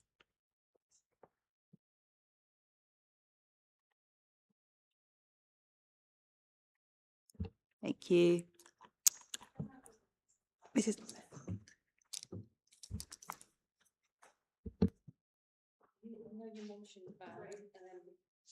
Turning right on Eastbourne Road, and how difficult it is, and that there's new proposals for houses further down. Already, the houses below that have been built, it's not fully occupied yet, but they're having problems getting out onto the road, onto the main road. There's been a couple of, or more than a couple of near misses, where there's been an accident because they come out of Tesco's and then they put the foot down to go up the hill because they're racing, because the traffic lights at that end are coming up behind them and they need to get out. So they're shooting up the hill. And then the housing estate there, which is just above where you're going to be putting your access, are trying to get out and turn right onto Eastbourne Road. They can't get out. So they're trying to dash out of that road. And then there's been a couple of, or more than a couple of near misses and accidents already. This came round the other day. This has come from one of the local councillors, but saying that at the same time, many residents have expressed growing concerns about road safety on the A227 Eastbourne Road since the opening of the neighbouring Rushkin Lake Meadows development, which is the development just below you. Traffic has increased noticeably, and residents report that entering and leaving the estate has become more difficult, particularly during busy periods with restricted visibility, fast-moving traffic, creating a number of near misses. Residents are concerned that traffic volumes will increase further as more homes are occupied and the planned GP surgery is built, because the GP surgery is going to contain 2 GP practices, so it's going to be a very large, there's going to be a lot of people visiting the GP surgery. As more homes are occupied and the GP planned surgery is built, there are therefore They have therefore called on East Sussex Highways to carry out an urgent review of the junction and consider measures such as traffic signals, a roundabout, a reduced speed limit or other improvements to make the junction safer. Now, when we first went to proposals for your Aldi in Polegate, when we went to the meeting, we were told by Highways that there would be no chance of any traffic calming measures on Eastbourne Road. No roundabouts, no traffic lights, no more traffic lights, because there's going to be a backlog of traffic going up to the A27, the traffic that comes down from Hailsham and from off the A27. There'll be a backlog of, and we need to keep the traffic moving. This is what I was told by Highways at East Sussex County Council. So now we've got people in an estate where it's not even fully occupied yet, cannot get out onto Eastbourne Road, and this is just below where you're going to build your Aldi. They can't get out, and they've gone to East Sussex County Council to say, look, we need help. There's going to be some accidents here. There's going to be some really big problems with them getting out onto the road. So that's what I wanted to say. Mr. Tucker? I'm assuming you're coming back to the S4, S5 debate. Okay, I think I'd like to save that for the planning balance. Happy to do that. Can I just make one final point on policy? Just to go back to the council's point about what we're proposing in replacement for what's there, and the fact it's not exactly the same. There's no policy requirement to replace like for like. MPPF 2026 policy N2 Part D merely states use appropriate landscaping to help create a well-designed place and integrate the development into its surroundings. And again, I think Mr. Wilkinson's explained how we've sought to do that.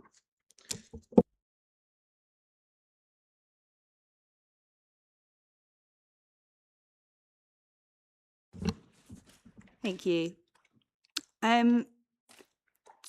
Just coming up to 3:30, it probably feels like a good point to have a break now before we come to the third main issue. So propose another 15-minute break, which would take us to 20 to 4. So we'll adjourn then until 20 to 4. The hearing is adjourned. Thank you.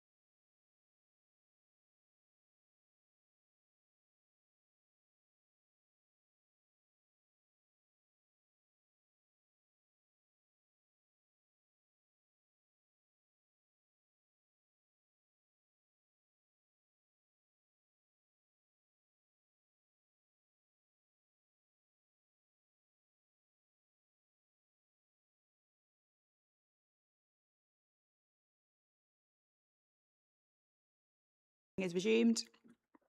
And coming now to the third main issue. Yes. We'll send a message to make sure that she's on. Yeah. She's been sitting there smiling all day. I've just turned to my left.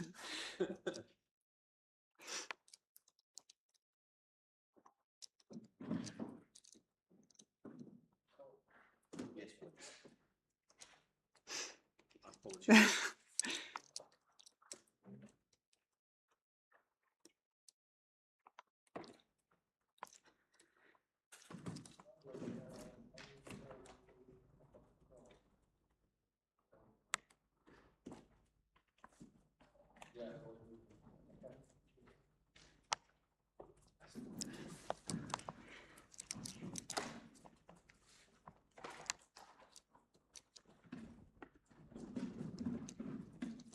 Hello.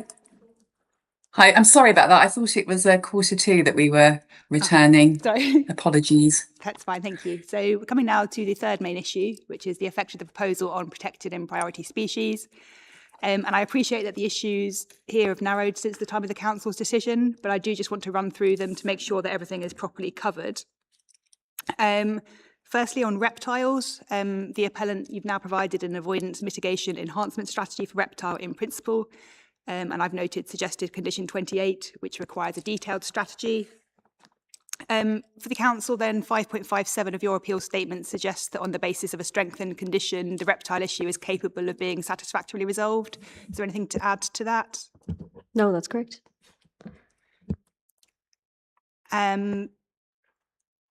So anything that the appellant wants to highlight on reptiles or on identifying suitable receptor sites? Yes, we have been trying to make contact with the council regarding identifying a suitable receptor site. We are, unfortunately, we're based up in Yorkshire, so it's not a case of us being able to easily identify suitable sites. So we would very much welcome some input from the council as to any suggestions they might have. We have forwarded one potential site, which is at the Polegate, is it Jubilee Wildlife Reserve, which seems to support suitable habitat, but that would be something we'd like to discuss further with them at some point.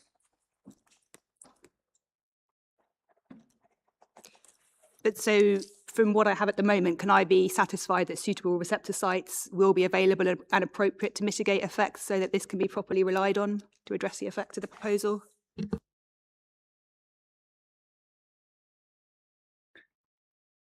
Sorry, is that for me? Yes. Yes, I mean we have located in theory, in principle, an area which would be suitable.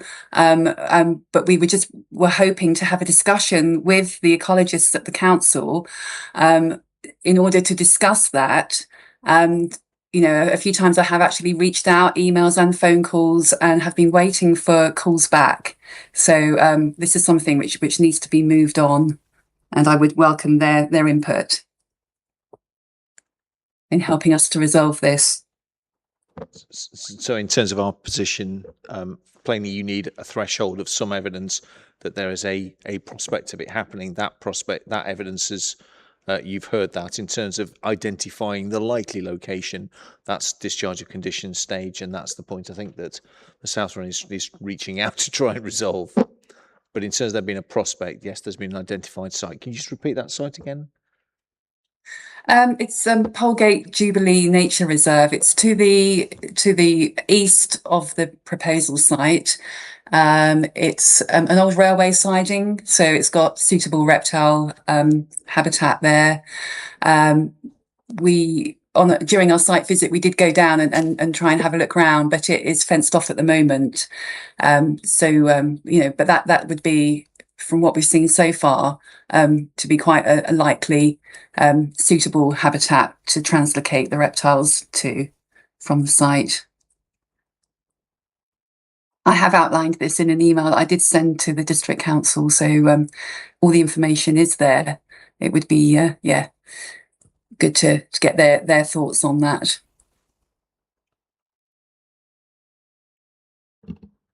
The council, any further comments on reptiles? Just with regard, we aren't aware of any email. We're not familiar, actually, we're not disputing, we're not familiar that there's a site jubilee, nature reserve. It's not normally the council's place to try and find and help identify receptor sites. It's normally down to the applicant to actually identify suitable receptor sites following survey to see what the existing capacity is and the existing reptile population, etc.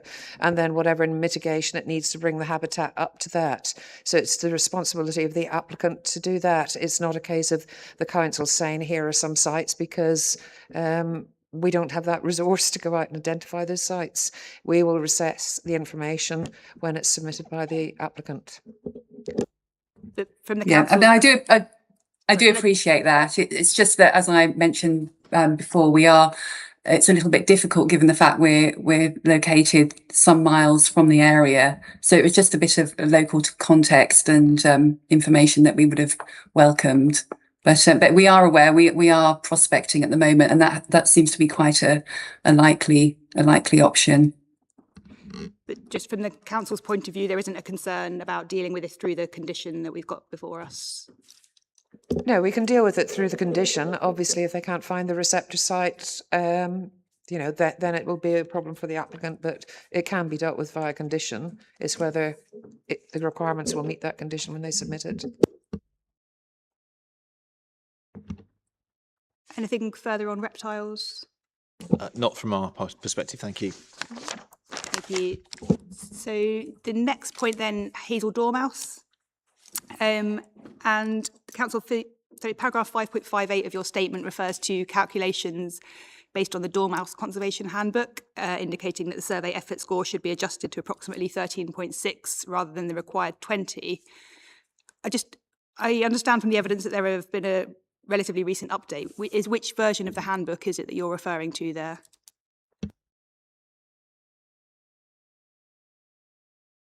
I'm sorry, the audio quality is not that great from the inspector.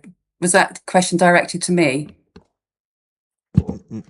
No, that was directed towards the council, but it related to the up to datedness of the handbook, and a point made at paragraph 13.6. Forgive me, a point made within the council statement. I believe it's a 2025 handbook. What's it called? Dormouse Conservation Handbook. For the council's point of view, would the survey effort accord with guidance in the previous version?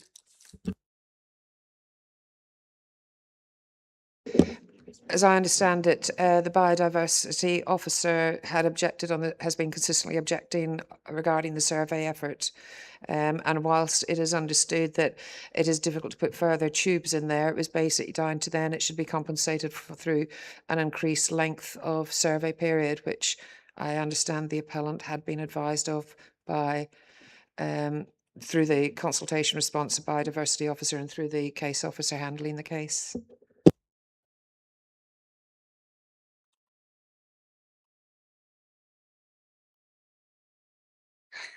Yeah, I think it's of our opinion that further survey effort would provide very limited information beyond what has already been supplied.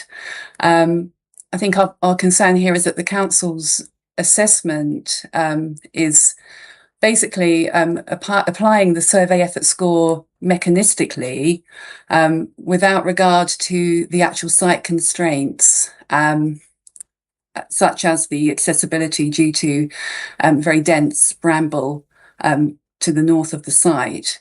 The survey was conducted in accordance with best practice guidelines, as mentioned, those which have been set out in the Dormouse Conservation Handbook, the second edition. Full coverage of accessible suitable habitat was covered at the recommended density. It was conducted by a suitably qualified ecologist who actually has a specialism in dormouse ecology and is a holder of a Natural England Dormouse Survey licence. So, I mean, faced with the site constraints, she adapted the methodology to best fit the site conditions based on her professional judgment and her experience, which is quite extensive. I think it's worth emphasising here that the guidelines are guidelines. They are recommendations for the successful survey of dormice. They're not rules. They're not set out as a prescriptive rule of abidance. And if you were to read the introduction of the Dormice Conservation Handbook, it actually is set out in the introduction that, I shall quote, "It is not possible to offer one-size-fits-all prescriptions for action in every circumstance.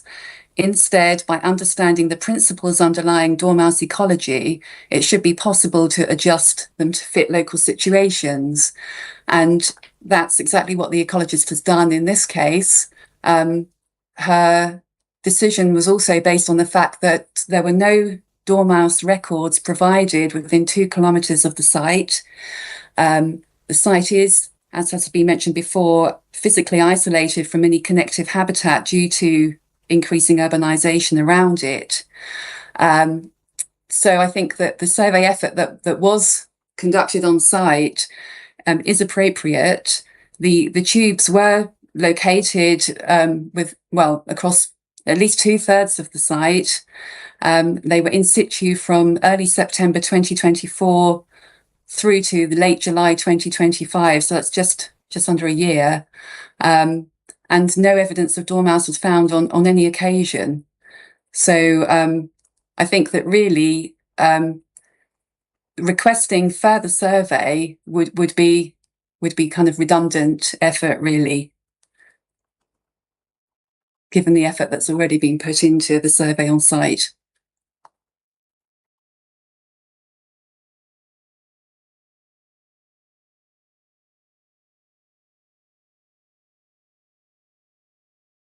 Just so I'm clear, can you hear Miss Southern? It's just my microphone that's...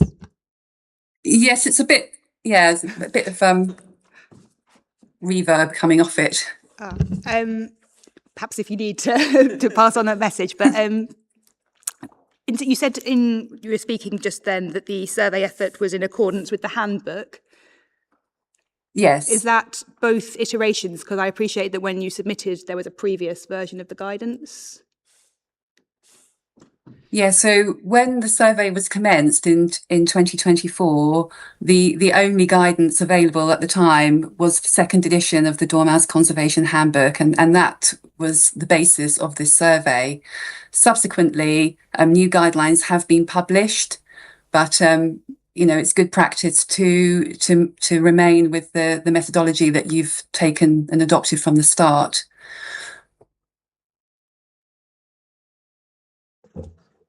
If I may, I think what may sit behind the inspector's question is whether or not it makes a substantive difference. Sorry. I think just firstly, I just wanted to understand which version of the guidance you were talking about. But as I understand it from the written evidence, there is a difference in terms of calculating the survey effort, which has led to where we are. Yes, that has changed. That has changed. But in terms of deploying a standard of 50 tubes or devices, that remains the same. But as a recommendation, and we often, as ecologists, have to take an adaptive approach to the methodology to make them fit the sort of respective site conditions and constraints at the time, but this is always justified in our reports why we have had to do that.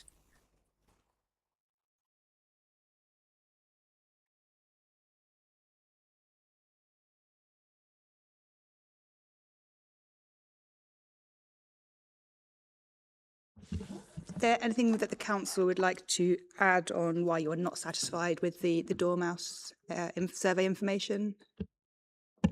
Our concern is that not 50 tubes were deployed, and the minimum number of points you need to have is 20 to have a negative result. and I think we're at 13.61. So we're missing that just over 6 points to be able to confirm that there are no dormice present. And that is using the 2025 guidance, but we are, now beyond that. And I mean, that this is where our concerns come from. I mean, ultimately, it's up to you to make a judgment call. But for as far as we are through this, we are not happy with that, the number to confirm that dormice are not present on the site.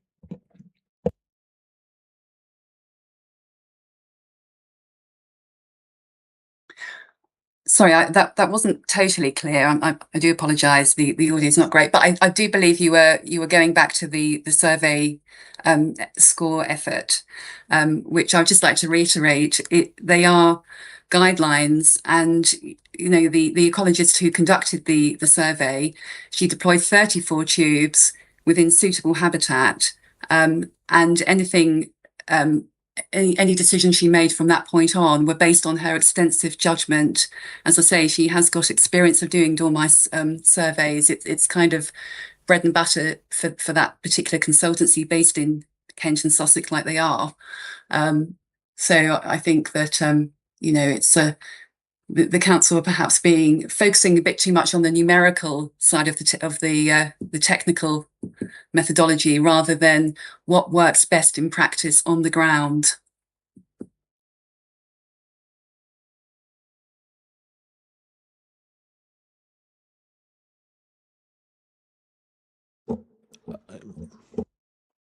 Thank you, Inspector. I think, because obviously we're not ecologists in terms of we can't come back, rebut, but I think essentially on the basis of the advice of our ecologists, the key point is that the fact that the search effort has got a score of less than 20, they're coming at 13.6, it's basically assumed absence cannot be based on that search effort score of less than 20. So it's impossible to actually definitively define whether they're absent from the site on that basis. I'd just like to add further. I think that Sorry. Hold on, Georgina. Sorry. We need to wait for the inspector to ask the question. Forgive me. Oh, I'm sorry.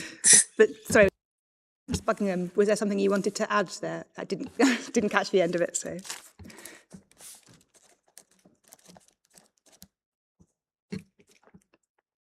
No. Sorry, Ms. Southern, you wanted to come back. Yeah, I was just going to respond to the council members that I think had the quality of habitat on site been better in terms of supporting dormice populations.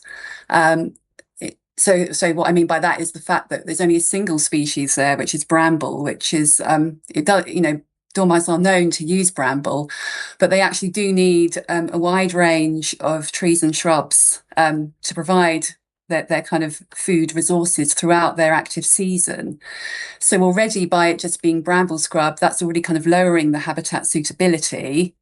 The fact that the bramble hadn't been established for that long, a lot of it has colonised the site recently. And I think if you go back to the guidelines, it does actually comment about scrub habitat. And it does say that where scrub has encroached on previously open ground, which would have been the case on this site as it was playing fields beforehand, it's much less likely to become colonised by dormice. So I think that they're factors which would be taken into consideration in terms of the likely suitability of the habitat supporting dormice, and also the fact that there are no dormice records within the vicinity, and the fact that the site is totally isolated. It's surrounded by urban form. It's subject to disturbance from the busy road. And up until recently, it was open for public access. There were dog walkers and things like that. So dormice, they very much don't like disturbance. And I think we can also basically extrapolate from the fact that if they are there in that portion of the site where tubes weren't able to be deployed, you would have expected that they would have expanded out of that area to use the rest of the site, given the fact that they would have had to have looked for other food resources to support them. So I think there's a lot of evidence which would have been, informing the ecologists at the time as to whether it would have been worth disturbing the bramble habitat to deploy more tubes, which is effectively which would have had to happen. Vegetation clearance, which would have disturbed nesting birds and other species. I think there's a balance there whether it was worth the trade-off for the kind of return of information that would have been delivered. So yeah.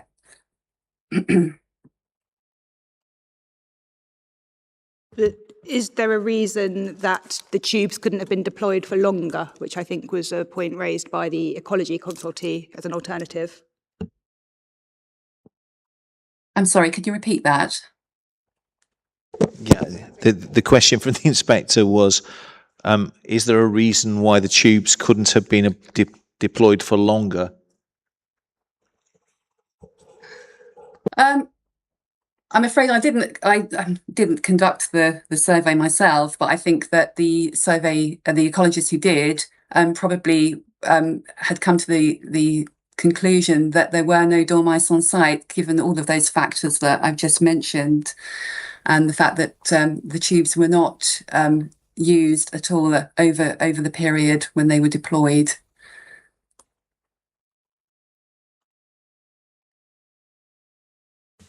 Thank you. Is there anything further on dormouse? It's only in fact, as I say, I'm not an expert or anything on that, but obviously the appellants have stated it was only brambles on the site. But, just looking at table 1 of the dormice of the 2025 one, hang on, the title of it, the Dormouse Handbook, Conservation Handbook. And Table 1 actually sets out the trees and shrubs of value to dormice. Oak, it specifies, bramble, sycamore, ash, hawthorn, all of species which are actually present on the site. So, I mean, I'm not disputing, I'm just saying it doesn't seem to be that it's only bramble on the site from having had regard to the arboricultural survey and the group species, which do show a lot of sycamore, and it says a valuable source of insect food and pollen, useful tree for them. Goes and it sets out. I'm not going to go through it, but it was just to raise that point. If I may respond to that point, I'd like to say that yes, there are other species on site, but and they are within the area which was surveyed by the qualified ecologist. The area that couldn't be accessed is dense bramble scrub. So that goes back to my point that if dormice were there within the bramble scrub that couldn't be accessed at the time, it's likely they would have expanded out of that area to use the rest of the site to basically access those other resources.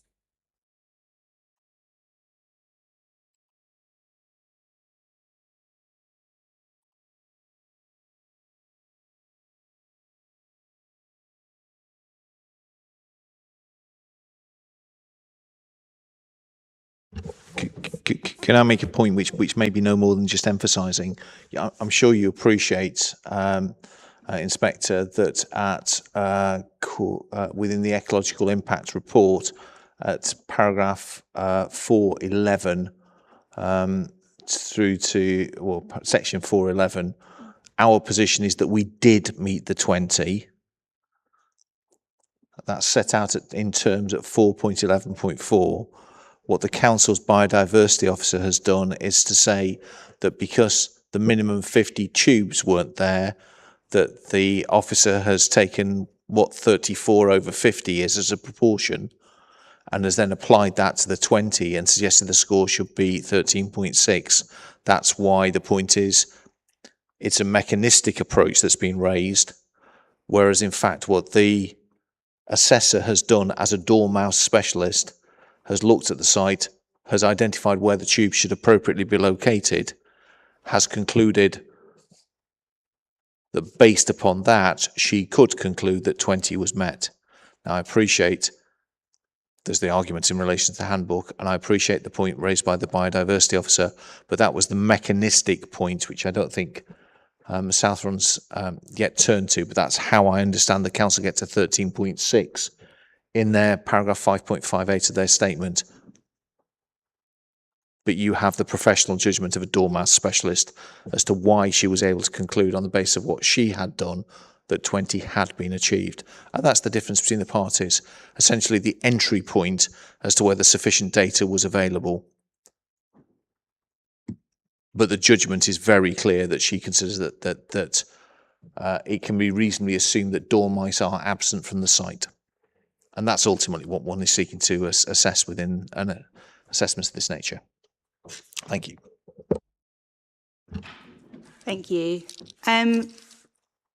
Coming to bats then, the council's appeal statement has suggested that concerns in relation to tree T3 had been, with regard to bats, had been addressed, but there remained an outstanding issue that the appellant had not confirmed whether all works identified in the arboricultural report had been assessed. I've noted that the subsequent email from Ecology of the 23rd of July advises that bats have been appropriately assessed. Is the council now satisfied in relation to bats, or are there still concerns? Yep, we're satisfied. We're satisfied now.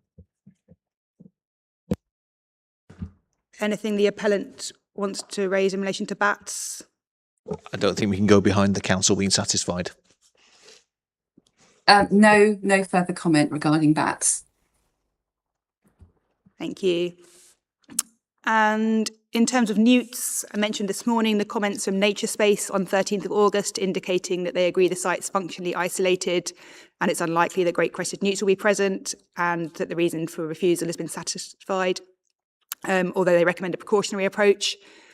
Is the council now satisfied on newts? Yes.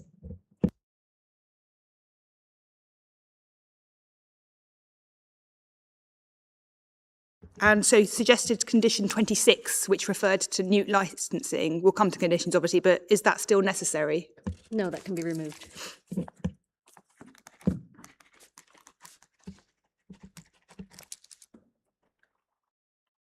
And in Nature Space's recommendation for a precautionary approach, is that picked up already by suggested condition 25, or would there be a need for anything further?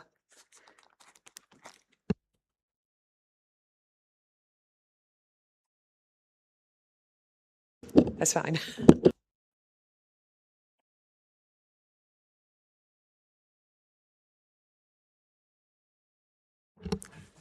For the appellant, any comments in relation to great crested newts? No, I don't.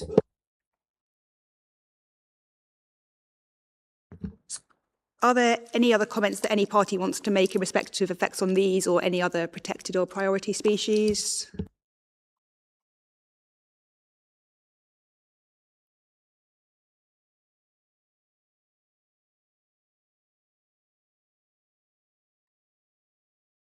Led to believe that there were badgers on the site, and it's documented somewhere.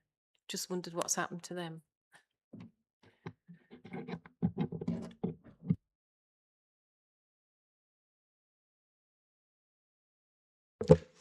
So it may be that Ms Southron may not have heard that. The question was raised whether there were badgers on site and what's happened to them. There are actually 2 badger reports within the... Sorry. Yes, that's right. Badger have been... So hold on.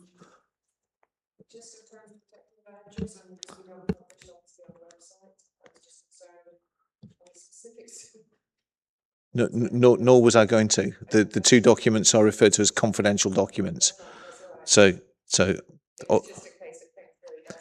Yeah, I've that's all right. Be doing this a bit. So obviously it won't be the public domain, but just to confirm through Ms Southron that there are 2 confidential badger reports that are within the core documents that have considered this issue, and the question is whether or not that's been considered adequately for the authority, and just to confirm that.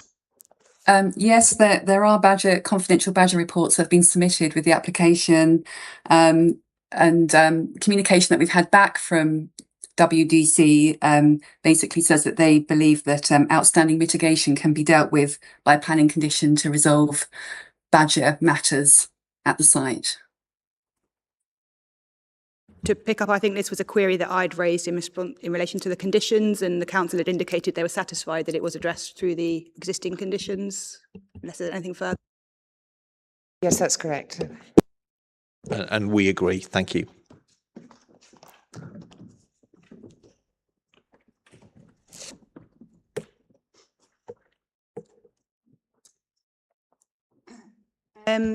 So before we move on, in terms of relevant policies, the reason for refusal refers to core strategy policy WCS 12 and what were paragraphs 187 and 193 of the framework.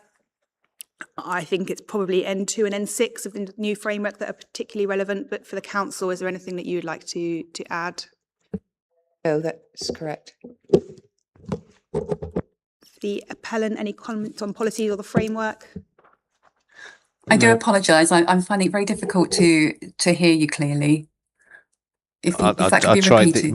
Madam Inspector asked whether it's policy W12 W12 of the WC12 of the local plan and policies N2 and N6 of the framework of the new MPPF, and the council said that they agreed, and we've just confirmed through the planning evidence that we too agree.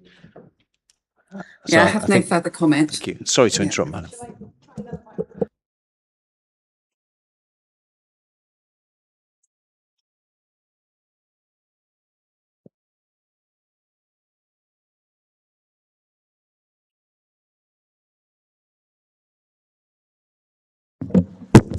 Is that one any better?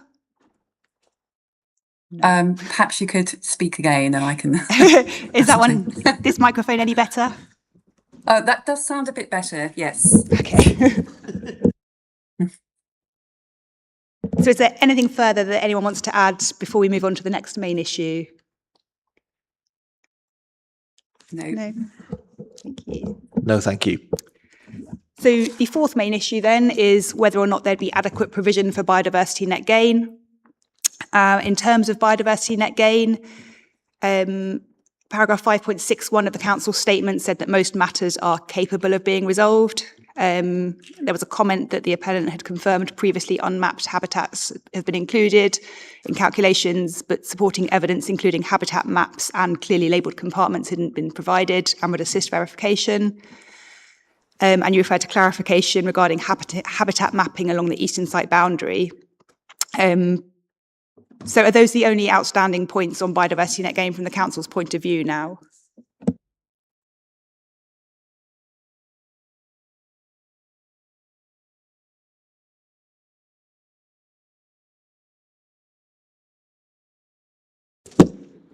It is actually included in the legal agreement now, the provision for BNG, including the habitat management and monitoring plan. So is the council now satisfied that biodiversity net gain would be provided in accordance with statutory requirements? Yes.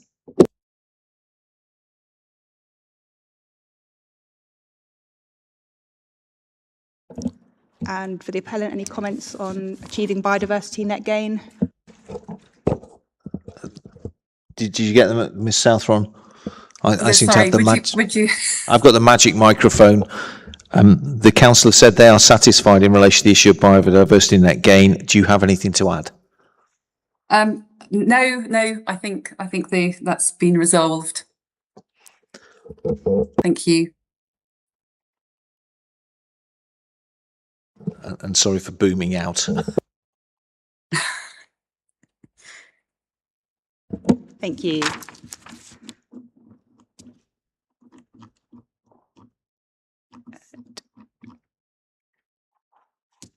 Just to confirm, is there anything further to add? Obviously, this is particularly relevant to the Schedule 7A of the Town and Country Planning Act 1990, but is there any policy or the framework implications that anyone wants to highlight on this main issue? No.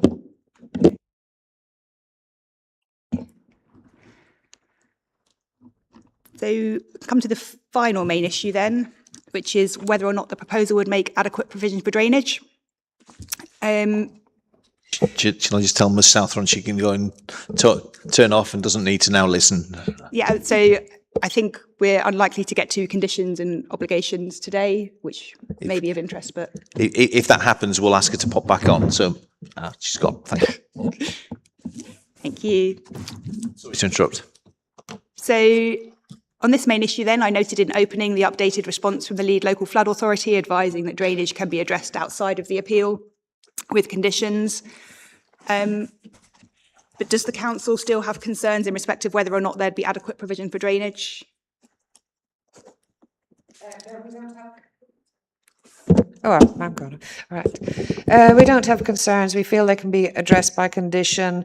Obviously, the LLFA had raised into concerns about exceedance flows, certain things of flooding around certain staircases, etc. We are happy that that can be addressed through the conditions. I think the only thing, as I mentioned earlier, there's currently only one condition relating to surface water drainage, and I think if, subject to us agreeing, obviously through the appellant, that there should be a separate one for the outline care home, if it's minded to approve, so as all drainage comes up front as part of the reserved matters, including all the calculations, because the original concern was the flood risk assessment didn't address the outline care home, and the LFA at the time had been concerned whether there was sufficient ability to have storage on the site or how it interconnected with the Aldi storage. So again, we're happy that can be covered by condition. It would just need an additional one specific for the outline consent on that. I think it's condition 22 that particularly deals with the scheme. It's just...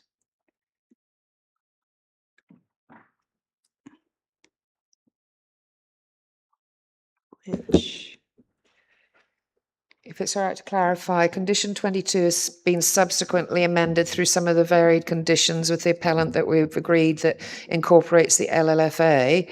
My only concern is obviously this relates to the Aldi store, and really that is fine with the amendments, but there should be a separate one for, or either a flood risk assessment and drainage strategy to come in, because the submission for the outline part of the consent didn't show an appropriate flood risk assessment according to the LLFA, and wasn't able to demonstrate there was the capacity for the storage on site for the illustrative footprint. So the only reason I'm happy it can be addressed through condition, I just would like a separate one at outline, which I can pass across to the appellants and discuss at the condition stage.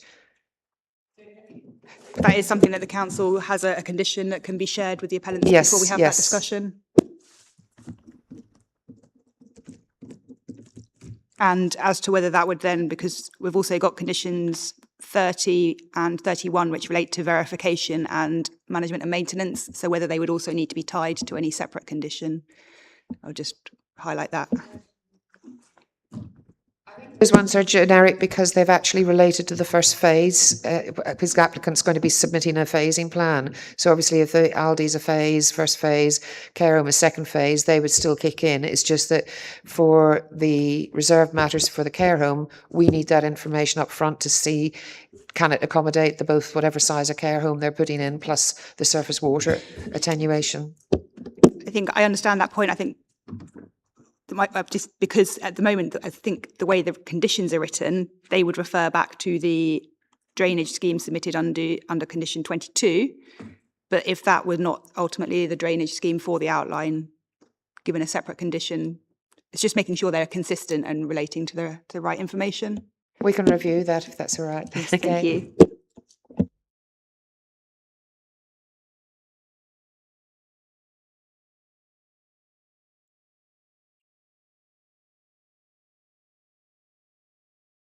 Anything that the appellant would like to say in relation to the drainage strategy now? That will be Mr. Turnbull, who's already had a voice today. Now he has a microphone as well. Afternoon, both. So, more than happy, I agree with what the council has said with regards to the points raised with the LLFA and the further eight conditions which they've put forward, and the additional commentary with regards to the care home. So I think we've been working with the LFA outside of this room and this meeting. We have no further information to provide or to add at this stage.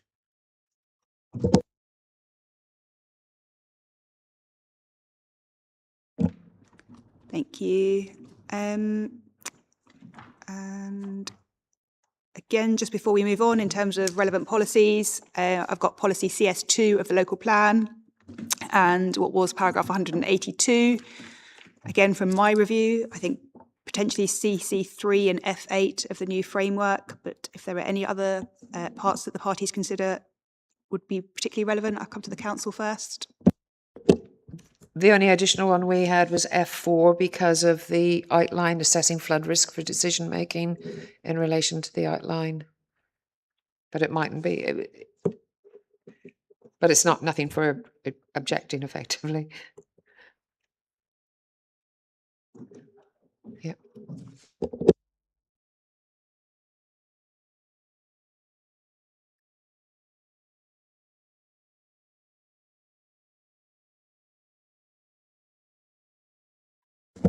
The appellant, any comments on policies or the framework?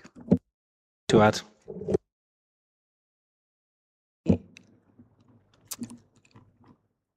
So unless there's anything further, we'll move on to other matters.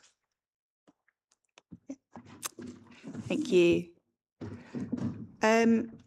So I have some points that I want to cover here first, and then there will be an opportunity for you to raise any other matters. I've just realised the first point I wanted to address is European designated sites. I don't know if we need Ms. Southon for that, or if that's something the appellant will deal with. Can we hodge that down the list a little bit, and we'll make contact with her to come back on? I had forgotten that that was on the other matters. So sorry about that. If we have a slight reordering and deal with.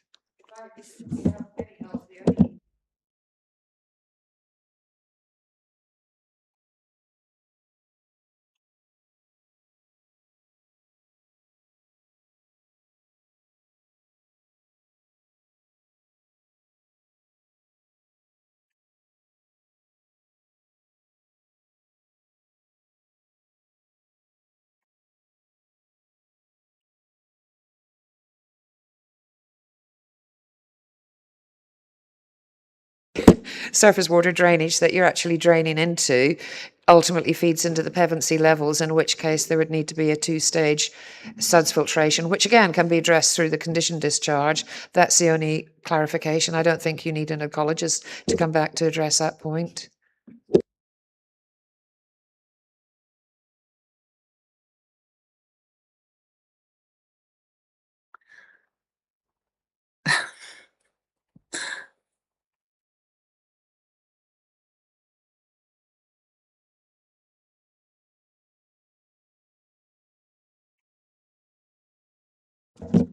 We have got Ms. Southon saying. So just to pick up where I was from the written evidence, and then perhaps I'll pick up that point, is that there had been reference to proximity to European sites, and then I'm mindful of the Conservation of Habitats and Species Regulations 2017. So when I'm looking at this, I had the appellant's shadow habitats regulation assessment within Appendix 5 to the appeal statement, which recorded that the Pevensey Levels special area of conservation is approximately 4 kilometres, but didn't identify any likely significant effects on those sites, and so set out that appropriate assessment isn't required. It also noted that the site is outside of the impact risk zones of some sites of special scientific interest. But just a query I had firstly was that although the shadow habitats regulation assessment discusses the Pevensey Levels, paragraph 4.8 of your statement of case also notes the Ashdown Forest Special Area of Conservation and Special Protection Area, and the Lewes Downs Special Area of Conservation as being in the area surrounding the site, but they're not considered in the shadow assessment. So can I determine there would not be a likely significant effect on those sites? Ms. Southron, did you hear those? I'm sorry. I'm struggling to Don't worry. Clearly. I'll act as the mouthpiece. So the question was asked in relation to the shadow habitats regs assessment, which is Appendix 5 of the appellant statement of case, which identifies that in relation to the Pevensey levels, 4 kilometres away, no significant effect. However, paragraph 4.8 notes the Ashdown Forest SPA and the Lewis Downs SPA. Query, is there any effect, or can that also be excluded for some reason?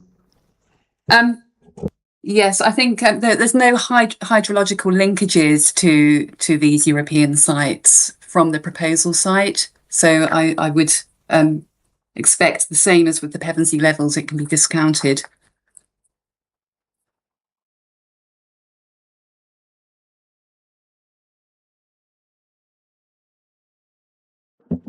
Does the council have a view on the Ashdown Forest and Lewis Downs sites? Yes, and we would have a view on the Pevensey levels. There is actually a watercourse further north of the site. Not that I'm saying this is draining in, but to say there's no potential impact on Pevensey levels is actually incorrect. I can summarise through you basically. Ashdown Forest SAC is basically there won't be any threats in terms of that because of Natural England's advice and guidance, because that the SAC relates to the nitrogen deposition effectively, and the site is too far away from that, and again with various mitigations that Natural England has actually said through improvements to vehicles, exhaust, etc.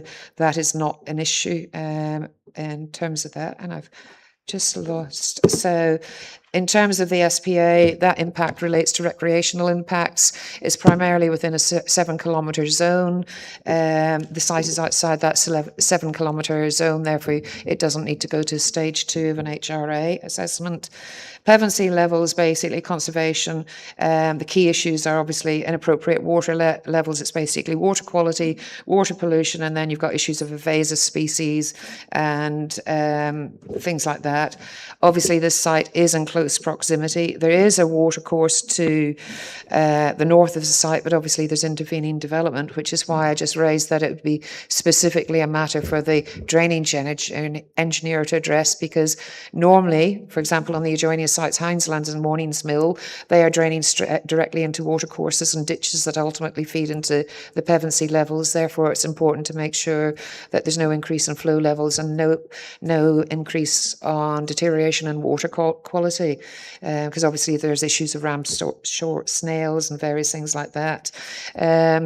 Whereas on this site, it's going into southern waters, surface water, but I don't know where that drains into, which is why I was just flagging up. As long as there is a minimum two-stage SUDS to ensure that water quality and pollution, water quality is ensured, there's no pollution, then we would be satisfied that, well, we are not the competent authority, you would be the one to assess it, but we would not be raising any objections on that basis. Hopefully that is clear enough, and I haven't waffled on too much. Sorry, just so I'm clear, you mentioned about the SPA and recreation impacts being, is that the both of, oh no, so that's the Ashdown Forest Special Protection Area? That's the Ashdown Forest SPA, and oh, I forgot to mention the Lewis Downs. It's too far away. It actually is an issue of air quality, but it's related to where the road is, A27, and the key issue actually is on the other side, and Natural England again has said that there's various mechanisms and it actually doesn't have an adverse impact. So Lewis Downs is safe. If you want, I can try and find the actual further details, but it's not an issue in Lewis Downs. So the only concern is Pevensey levels, SAC Ramsar site, and the impact on water.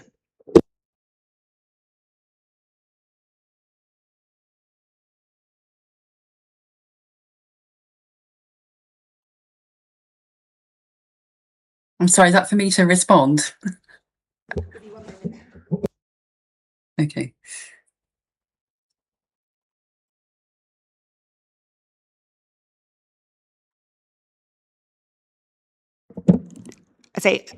I have, as I mentioned, had the appellant's shadow habitats regulation assessment, which effectively says that there would be no likely significant effect. It's kind of screened out.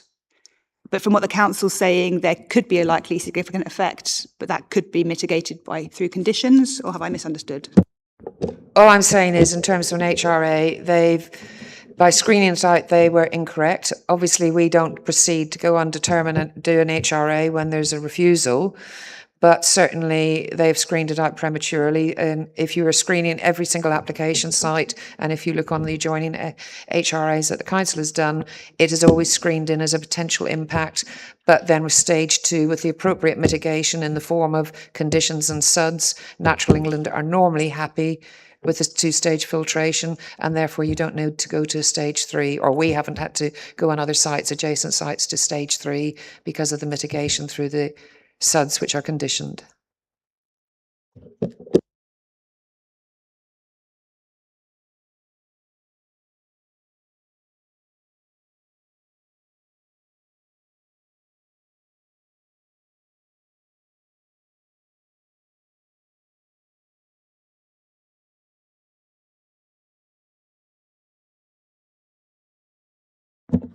Thank you. So does the appellant maintain that it should be screened out, having heard from the council? Can I first of all ask Mr Turnbull to answer the specific question in relation to Southern Water, if I may, which has obviously been left hanging and he's no doubt excited to answer, and then ask the question of Ms Southron. Mr Turnbull. Afternoon again. In the answer to your question with the 2 treatments, yes, the strategy does that. It addresses the council's concern, shall we? So that the strategy addresses your concern. The 8 conditions it's the LLFA and some more to have put on the table also effectively make sure that that happens as well. Does that answer your questions, Ari Inspector? My question is just the point in terms of when I'm considering effects on European sites, obviously I need to determine if there's a likely significant effect. And then if there is, to go on to an appropriate assessment. As I say, the appellant's evidence had suggested that a likely significant effect could be screened out. From what the council is telling me, the effect can't be screened out, but there would be potential mitigation through the condition, which I would need to then consider through an appropriate assessment. Quite so, given what Mr Turnbull has just said, which then means Ms Southron needs to comment upon in relation to that, if I may. Ms Southron? Yeah, I'm sorry, I am only just getting the basic gist from this, so I gather, I'm a bit confused because we submitted our shadow HRA report to the council for their review, and in the statement of case, they came back and said that they concluded that the proposal would not result in any likely significant effects, and that there were no further concerns raised in relation to the HRA. So I'm a bit confused as to why this is now being raised. Sorry, let me try and assist. So the point is not the end point of this, i.e. no significant adverse effect. The point is the process one gets there, i.e. whether you get it at the screening stage, so stage 1, so you can screen out likely significant effects, or is it a stage 2 point where you can't exclude significant effects because if there isn't 2-stage filtration at the Southern Water point of contact, that therefore amounts to mitigation because that has to be controlled by condition. That was the point that I think was raised, and I think that's a fair point from the authority. I wonder if perhaps the best approach might be, since I think we're into tomorrow, unless you have a mindset of sitting well into the evening, Inspector, that this is a point on which we will reflect behind the scenes. And the real question is whether or not you want a revise, if that turns out to be the position behind the scenes, whether a revised shadow habitats regs assessment would be sensible. And that may be of assistance for you in relation to this matter. I think obviously it'd be helpful for the parties to reflect on it if it sounds like this is coming as a slight surprise. From my point of view, obviously mindful of timescales, and that if I am going to need to carry out an appropriate assessment, I'll need to consult Natural England, which obviously potentially introduce further delay.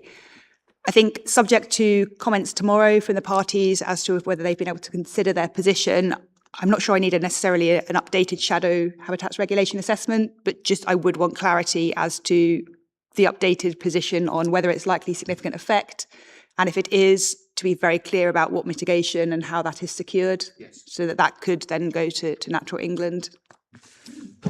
And certainly what I have in mind would be some form of text agreed with the authority that could go to Natural England, whether that be in the form of, if you will, a very short shadow habitat regs assessment based upon the condition, or whether it be a letter of a form that can go to Natural England so that one can do a Reg 43 consultation with them. Then I'll reflect upon with my client, if I may, overnight. But I'd rather do that than perhaps Ms Southron being not able to hear and follow the debate. This is a point of importance for obvious reasons. So I think... Sorry, sound quality is getting worse, I have to say. I was hearing Paul quite clearly, but not anymore. So I don't know. So don't worry, Georgina, I'll give you a ring when we've finished. Okay. And obviously, if there is any update, if that can be discussed with the council, obviously as soon as possible. Absolutely. But, we'll come back to that tomorrow then, perhaps. Just. Sorry, I'm a bit confused what the update is. I think it's just, I mean, whether the council have always taken the approach that when you screen it, and then stage 2 is always the assessment with mitigation. I know I have seen some legal cases where I think some inspectors are, and obviously maybe be better getting advice from, obviously from the appellant, that people have taken into consideration that the SUDS is part of the scheme as opposed to mitigation, but that's been pretty dubious, so I'm not sure, I'm not a legal expert. Our approach has always been the mitigation's taken account as stage 2, so we wouldn't tend to change from that, and at all, but normally the mitigation always satisfies and never has to go to stage 3, and there's never a cumulative impact because every development has to effectively wash its own face as far as surface water and impact on pevensey levels goes. And following the people over wind case, a cautious approach needs to be taken. I want to reflect upon that. I need to have a conversation with Mr Turnbull in relation to exactly that point, whether or not the connection to Southern Water can be taken to be part of the scheme. I too am dubious about that. If it's not part of the scheme, then it's part of mitigation, and therefore there is a need for an appropriate assessment, albeit that it's common ground between the parties that it won't give rise to a likely significant effect with mitigation. And before people over wind against Ambord Planola, life was a lot easier, and we could just say we can screen it out at this stage. Just so that everybody's comfortable, then I think if we can just leave that for you to reflect overnight, and we'll just revisit that at the start of tomorrow. Thank you. Thank you. So the next other matter that I'd particularly highlighted was heritage assets, which is because I had noted the references to Polegate Windmill as a Grade 2 star listed building. So I've got the note from the appellant in terms of your position on the building, the significance and the contribution made by the site. Is there anything that you want to add or say from that note? No, Mr Froman is unfortunately away on holiday and not able to join us even virtually, but we are grateful he's produced this at short notice. But this essentially confirms what the Conservation Officers had to say and gives a bit more flesh on the bones, and I hope it's helpful.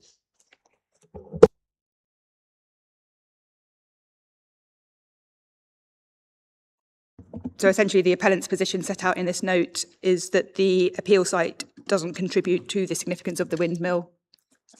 That's exactly right, and that's, as I understand it, is common ground. I understood it was common ground, there was no effect, but I just, again, wanted to understand how we get there. For the council's point of view, is there anything in the appellant's note that you would disagree with or that you would want to add to? No, that's fine.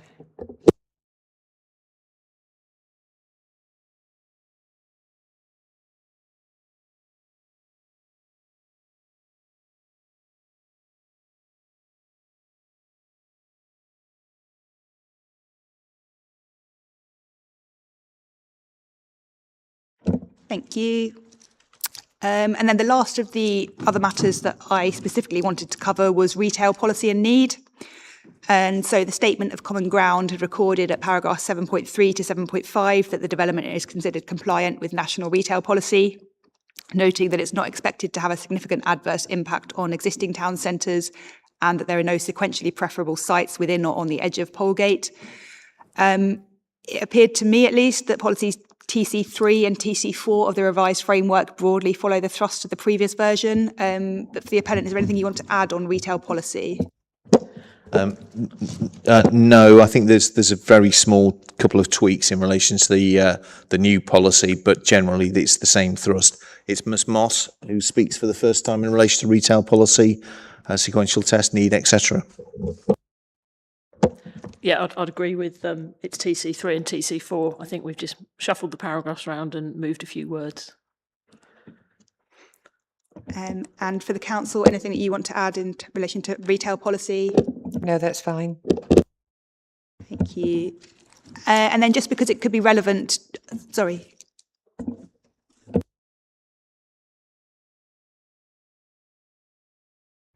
It's under my other matters, yes. Thank you. The question of are we covering care home need is a point I have to raise under the interested party comments. And then just because it could be relevant to the discussion on the benefits and planning balance, is there evidence demonstrating a particular need or requirement for additional retail provision that the proposal would address? Yes, so there's various points of evidence with regard to the requirement for additional floor space in the local area, starting with the core strategy, which is CD 4.1.1. At para 6.22, reference is made to the area's dependence on Eastbourne for employment and shopping requirements. The council's own evidence base, which is CD 4.3.3, sets out at paragraph 6.3 that there's capacity for significant additional convenience good floor space for until 2030, and that is about 3 times the amount of floor space we are proposing at this location within the next 4 years. Paragraph 6.6 of the same evidence base goes on to note that qualitative measures around issues such as residents' dissatisfaction and potential impact of realising capacity on the ground should also be taken into account. And then finally, if you make reference to the officer report, which is CD 3.1, on page 18, officers identify that the proposal is considered to enhance consumer choice and competition, retain expenditure within Wealdon District Council, reducing leakage to larger centres further afield, support linked trips due to its proximity to the town centre, and strengthen the local convenience retail offer in Polegate. And in addition, the council's own annual monitoring report, which I accept is not a core document, does identify they've had a shortfall in retail floor space delivery.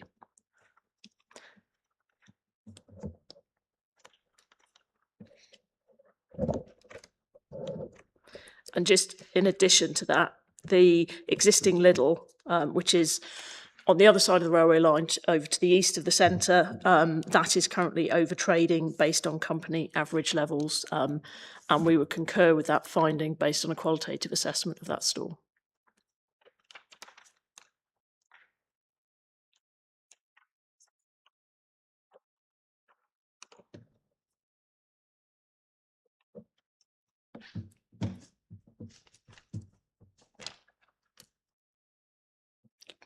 Thank you. Is there anything that the council would like to say on need for additional retail provision? The only thing, the Wealdon Town Centre study, which is January 2026, which underpins the current local plan, as I understand it, they go through the various things, and effectively under Chapter 6, it essentially includes we do not need retail allocations, but states that we need to consider prioritising town centres. It's not saying we're not happy, it's just they haven't been allocated, there hasn't been a need for them, and it basically refers to under para 6.8, appropriate to consider meeting the quantitative capacities identified where a qualitative need might exist.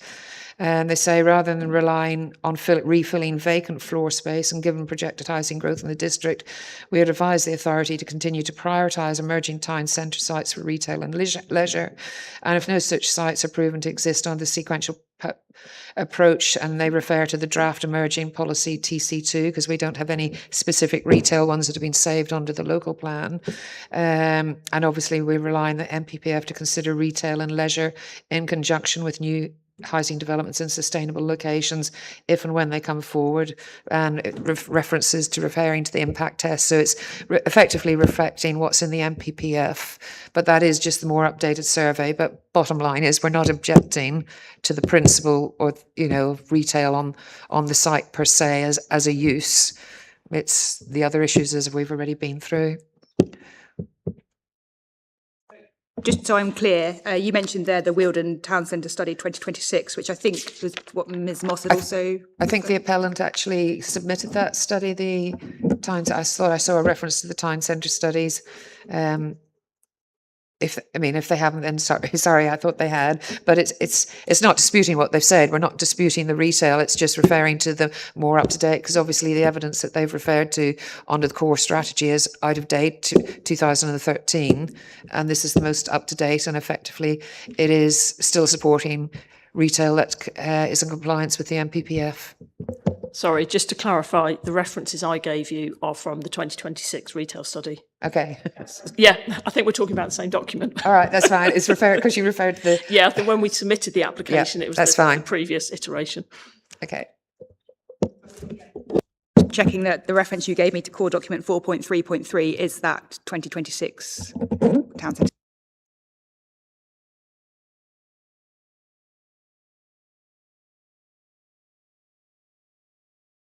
On any other planning matters, as I said in my opening, I've seen all of the written representations on the proposal and I'll take these into account.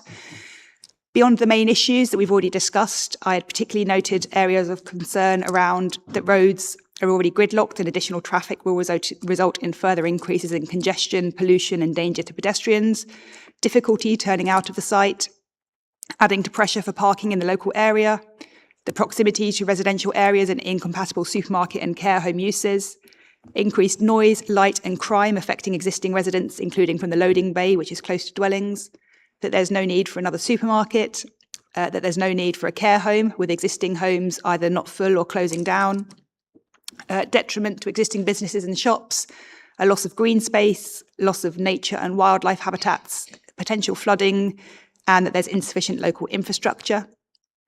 I've also noted comments in support of the proposal referring to the creation of jobs, investment in the local economy, provision of housing, reducing travel times, and providing for access for the local community to affordable food shopping.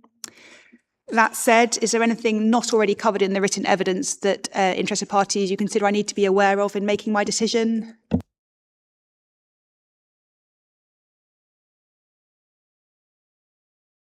Can I take your name firstly? Yeah, it's Mandy Gaved, Gaved.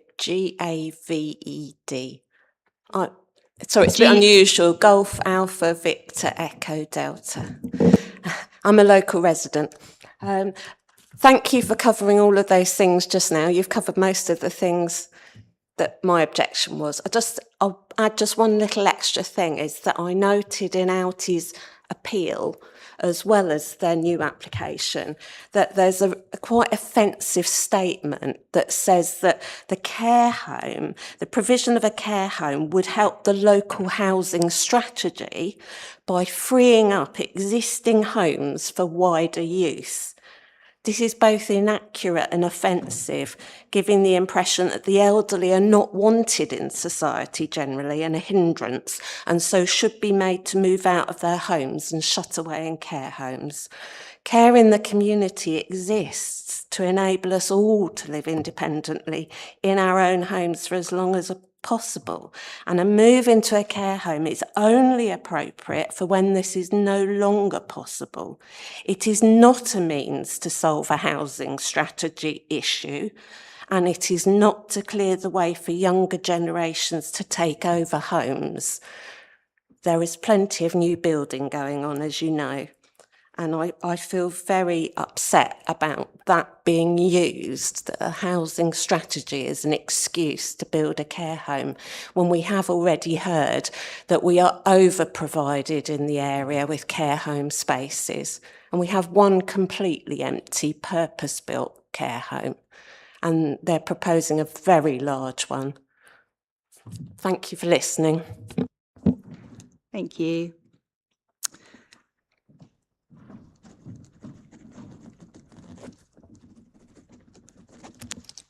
If I can just ask the appellant firstly, so I mentioned one of the areas of particular concern mentioned by a number of parties is the existing congestion in the area, which will be made worse by the development, along with other growth in the area. What is the appellant's position on traffic and congestion effects? Is it Mr. Bradshaw or? It'll definitely be Mr. Bradshaw. And just before I do, Madam, may I just make one point in response to the previous speaker? Just to say, absolutely not seeking to make comments which are offensive. Apologies if it has caused any offence. My client's comments in that regard, with regard to specialist accommodation for the elderly, releasing general market housing, is actually reflective of national policy in paragraph 16A of the PPG on housing for older people. So it's something that derives from the Secretary of State's own policy. But it doesn't evidence a need in Polegate. That's the point. Whatever you say about national policy, it doesn't evidence the need for that proposed care home. That was my point. Thank you. Noted the reference to... Nothing to add. Thank you. Thank you. Well, on traffic generally, I mean, obviously we've produced a full transport assessment that assesses the development impacts, which have all been accepted by East Sussex. There's no issue from East Sussex Council about traffic capacity or impact. I've got colleagues here that can talk through numbers if you want to talk about that. I suspect you don't. I think the generality of the point is that a retail development like this doesn't generate any traffic. It simply provides a destination to accommodate trips that would be made in the absence of the development, particularly for the food store. Everybody that comes to this store will be doing their shopping somewhere, and that the generalised effect of having a new store in Polegate is that trips to supermarkets will be shorter in length because people in Polegate will have to travel less distance to do their shopping. People won't travel here from Eastbourne. Aldi have got 2 stores there already. The generality is it will serve a local function with people able to make shorter trips by car, which is less traffic. The trips they do make by car will be in substitution for an existing trip to another destination. Some people will be able to come here by foot that can't currently go to a supermarket on foot, or cycle or bus.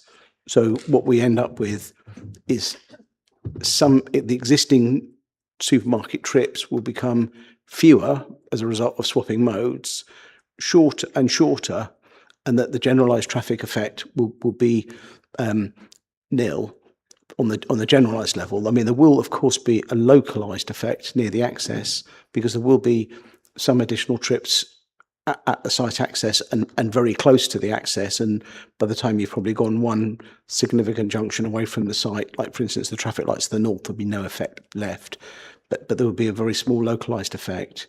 But when you allow for things like pass-by trips and transfer trips, the effect of the development at the next junction up and down from the site would be about the same as 60 houses. Coincidentally, we had our calculators out earlier when it was being talked about, and that it would be similar to that. It's a very small effect.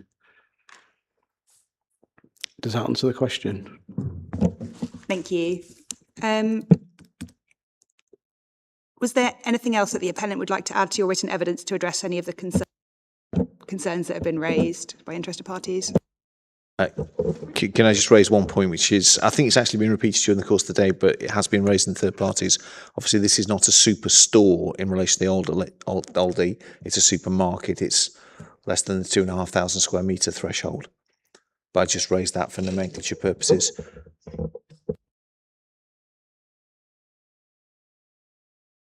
No other points to comment on? No. Thank you. For the council, is there anything that you'd like to add to your written evidence on the concerns that have been raised by, or comments rather, from interested parties? No. Thank you. Well, just to check, are there any other matters that anybody wants to raise before we move on? Mrs. Longden, if you come forwards.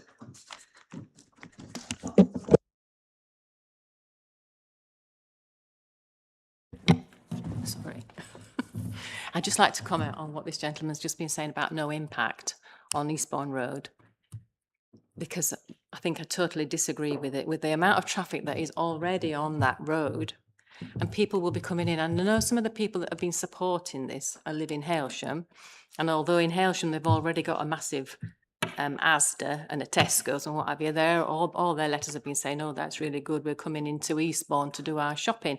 So yes, there will be people coming in specifically to do their shopping, and they will be coming onto Eastbourne Road, and it will be causing trouble. And that the main bit will be round where the Aldi is and where all the other junctions are going to be on that road, with all the building that will be taking place, what has taken place.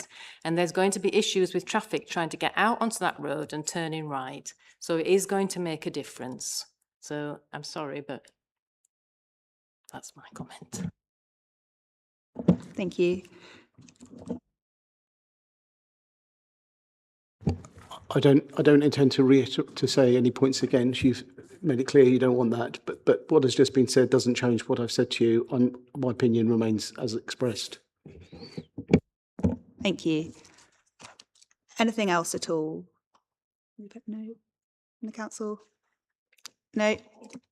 So it's very nearly 5 o'clock. I said I wasn't intending to sit past 5 today, and I'm aware that parties have got some homework, so I'm going to suggest that we do conclude for the day. Before we do that, I mentioned that I was hoping, and particularly as it's not raining at the moment, to go and visit the off-site viewpoints that I've been referred to. So I'm going to have another look at the windmill, the viewpoints in the landscape and visual impact assessment. Are there any other off-site viewpoints that anybody wants me to have a look at?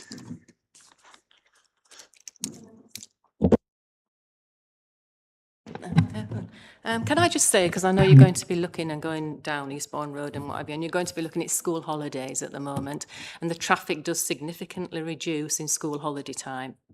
So if you're going to look at the traffic or anything on that road, you need to be going on normal working days when there is traffic at the busiest times. Well, most of the time when it's normal working days, that road is absolutely packed. Thank you. Any additional viewpoints, Mr. Tucker? No additional viewpoints. I do have one additional point to make, if I may, before you rise, but I'll wait until you. Yeah.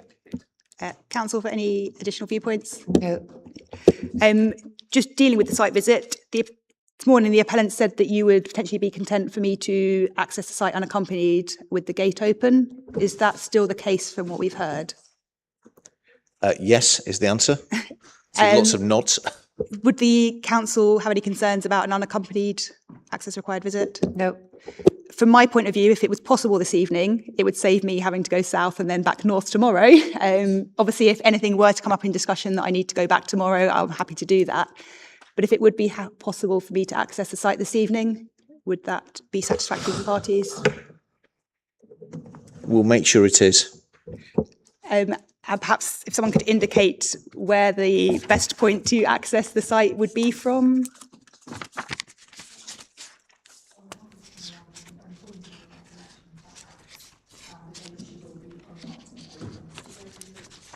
Yeah, the middle is the easiest. Yeah, so I'm told that there's the gate in the middle that will be unlocked. The best place to park is on the west side of Eastbourne Road, obviously in the housing, not on the road itself. And that access can be affected that way. What we'll do is we'll send somebody from the team to go immediately over there to have a look to make sure that that's been done. So obviously, we'll steadfastly, whoever it is, will steadfastly ignore you, but they will make sure the gate's open. Sorry, you might find it easier to park on the Vistry Park estate because there's 2 visitor parking bays where the old medical centre site is. The residential streets can tend to get quite busy for parking at this time of night. So, and that's just immediately down from your site. Thank you. So I mean, just to say from my point of view, obviously from the main issues, the main focus is particularly the trees along the frontage. But if I would like to see what I can see of the trees on the rest of the site and the relationship with neighbouring properties.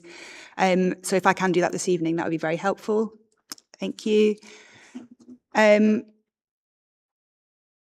I'll come on to arrangements for resuming tomorrow, but Mr. Tucker, you wanted to make a point? Yeah, it's just a point to be fair to Mrs. Turner in advance of the discussions about policy S4 and S5 tomorrow.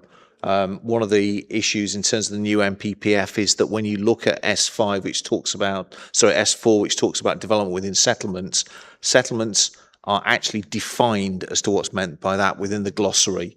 So that certainly I will be saying it's the glossary definition that's appropriate when you look as to whether you are in or out of a settlement. I also draw attention to the footnote 28, I think it is, of S5. But I'm just flagging that up to allow Mrs. Turner to have sight of that before we engage in that discussion tomorrow. Indeed, going to be one of the questions I was planning to ask tomorrow, so happy for both parties to be aware of that. In terms of resuming tomorrow, I'm content if it was a little bit earlier, if that works for the parties. I mean, if access is possible at 9:30, does that... Happy with that from our perspective. For the council, is 9:30 tomorrow? And be able to pass a message to your highways colleagues who I think are going to come back.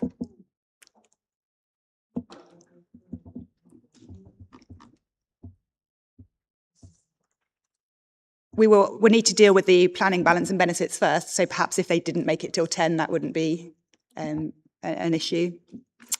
So unless there's anything else today, I'm going to adjourn until 9:30 tomorrow. No? Nothing from our part, thank you. So the hearing is adjourned. Thank you. Thank you.